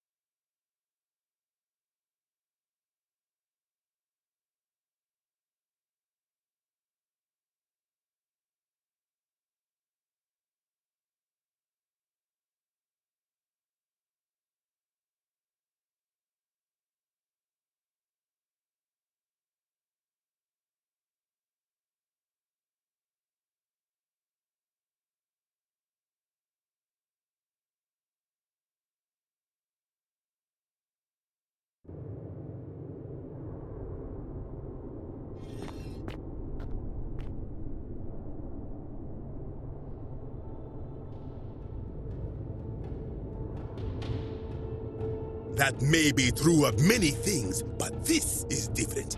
If our gods were copied and corrupted from an older civilization, does that not mean they are false? Does that not mean our prayers to our gods all fell on deaf ears because we were not even addressing them by their true names?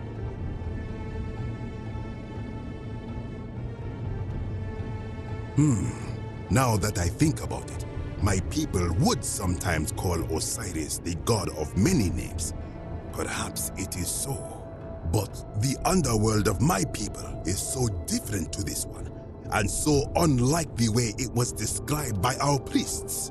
Many of my ancestors endured great hardship to live good lives so that we may descend to the Duat in death and be judged accordingly.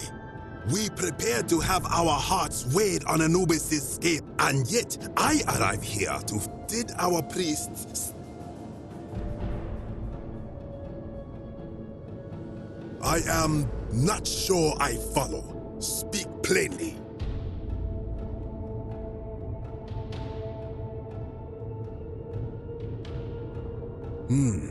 Perhaps there is some truth in that. What is your point?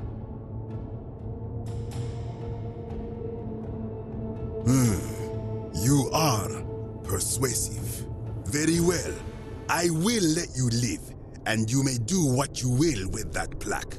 I will remain here for a while and attempt to learn what I can about the foundations of my people's beliefs. Go.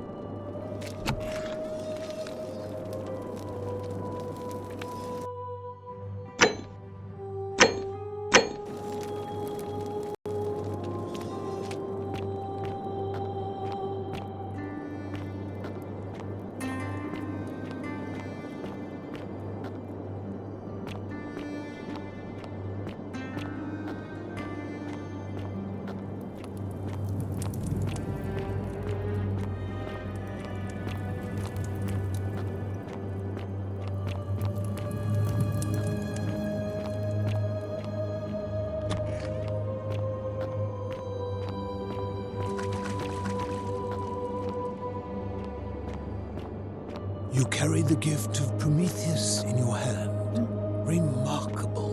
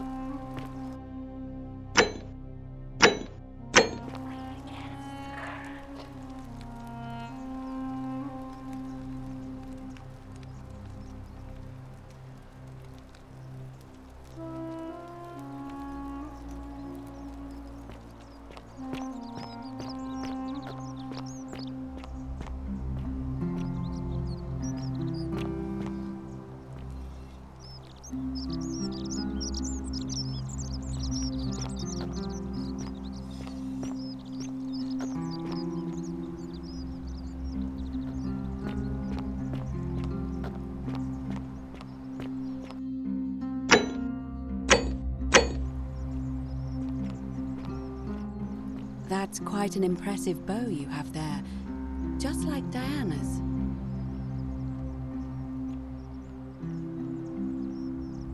Arve again. Did you find what you need?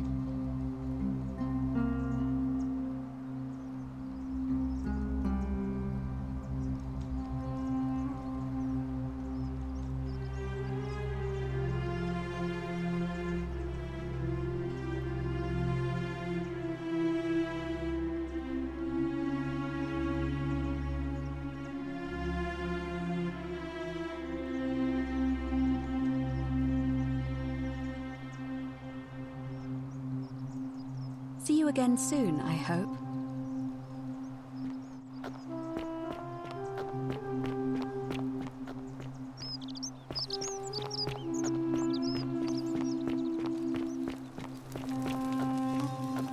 Hello? Hello? My name's Dooley. I live here now because I got in trouble and they said they had to lock me up. I don't know. I don't remember things so good.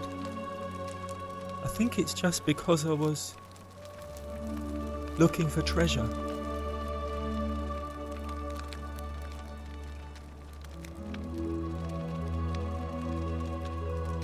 Yes, but I wasn't. I was just looking.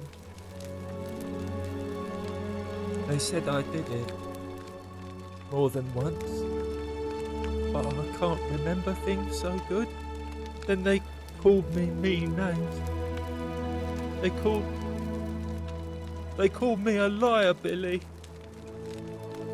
Yes. They said I have to live here now and gave me this letter. But I'm not good with words. Do you think you could read it for me?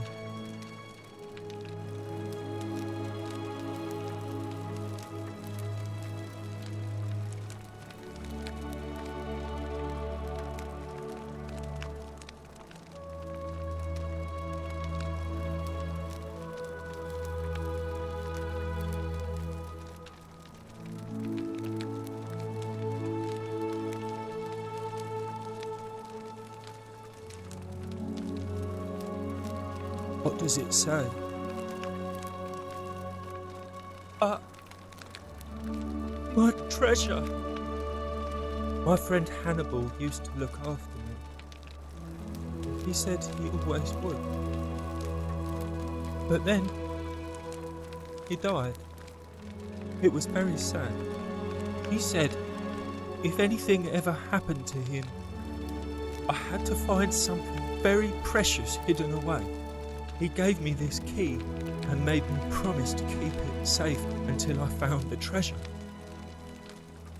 But I couldn't find it. All I remember is he said something about the cisterns, but when I went up to the high one, they put me in here.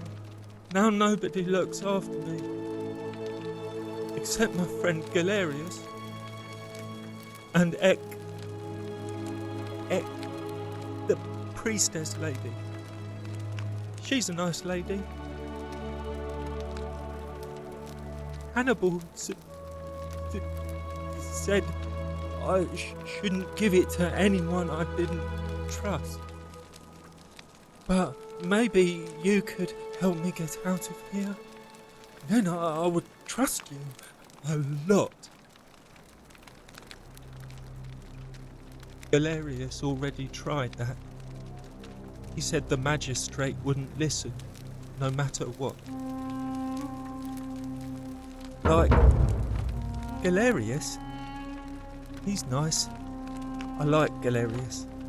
He made me a doll and everything. If you help make him magistrate, he can get me out of here, and I can give you the key to my treasure. Hannibal said it was in the cisterns. I can't remember what it was, just that it was way up high and very precious.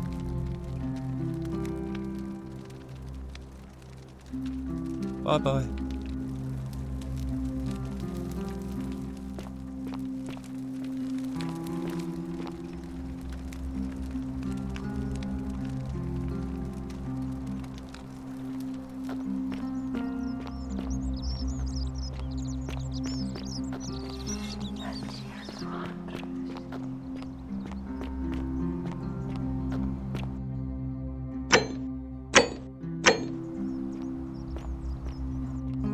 Arve.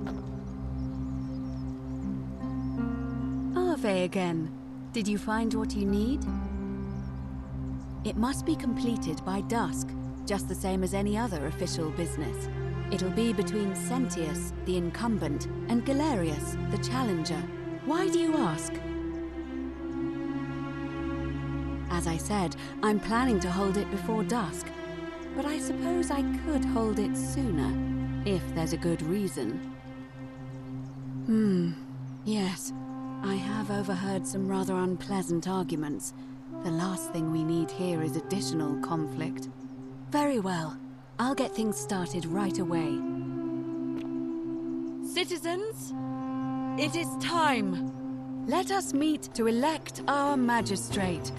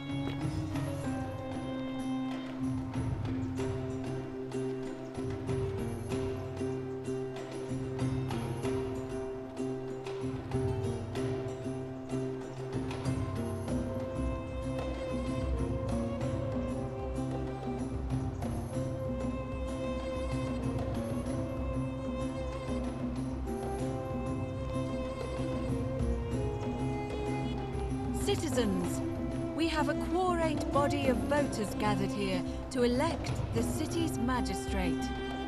The candidates are Sextus Sentius Imperiosus and late nominee Gallus Galerius Helva. Marcus Malleolus Gurges withdrew his candidacy earlier today. As agreed, we shall dispense with ballots and candidates will abstain from voting. Let's make this quick. As I say your name, call your vote. I'll start with you, Horatius. Sentius, of course. Georgius. Galerius. He saved the life of my dear friend Fabia. Dacius. Sentius. Virgil. The man who put a stop to the threats I've been receiving. Galerius. Ulpius. Galerius, the man who saved my life. Rufius. The man who treated my rheumatism. Galerius. Citizens, you have made your decision. Your new magistrate is Gallus Galerius Helva. What? It has been decided. Magistrate Galerius, would you like to make a brief address? I just want to say, this isn't something I ever wanted. Now that you've put your trust in me, I'm going to do everything I can not to let you down. I'll need some time to put together a list of the changes I want to make around here. But I promise you, there will be changes.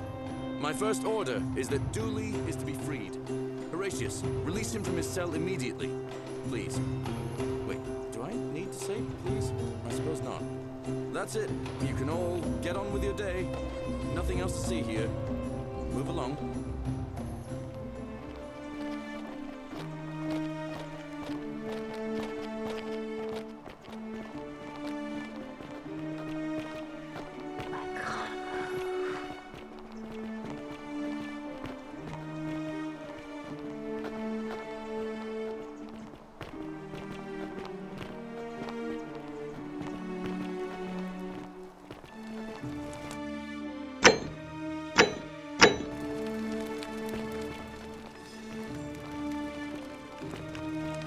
Fortune smiles on you today, Julius. Magistrate Galerius here has ordered your release. You're going to let me out of here? I'm sorry it took so long, my friend. And it wouldn't have happened at all if it wasn't for a newcomer. So be sure to offer your thanks when you can. I will. I will. Thank you, Galerius. I'm so happy. I'd love to stay and chat, but I've got a lot of work ahead of me. Why don't you go to the baths? Then tell Georges I said you could have some new clothes. Then I want you to go home and rest. I'll speak with you soon, Dooley.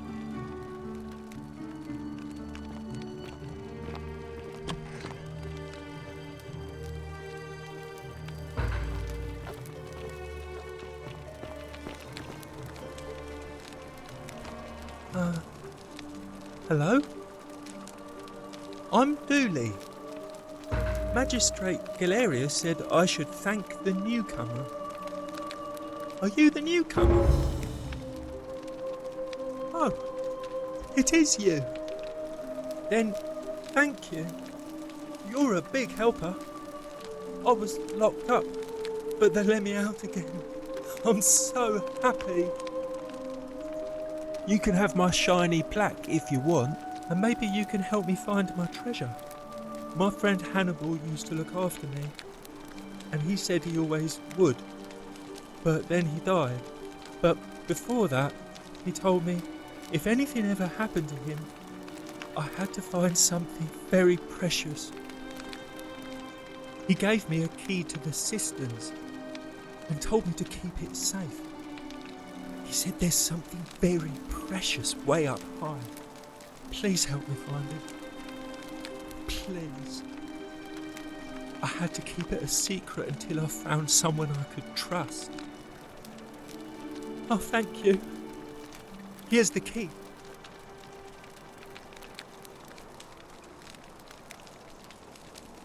I hope you find it. In the cisterns, way up high, Hannibal said. Oh, look over there. Something shining. Is it treasure? Maybe it is treasure. I could see it for myself. It gladdens my heart that Galerius...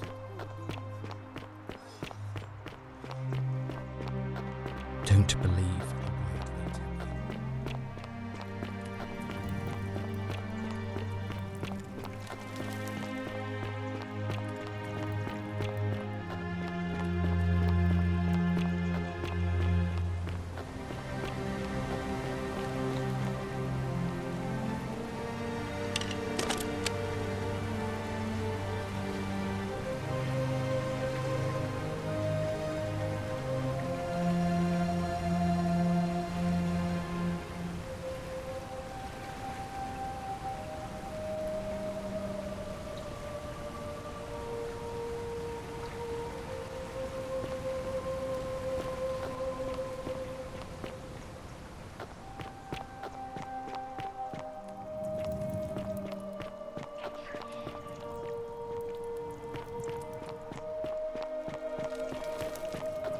Greetings and salutations. Don't believe a word they tell you.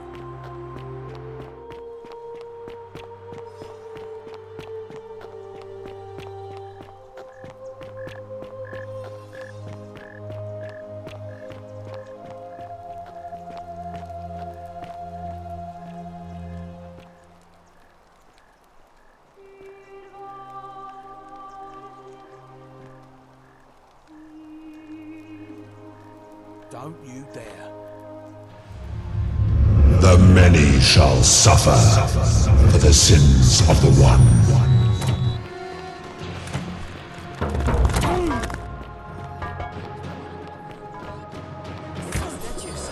They're alive.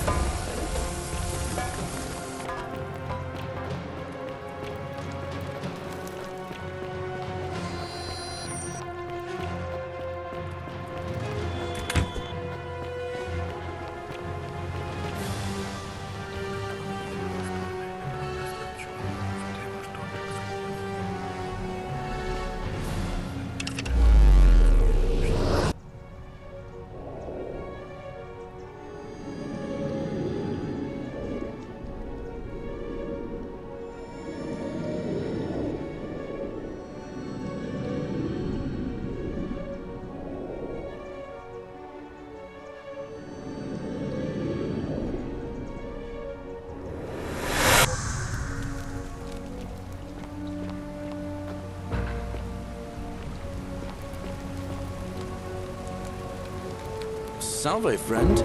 Mind telling me who you are and what you're doing with that bow on your back? Oh, sounds serious. I'm listening. Julia? Oh no. All right, I can do that. Poor Virgil. Poor Rufius too, I guess. All right, got it. All right, let me see. Stop Fabia going in, but send the new arrival to the empty shrine. Understood. What? Are you... You're serious, aren't you? I doubt Domitius will let me talk to him, but I'll make sure he passes on the message. I'll go, but once I'm done, I'll need you to tell me how you know all of this.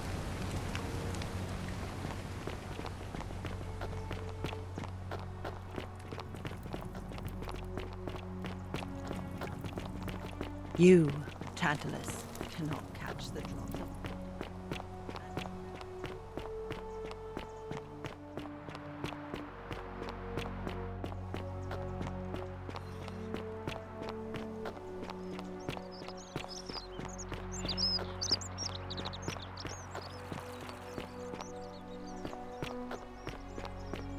Don't believe a word they tell you.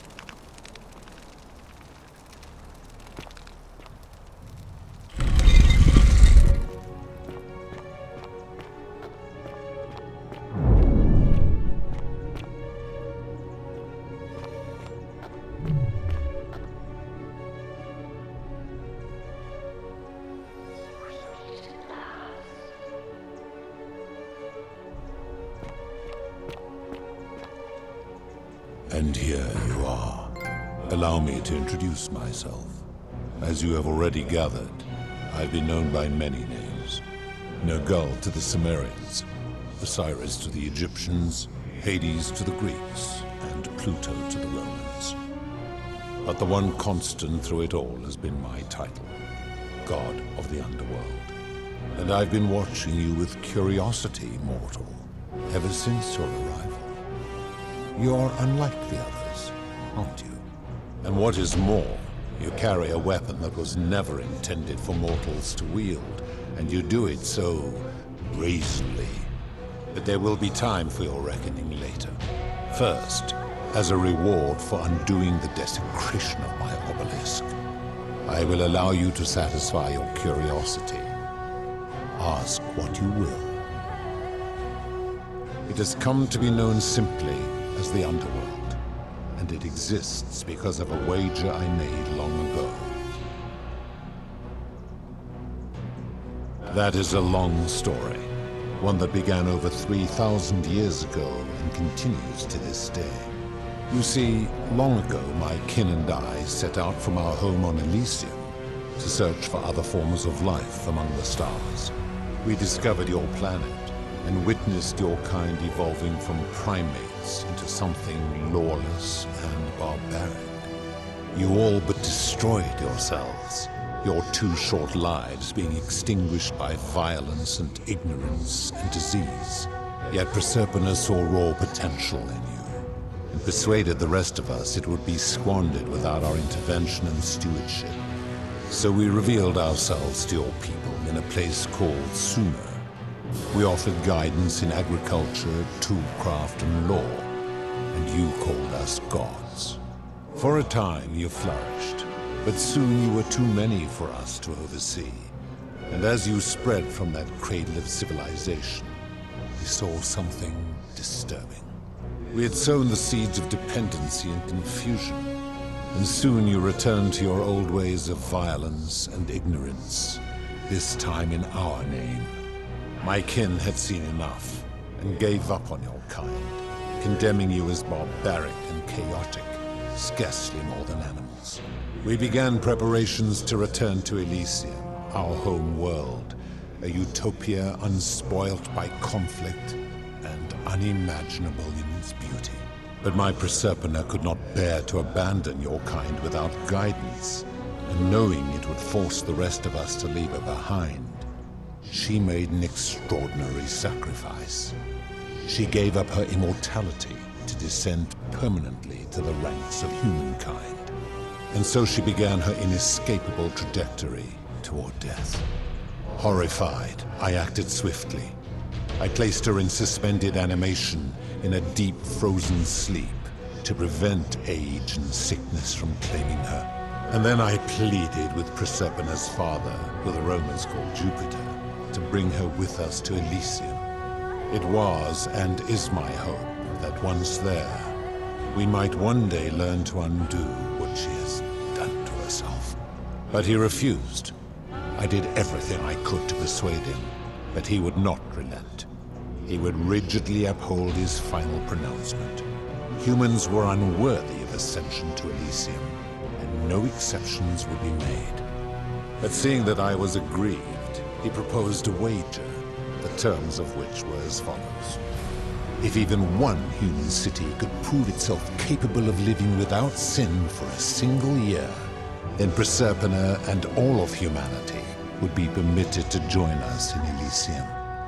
My part would be to remain behind, the last of my kind, to watch over you, without interfering, and to sit in silent judgment. And so my reward has been to languish here, enduring a 3,000-year winter, waiting for the day your kind proves itself worthy of her faith in you, so that I might take her with me to Elysium and unthaw my goddess of springtime.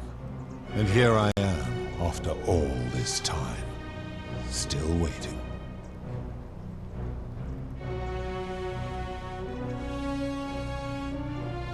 Of course,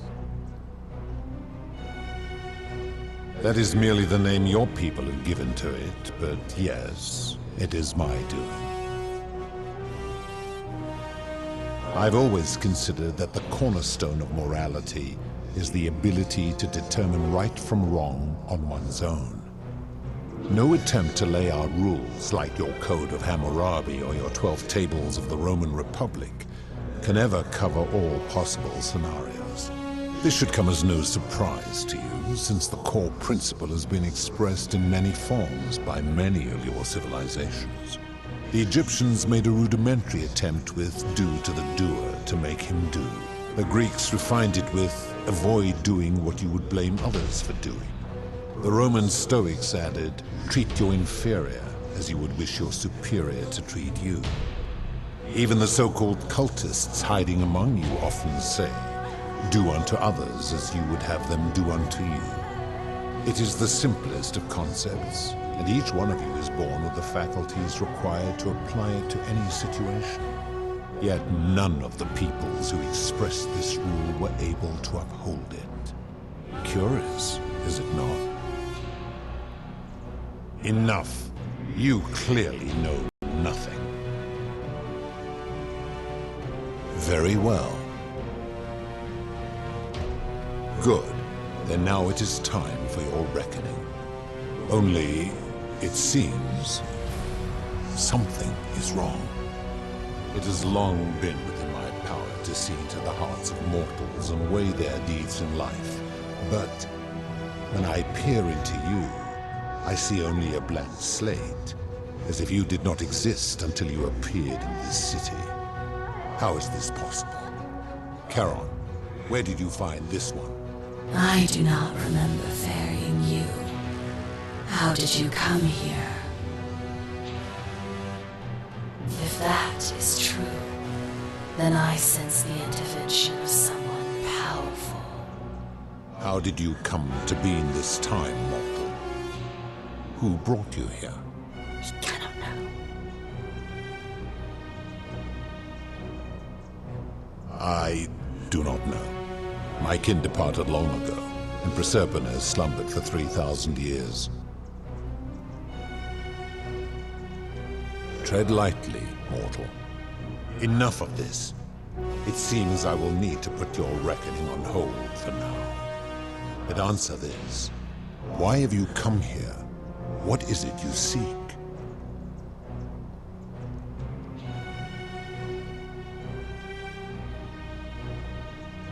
Ha ha ha ha. Your hubris is amusing, so I will allow you to make your case. But I warn you, if you anger me or waste my time with lies or wrong-headed arguments, you face death here. So, tell me, why should I put an end to the so-called Golden Rule?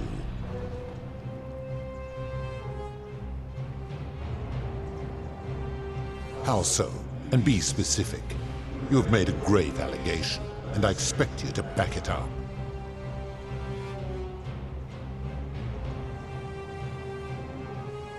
He is a volatile and confused fellow, that one.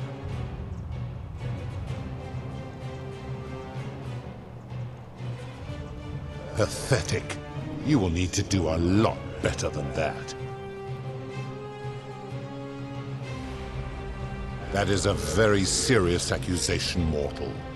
What sin have I committed? What evidence do you have to support it?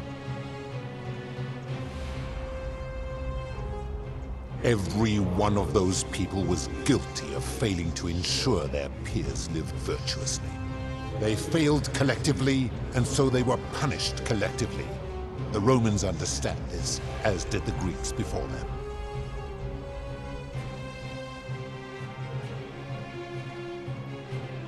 Ah, but I'm a god, and you are a mortal. Why would you expect me to treat you as I treat my own kind? You are not a peer. You are not a respected equal. Let me ask you this. Do you treat insects as you wish to be treated? Do you care for their well-being as you would your fellow man? Do you ensure they have food and shelter and protection from predators? Do you give them rights? Of course not. Because that would be absurd, just as it would be absurd for me to treat your kind as equals. Where to begin? Our lifespans exceed yours by thousands of years, in which time we accumulate vast wisdom and a mastery of technology you cannot begin to imagine. Because that is the source of our power over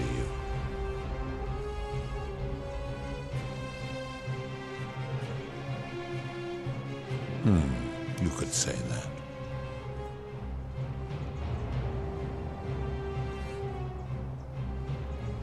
My kin have no superiors.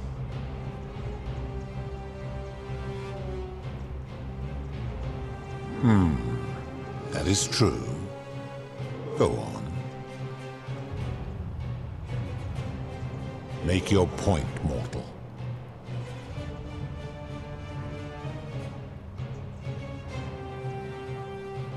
Let me ponder that for a moment. If you are right, then it would follow that all this time I have been in the wrong. But no. The very thought of it grieves me. How can I accept your argument when doing so would make me a tyrant and a monster?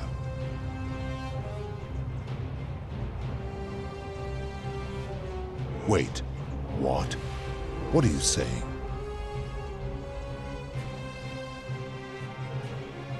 You have spoken eloquently, and yet, if what you say is true, it follows that my wager was fatally flawed from the beginning. But that would mean Jupiter, Preservator's father, who knew more about you than anyone, proposed a wager I could never win. Why would he do that? A mistake, but he is the best and greatest of us.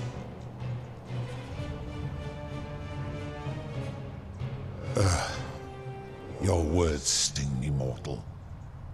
But perhaps it is what I deserve. As difficult as this is to admit, I have suspected as much for a long time now. And I cannot deny it any longer. I've been so fixated on taking my beloved to Elysium that every time one of you sinned, it wore away my hope of being with her again. In time, I began to despise your kind for making her believe that you could ever be better than you are. But my rage was not born of malice. Quite the opposite. Everything I have done, I did because I loved her. Who knew this empathy of yours, which you celebrate so much, could have such a dark underside? This has gone on too long. It is time for me to let go of this form, of her, of all of you. But know this. If I abandon the wager and leave for Elysium, neither she nor your kind may ever ascend.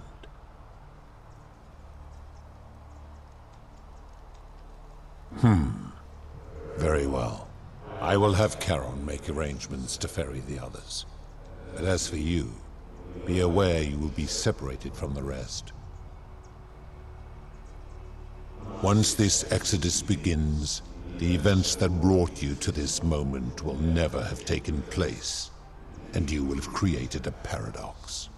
What will become of you is difficult to predict, but that is the risk you have taken by interfering in the natural flow of time.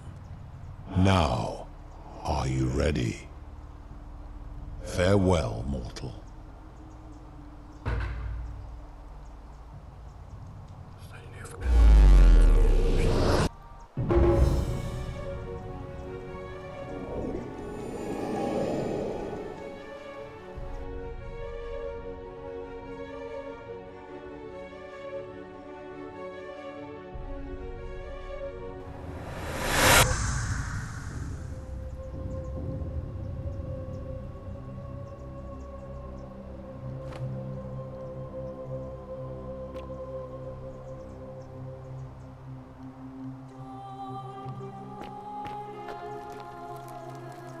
Oh.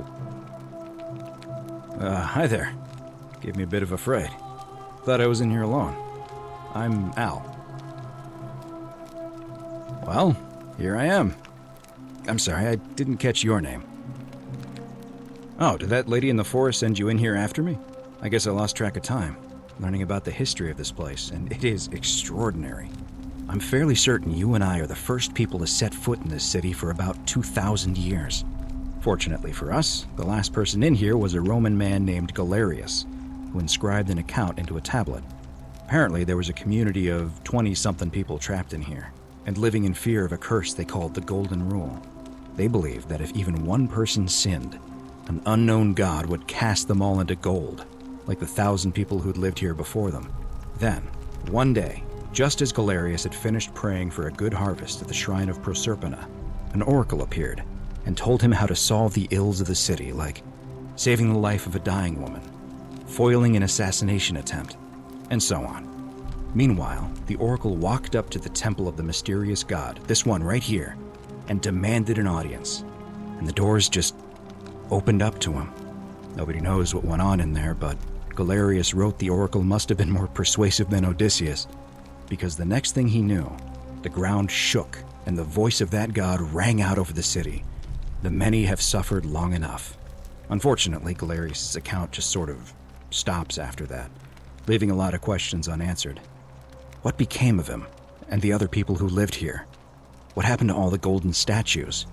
And did this mysterious oracle single-handedly undo the curse that had terrorized people for hundreds of years? What? Oh, I see. For a moment there I thought you were serious. Anyway, I think I found a way out through the aqueduct that brought water into the city. Follow me.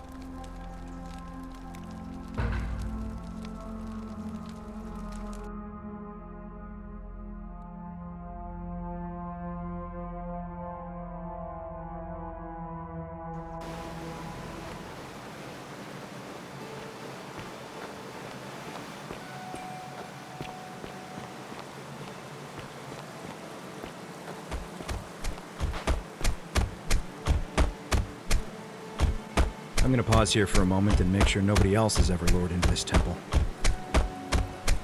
You go on ahead, and I'll be there soon.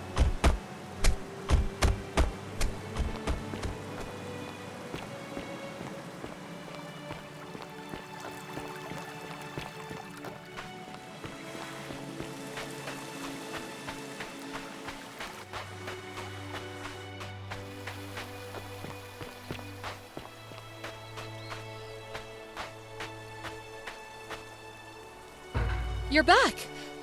But you're alone. Does that mean you didn't find Al? Oh, what a relief. Thank you so much. I was beginning to think you'd both become trapped in there. Why don't you tell me what you discovered while we wait?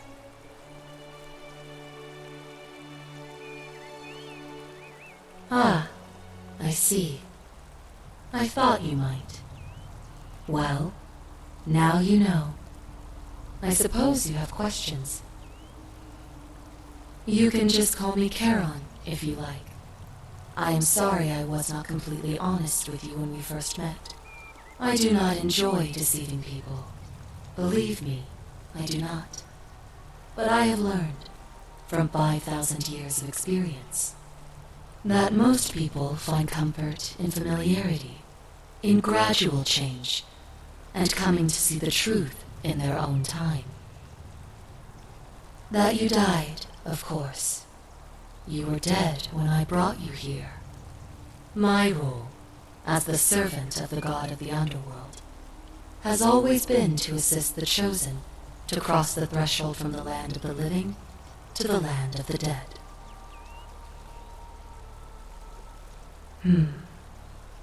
Usually, when people do not remember how they died, it is because they suffered a terrible trauma. Most souls would rather not remember. Ask yourself honestly, do you really want to know? As you wish. You were murdered. You were on a mission to recover a collection of stolen relics, including 2 silver coins of ancient origin, from a powerful criminal.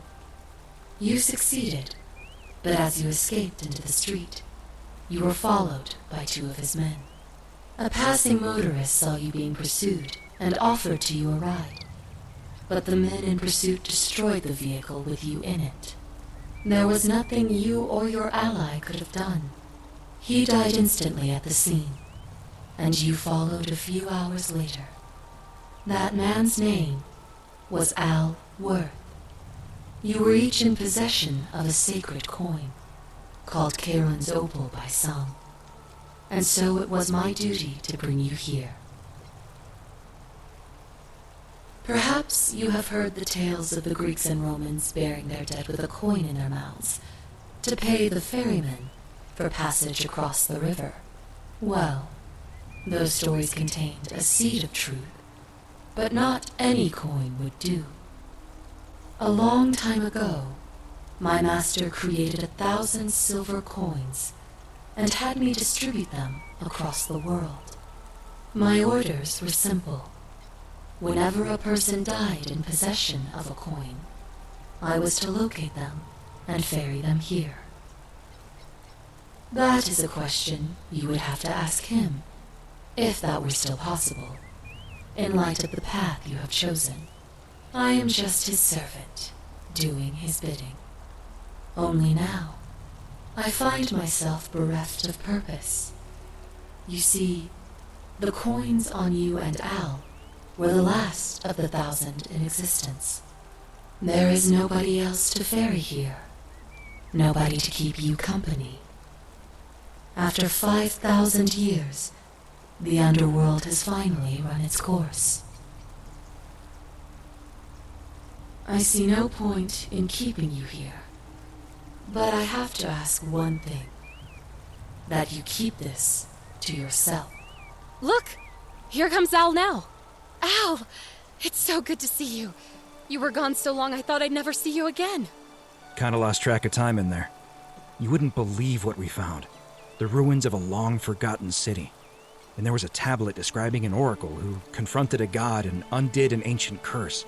Sounds like quite a story, and I look forward to hearing all about it. But you two look exhausted. Why don't you hop in my boat and rest while I ferry you back to civilization? Sounds good to me. And you? Are you ready to go home?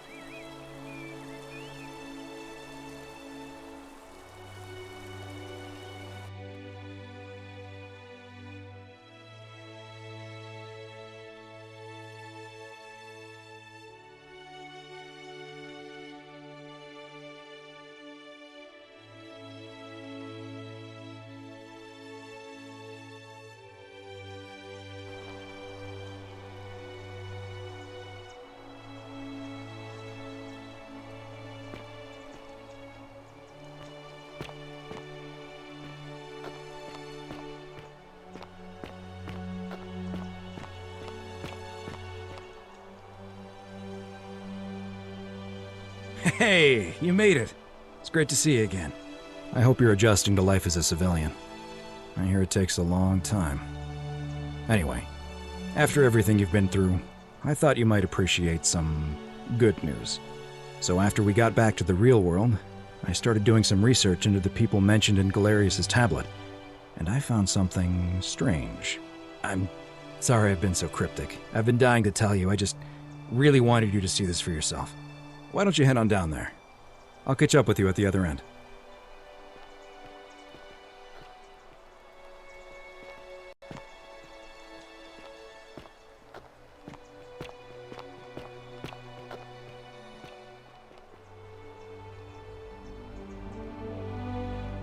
You're finally here. Remember me? It's a crazy story. After you disappeared, Charon appeared and told us she was returning us to the world. Even gave us some coins to help us start our lives over. Only, for some reason, she returned us to your world instead of ours.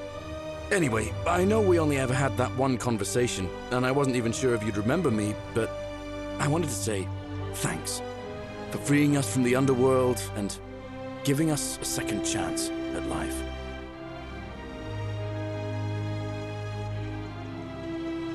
Oh, I used Charon's gift to buy a farm in Umbria. Got a villa on it too, with enough room for Dooley, of course. It's hard work, but I sleep soundly every night. I'm finally my own man, and I I wouldn't change it for the world. I know! I can't believe my luck either. But we're engaged and living together. We're planning to get married next spring. If you're going to be around, we'd love to see you there. Of course, there's a whole museum full of people waiting for a chance to thank you, so you better keep moving. We'll speak again soon, my friend.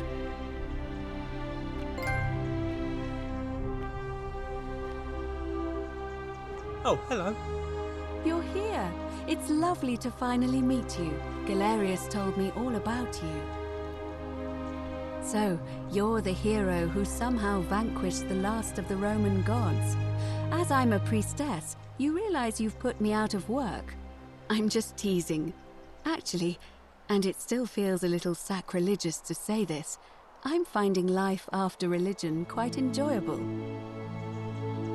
Galerius and I are engaged and expecting. We've just bought a lovely villa in the countryside with room for a large family, and Dooley too, of course. It feels like the world has just opened up for us. There's so much to learn, and so many more possibilities for our children than we ever imagined.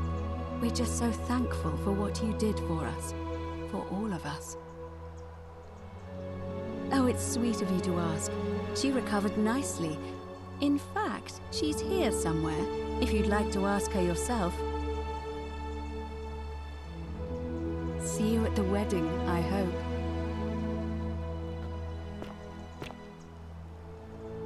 Hello, I'm Dooley.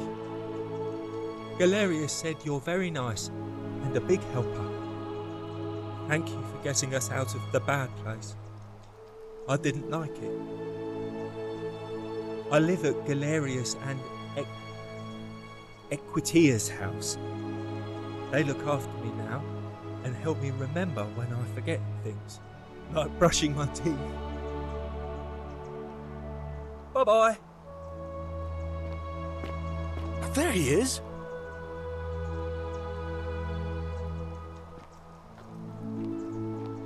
It's you.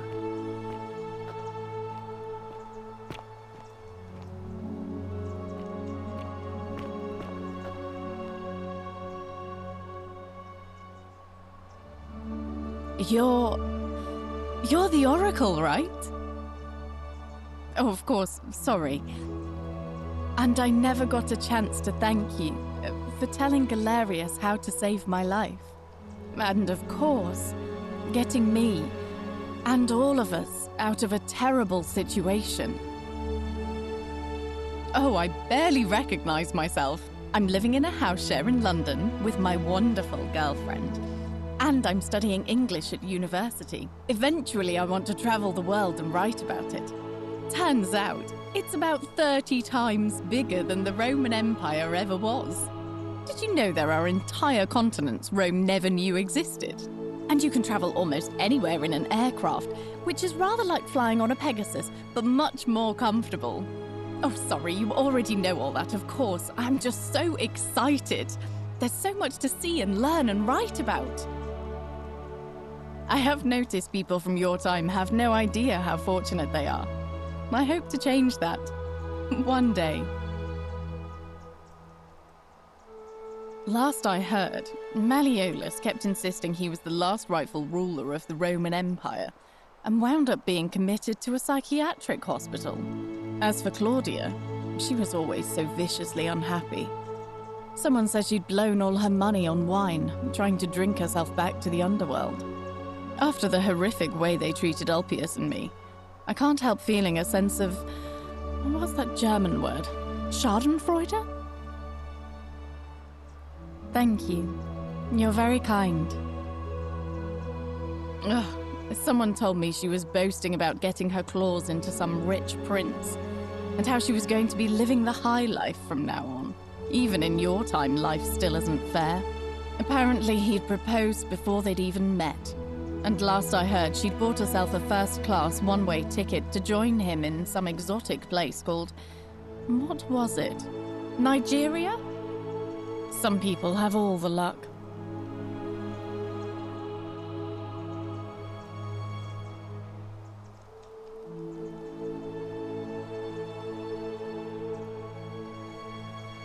Well, you are the Oracle, so I suppose I'll take your word for it.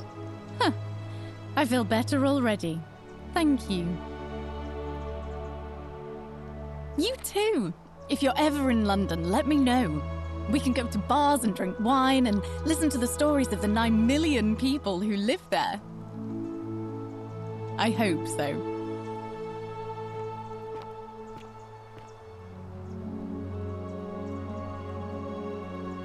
You are here.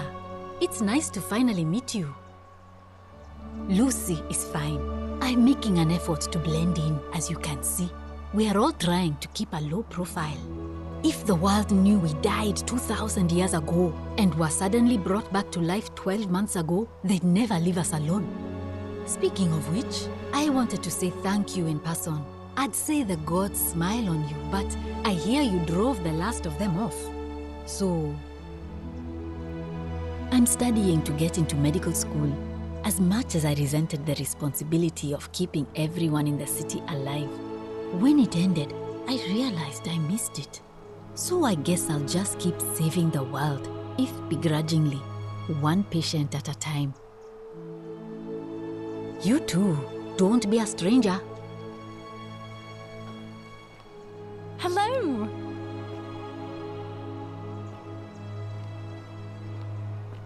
Hey.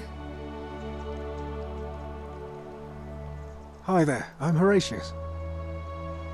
I understand we have you to thank for giving us a second chance at life, and reuniting Scintilla with us as well. So, thank you. I'm living up north and studying in the military academy in Modena. I'm going to be an officer one day. The world's changed a lot, but some things stay the same. Would you believe we're still studying military tactics from my time? Alexander the Great, Caesar, Hannibal Barca. Still, I have to keep challenging myself to let go of old ways of thinking and embrace the new. As Seneca wrote, the ones who pioneered our paths aren't our masters, but our guides. Ah, you remembered that. Thank you. I grieved for a time, but that's done. In the words of Epictetus, as those who rode behind triumphant generals remind them they are mortal, remind yourself your precious one isn't one of your possessions, but something given for now, not forever. Thanks. And you, farewell.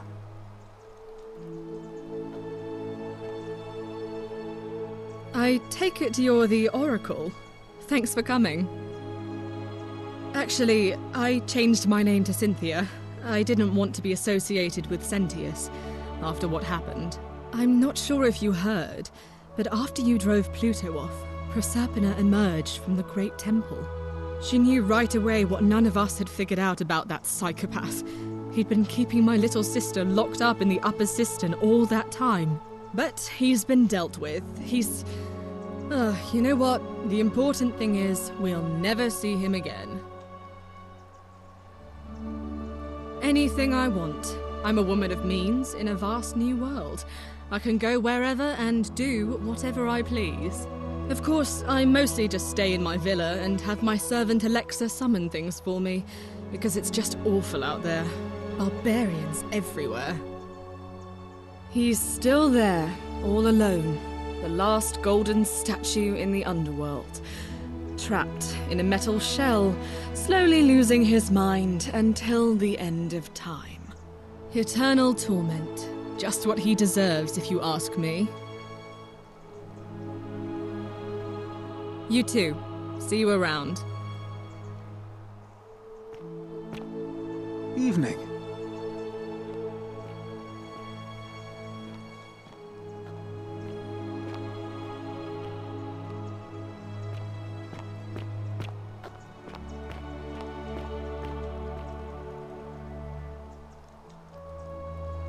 Greetings.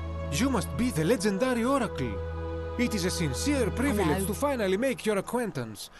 I am Georgius. I am told we have you to thank for freeing us from Hades, and for that I am most grateful. I am reacquainting myself with Greece. It has changed so much over the last 2,000 years, I barely recognize it. This is at once heartbreaking and thrilling. Perhaps one day, once I have seen all of this new Greece and sampled her delights, I will settle down in Santorini in a villa overlooking the Azure Aegean Sea. I hope you will join me there and regale me with the story of how you faced off against the fearsome god of the underworld and won. You too, my friend. You're the one we've been waiting for. I'm Fabia. I wanted to say thanks for sending Galerius to save my life. I don't know how you knew, but I would have been crushed by that shrine for sure. I'm just so happy to be here with you and everyone together again, even if it's just for one more night. Well, it's not like I have to work with all the silver Charon gave me, so I just do what makes me happy. Mostly that means baking for my friends and looking at memes while binging TV shows in yoga pants. What a time to be alive. Thank you. I really am. You too. Magnificent museum, is it not?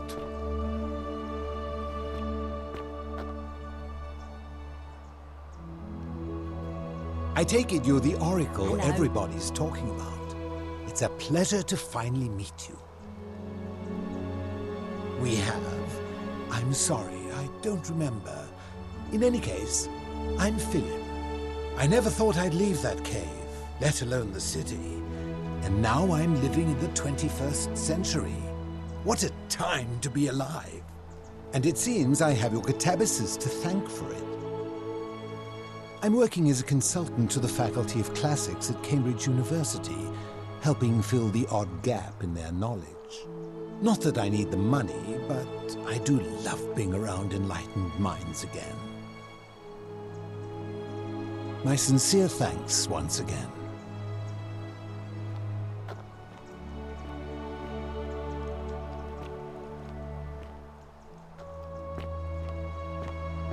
Some soiree, innit? Ah, hello at last. You must be the oracle I've heard so much about. I'm Dacius.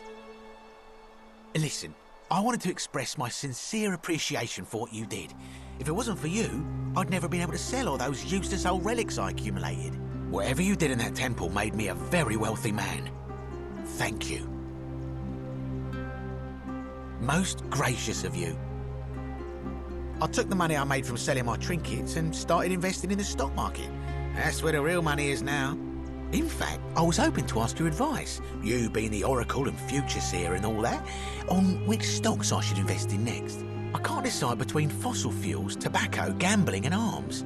What would you recommend? Oh, don't be like that. You can tell your old pal Dacius. I won't take no for an answer.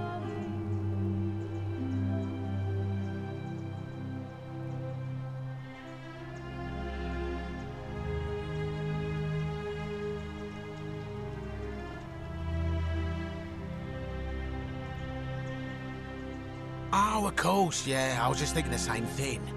I'll go home and buy up as much stock as I can tonight. I'm gonna make a bloody fortune. Of course, don't let me keep you. Thanks again for the tips, my friend.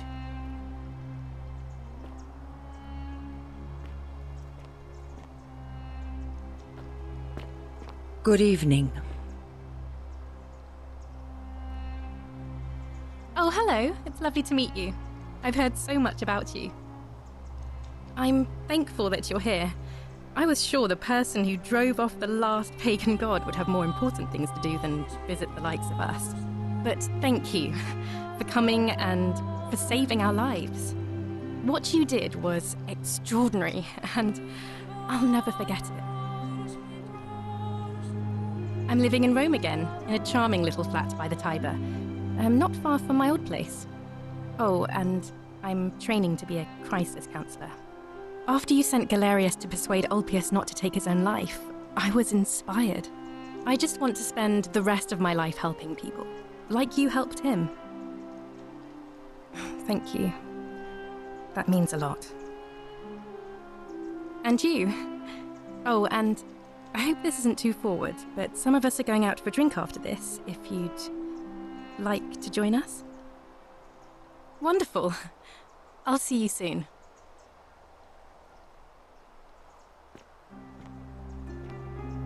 Greetings. Thank you for your kind words and for liberating us all. In all the time I was in the underworld, I never once imagined that I might end up in a place so much like Elysium. I'm recovering. Octavia was kind enough to let me stay with her for a while, at least until I'm well enough to be independent again. And you. Farewell, friend. Hello there.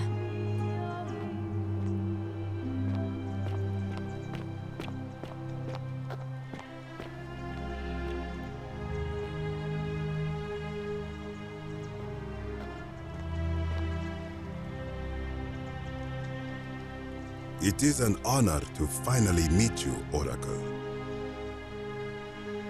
You know my name? Oh, of course. You are an Oracle. You know many things.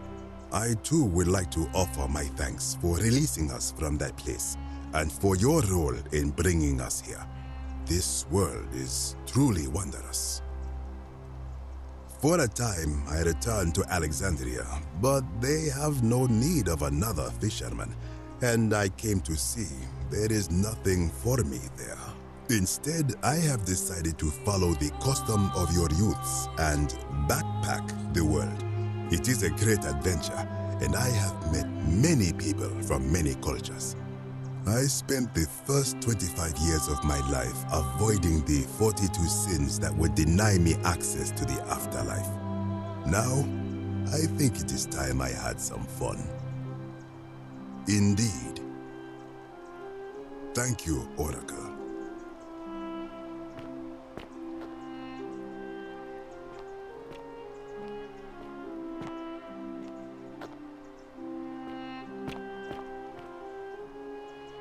Hello there.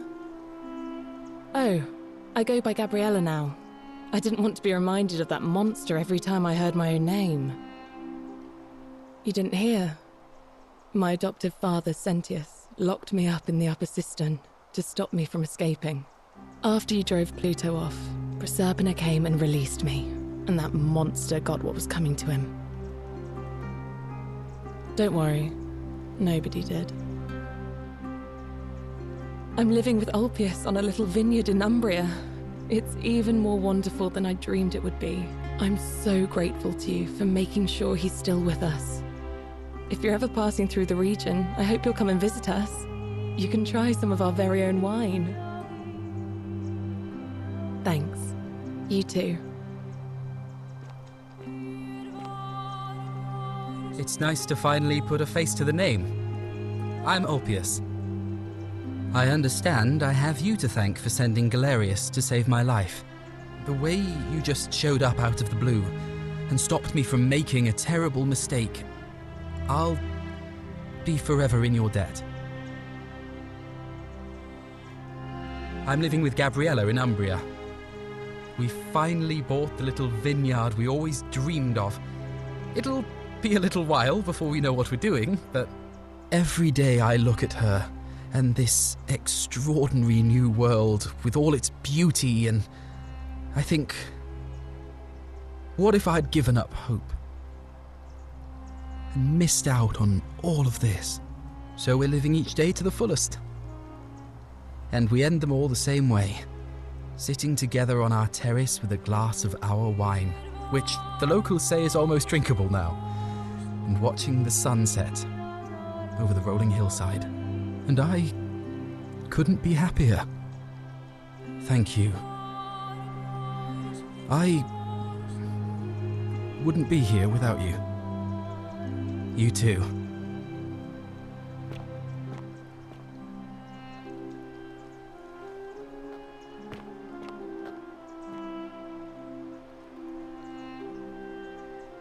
It's so nice to finally meet you. I've heard so much about you. I wanted to thank you personally for getting us out of there. And for helping Rufus come to terms with himself.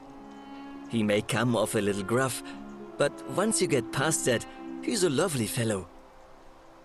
I'm studying to be an architect again, and living with Rufus in our beautiful flat in Rotterdam, just down the river from Nijmegen, where I grew up. Of course, it's improved immensely since I was there last. Gleaming futuristic buildings and clean streets full of educated, accepting people. You natives of the 21st century have no idea how fortunate you are. You too. If you're ever in the Netherlands, we'd love to show you around. It's the least we could do.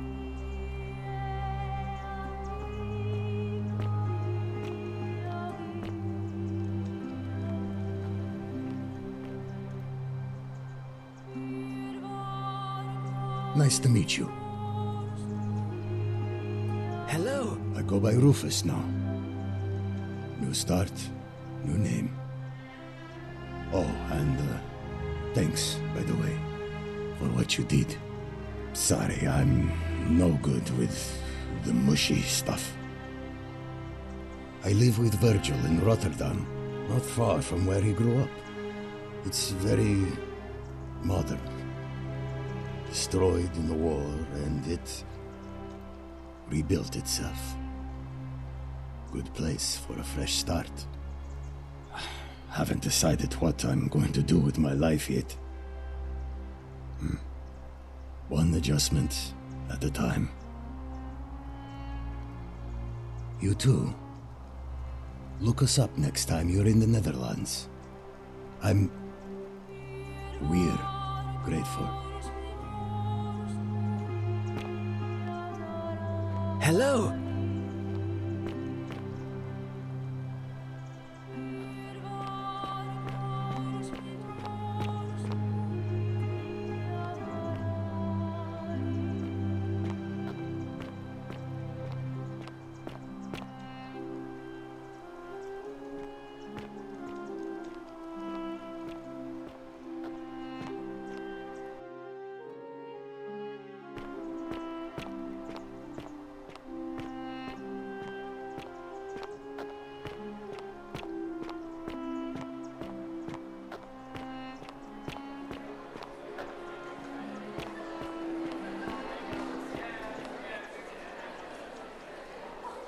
There you are.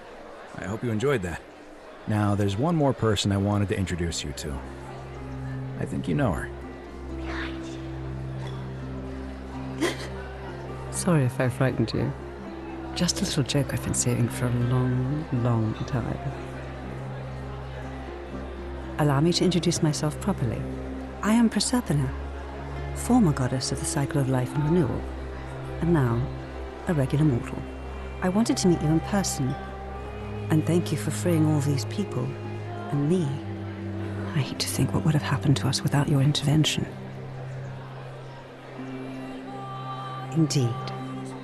Suffice it to say that while Pluto was controlling the eyes and ears of each golden statue, I was able to control their tongues, and whisper to you when he was distracted. I am sorry my messages were so cryptic. There were only ever brief windows in which I could speak to you without being detected. I did. I may have given up my immortality, but I still retain my gifts as the goddess of the cycle of life and renewal. After witnessing Pluto punish countless poor souls over thousands of years, I knew this generation, the final wave, would not survive. So I tried to give them a way to buy more time. A second chance. Rather, as many second chances as they needed to avoid his wrath. I don't know what happened to him. I haven't heard from him, and I rather hope it stays that way. Oh, she inherited dominion over the underworld. Last time we spoke, she was working on a new world of some kind. She wouldn't say what it was, but I'd be surprised if you don't run into her again. I imagine we all will, one day. And you, although it feels like I've known you forever. Oh, and one last thing. Do you remember all those golden statues scattered throughout the city? Good, because they remember you. Well done, my friend. Of all the heroes who ever journeyed to the underworld and returned, none came close to achieving what you did. Hercules, Orpheus, Theseus, and Aeneas would be proud.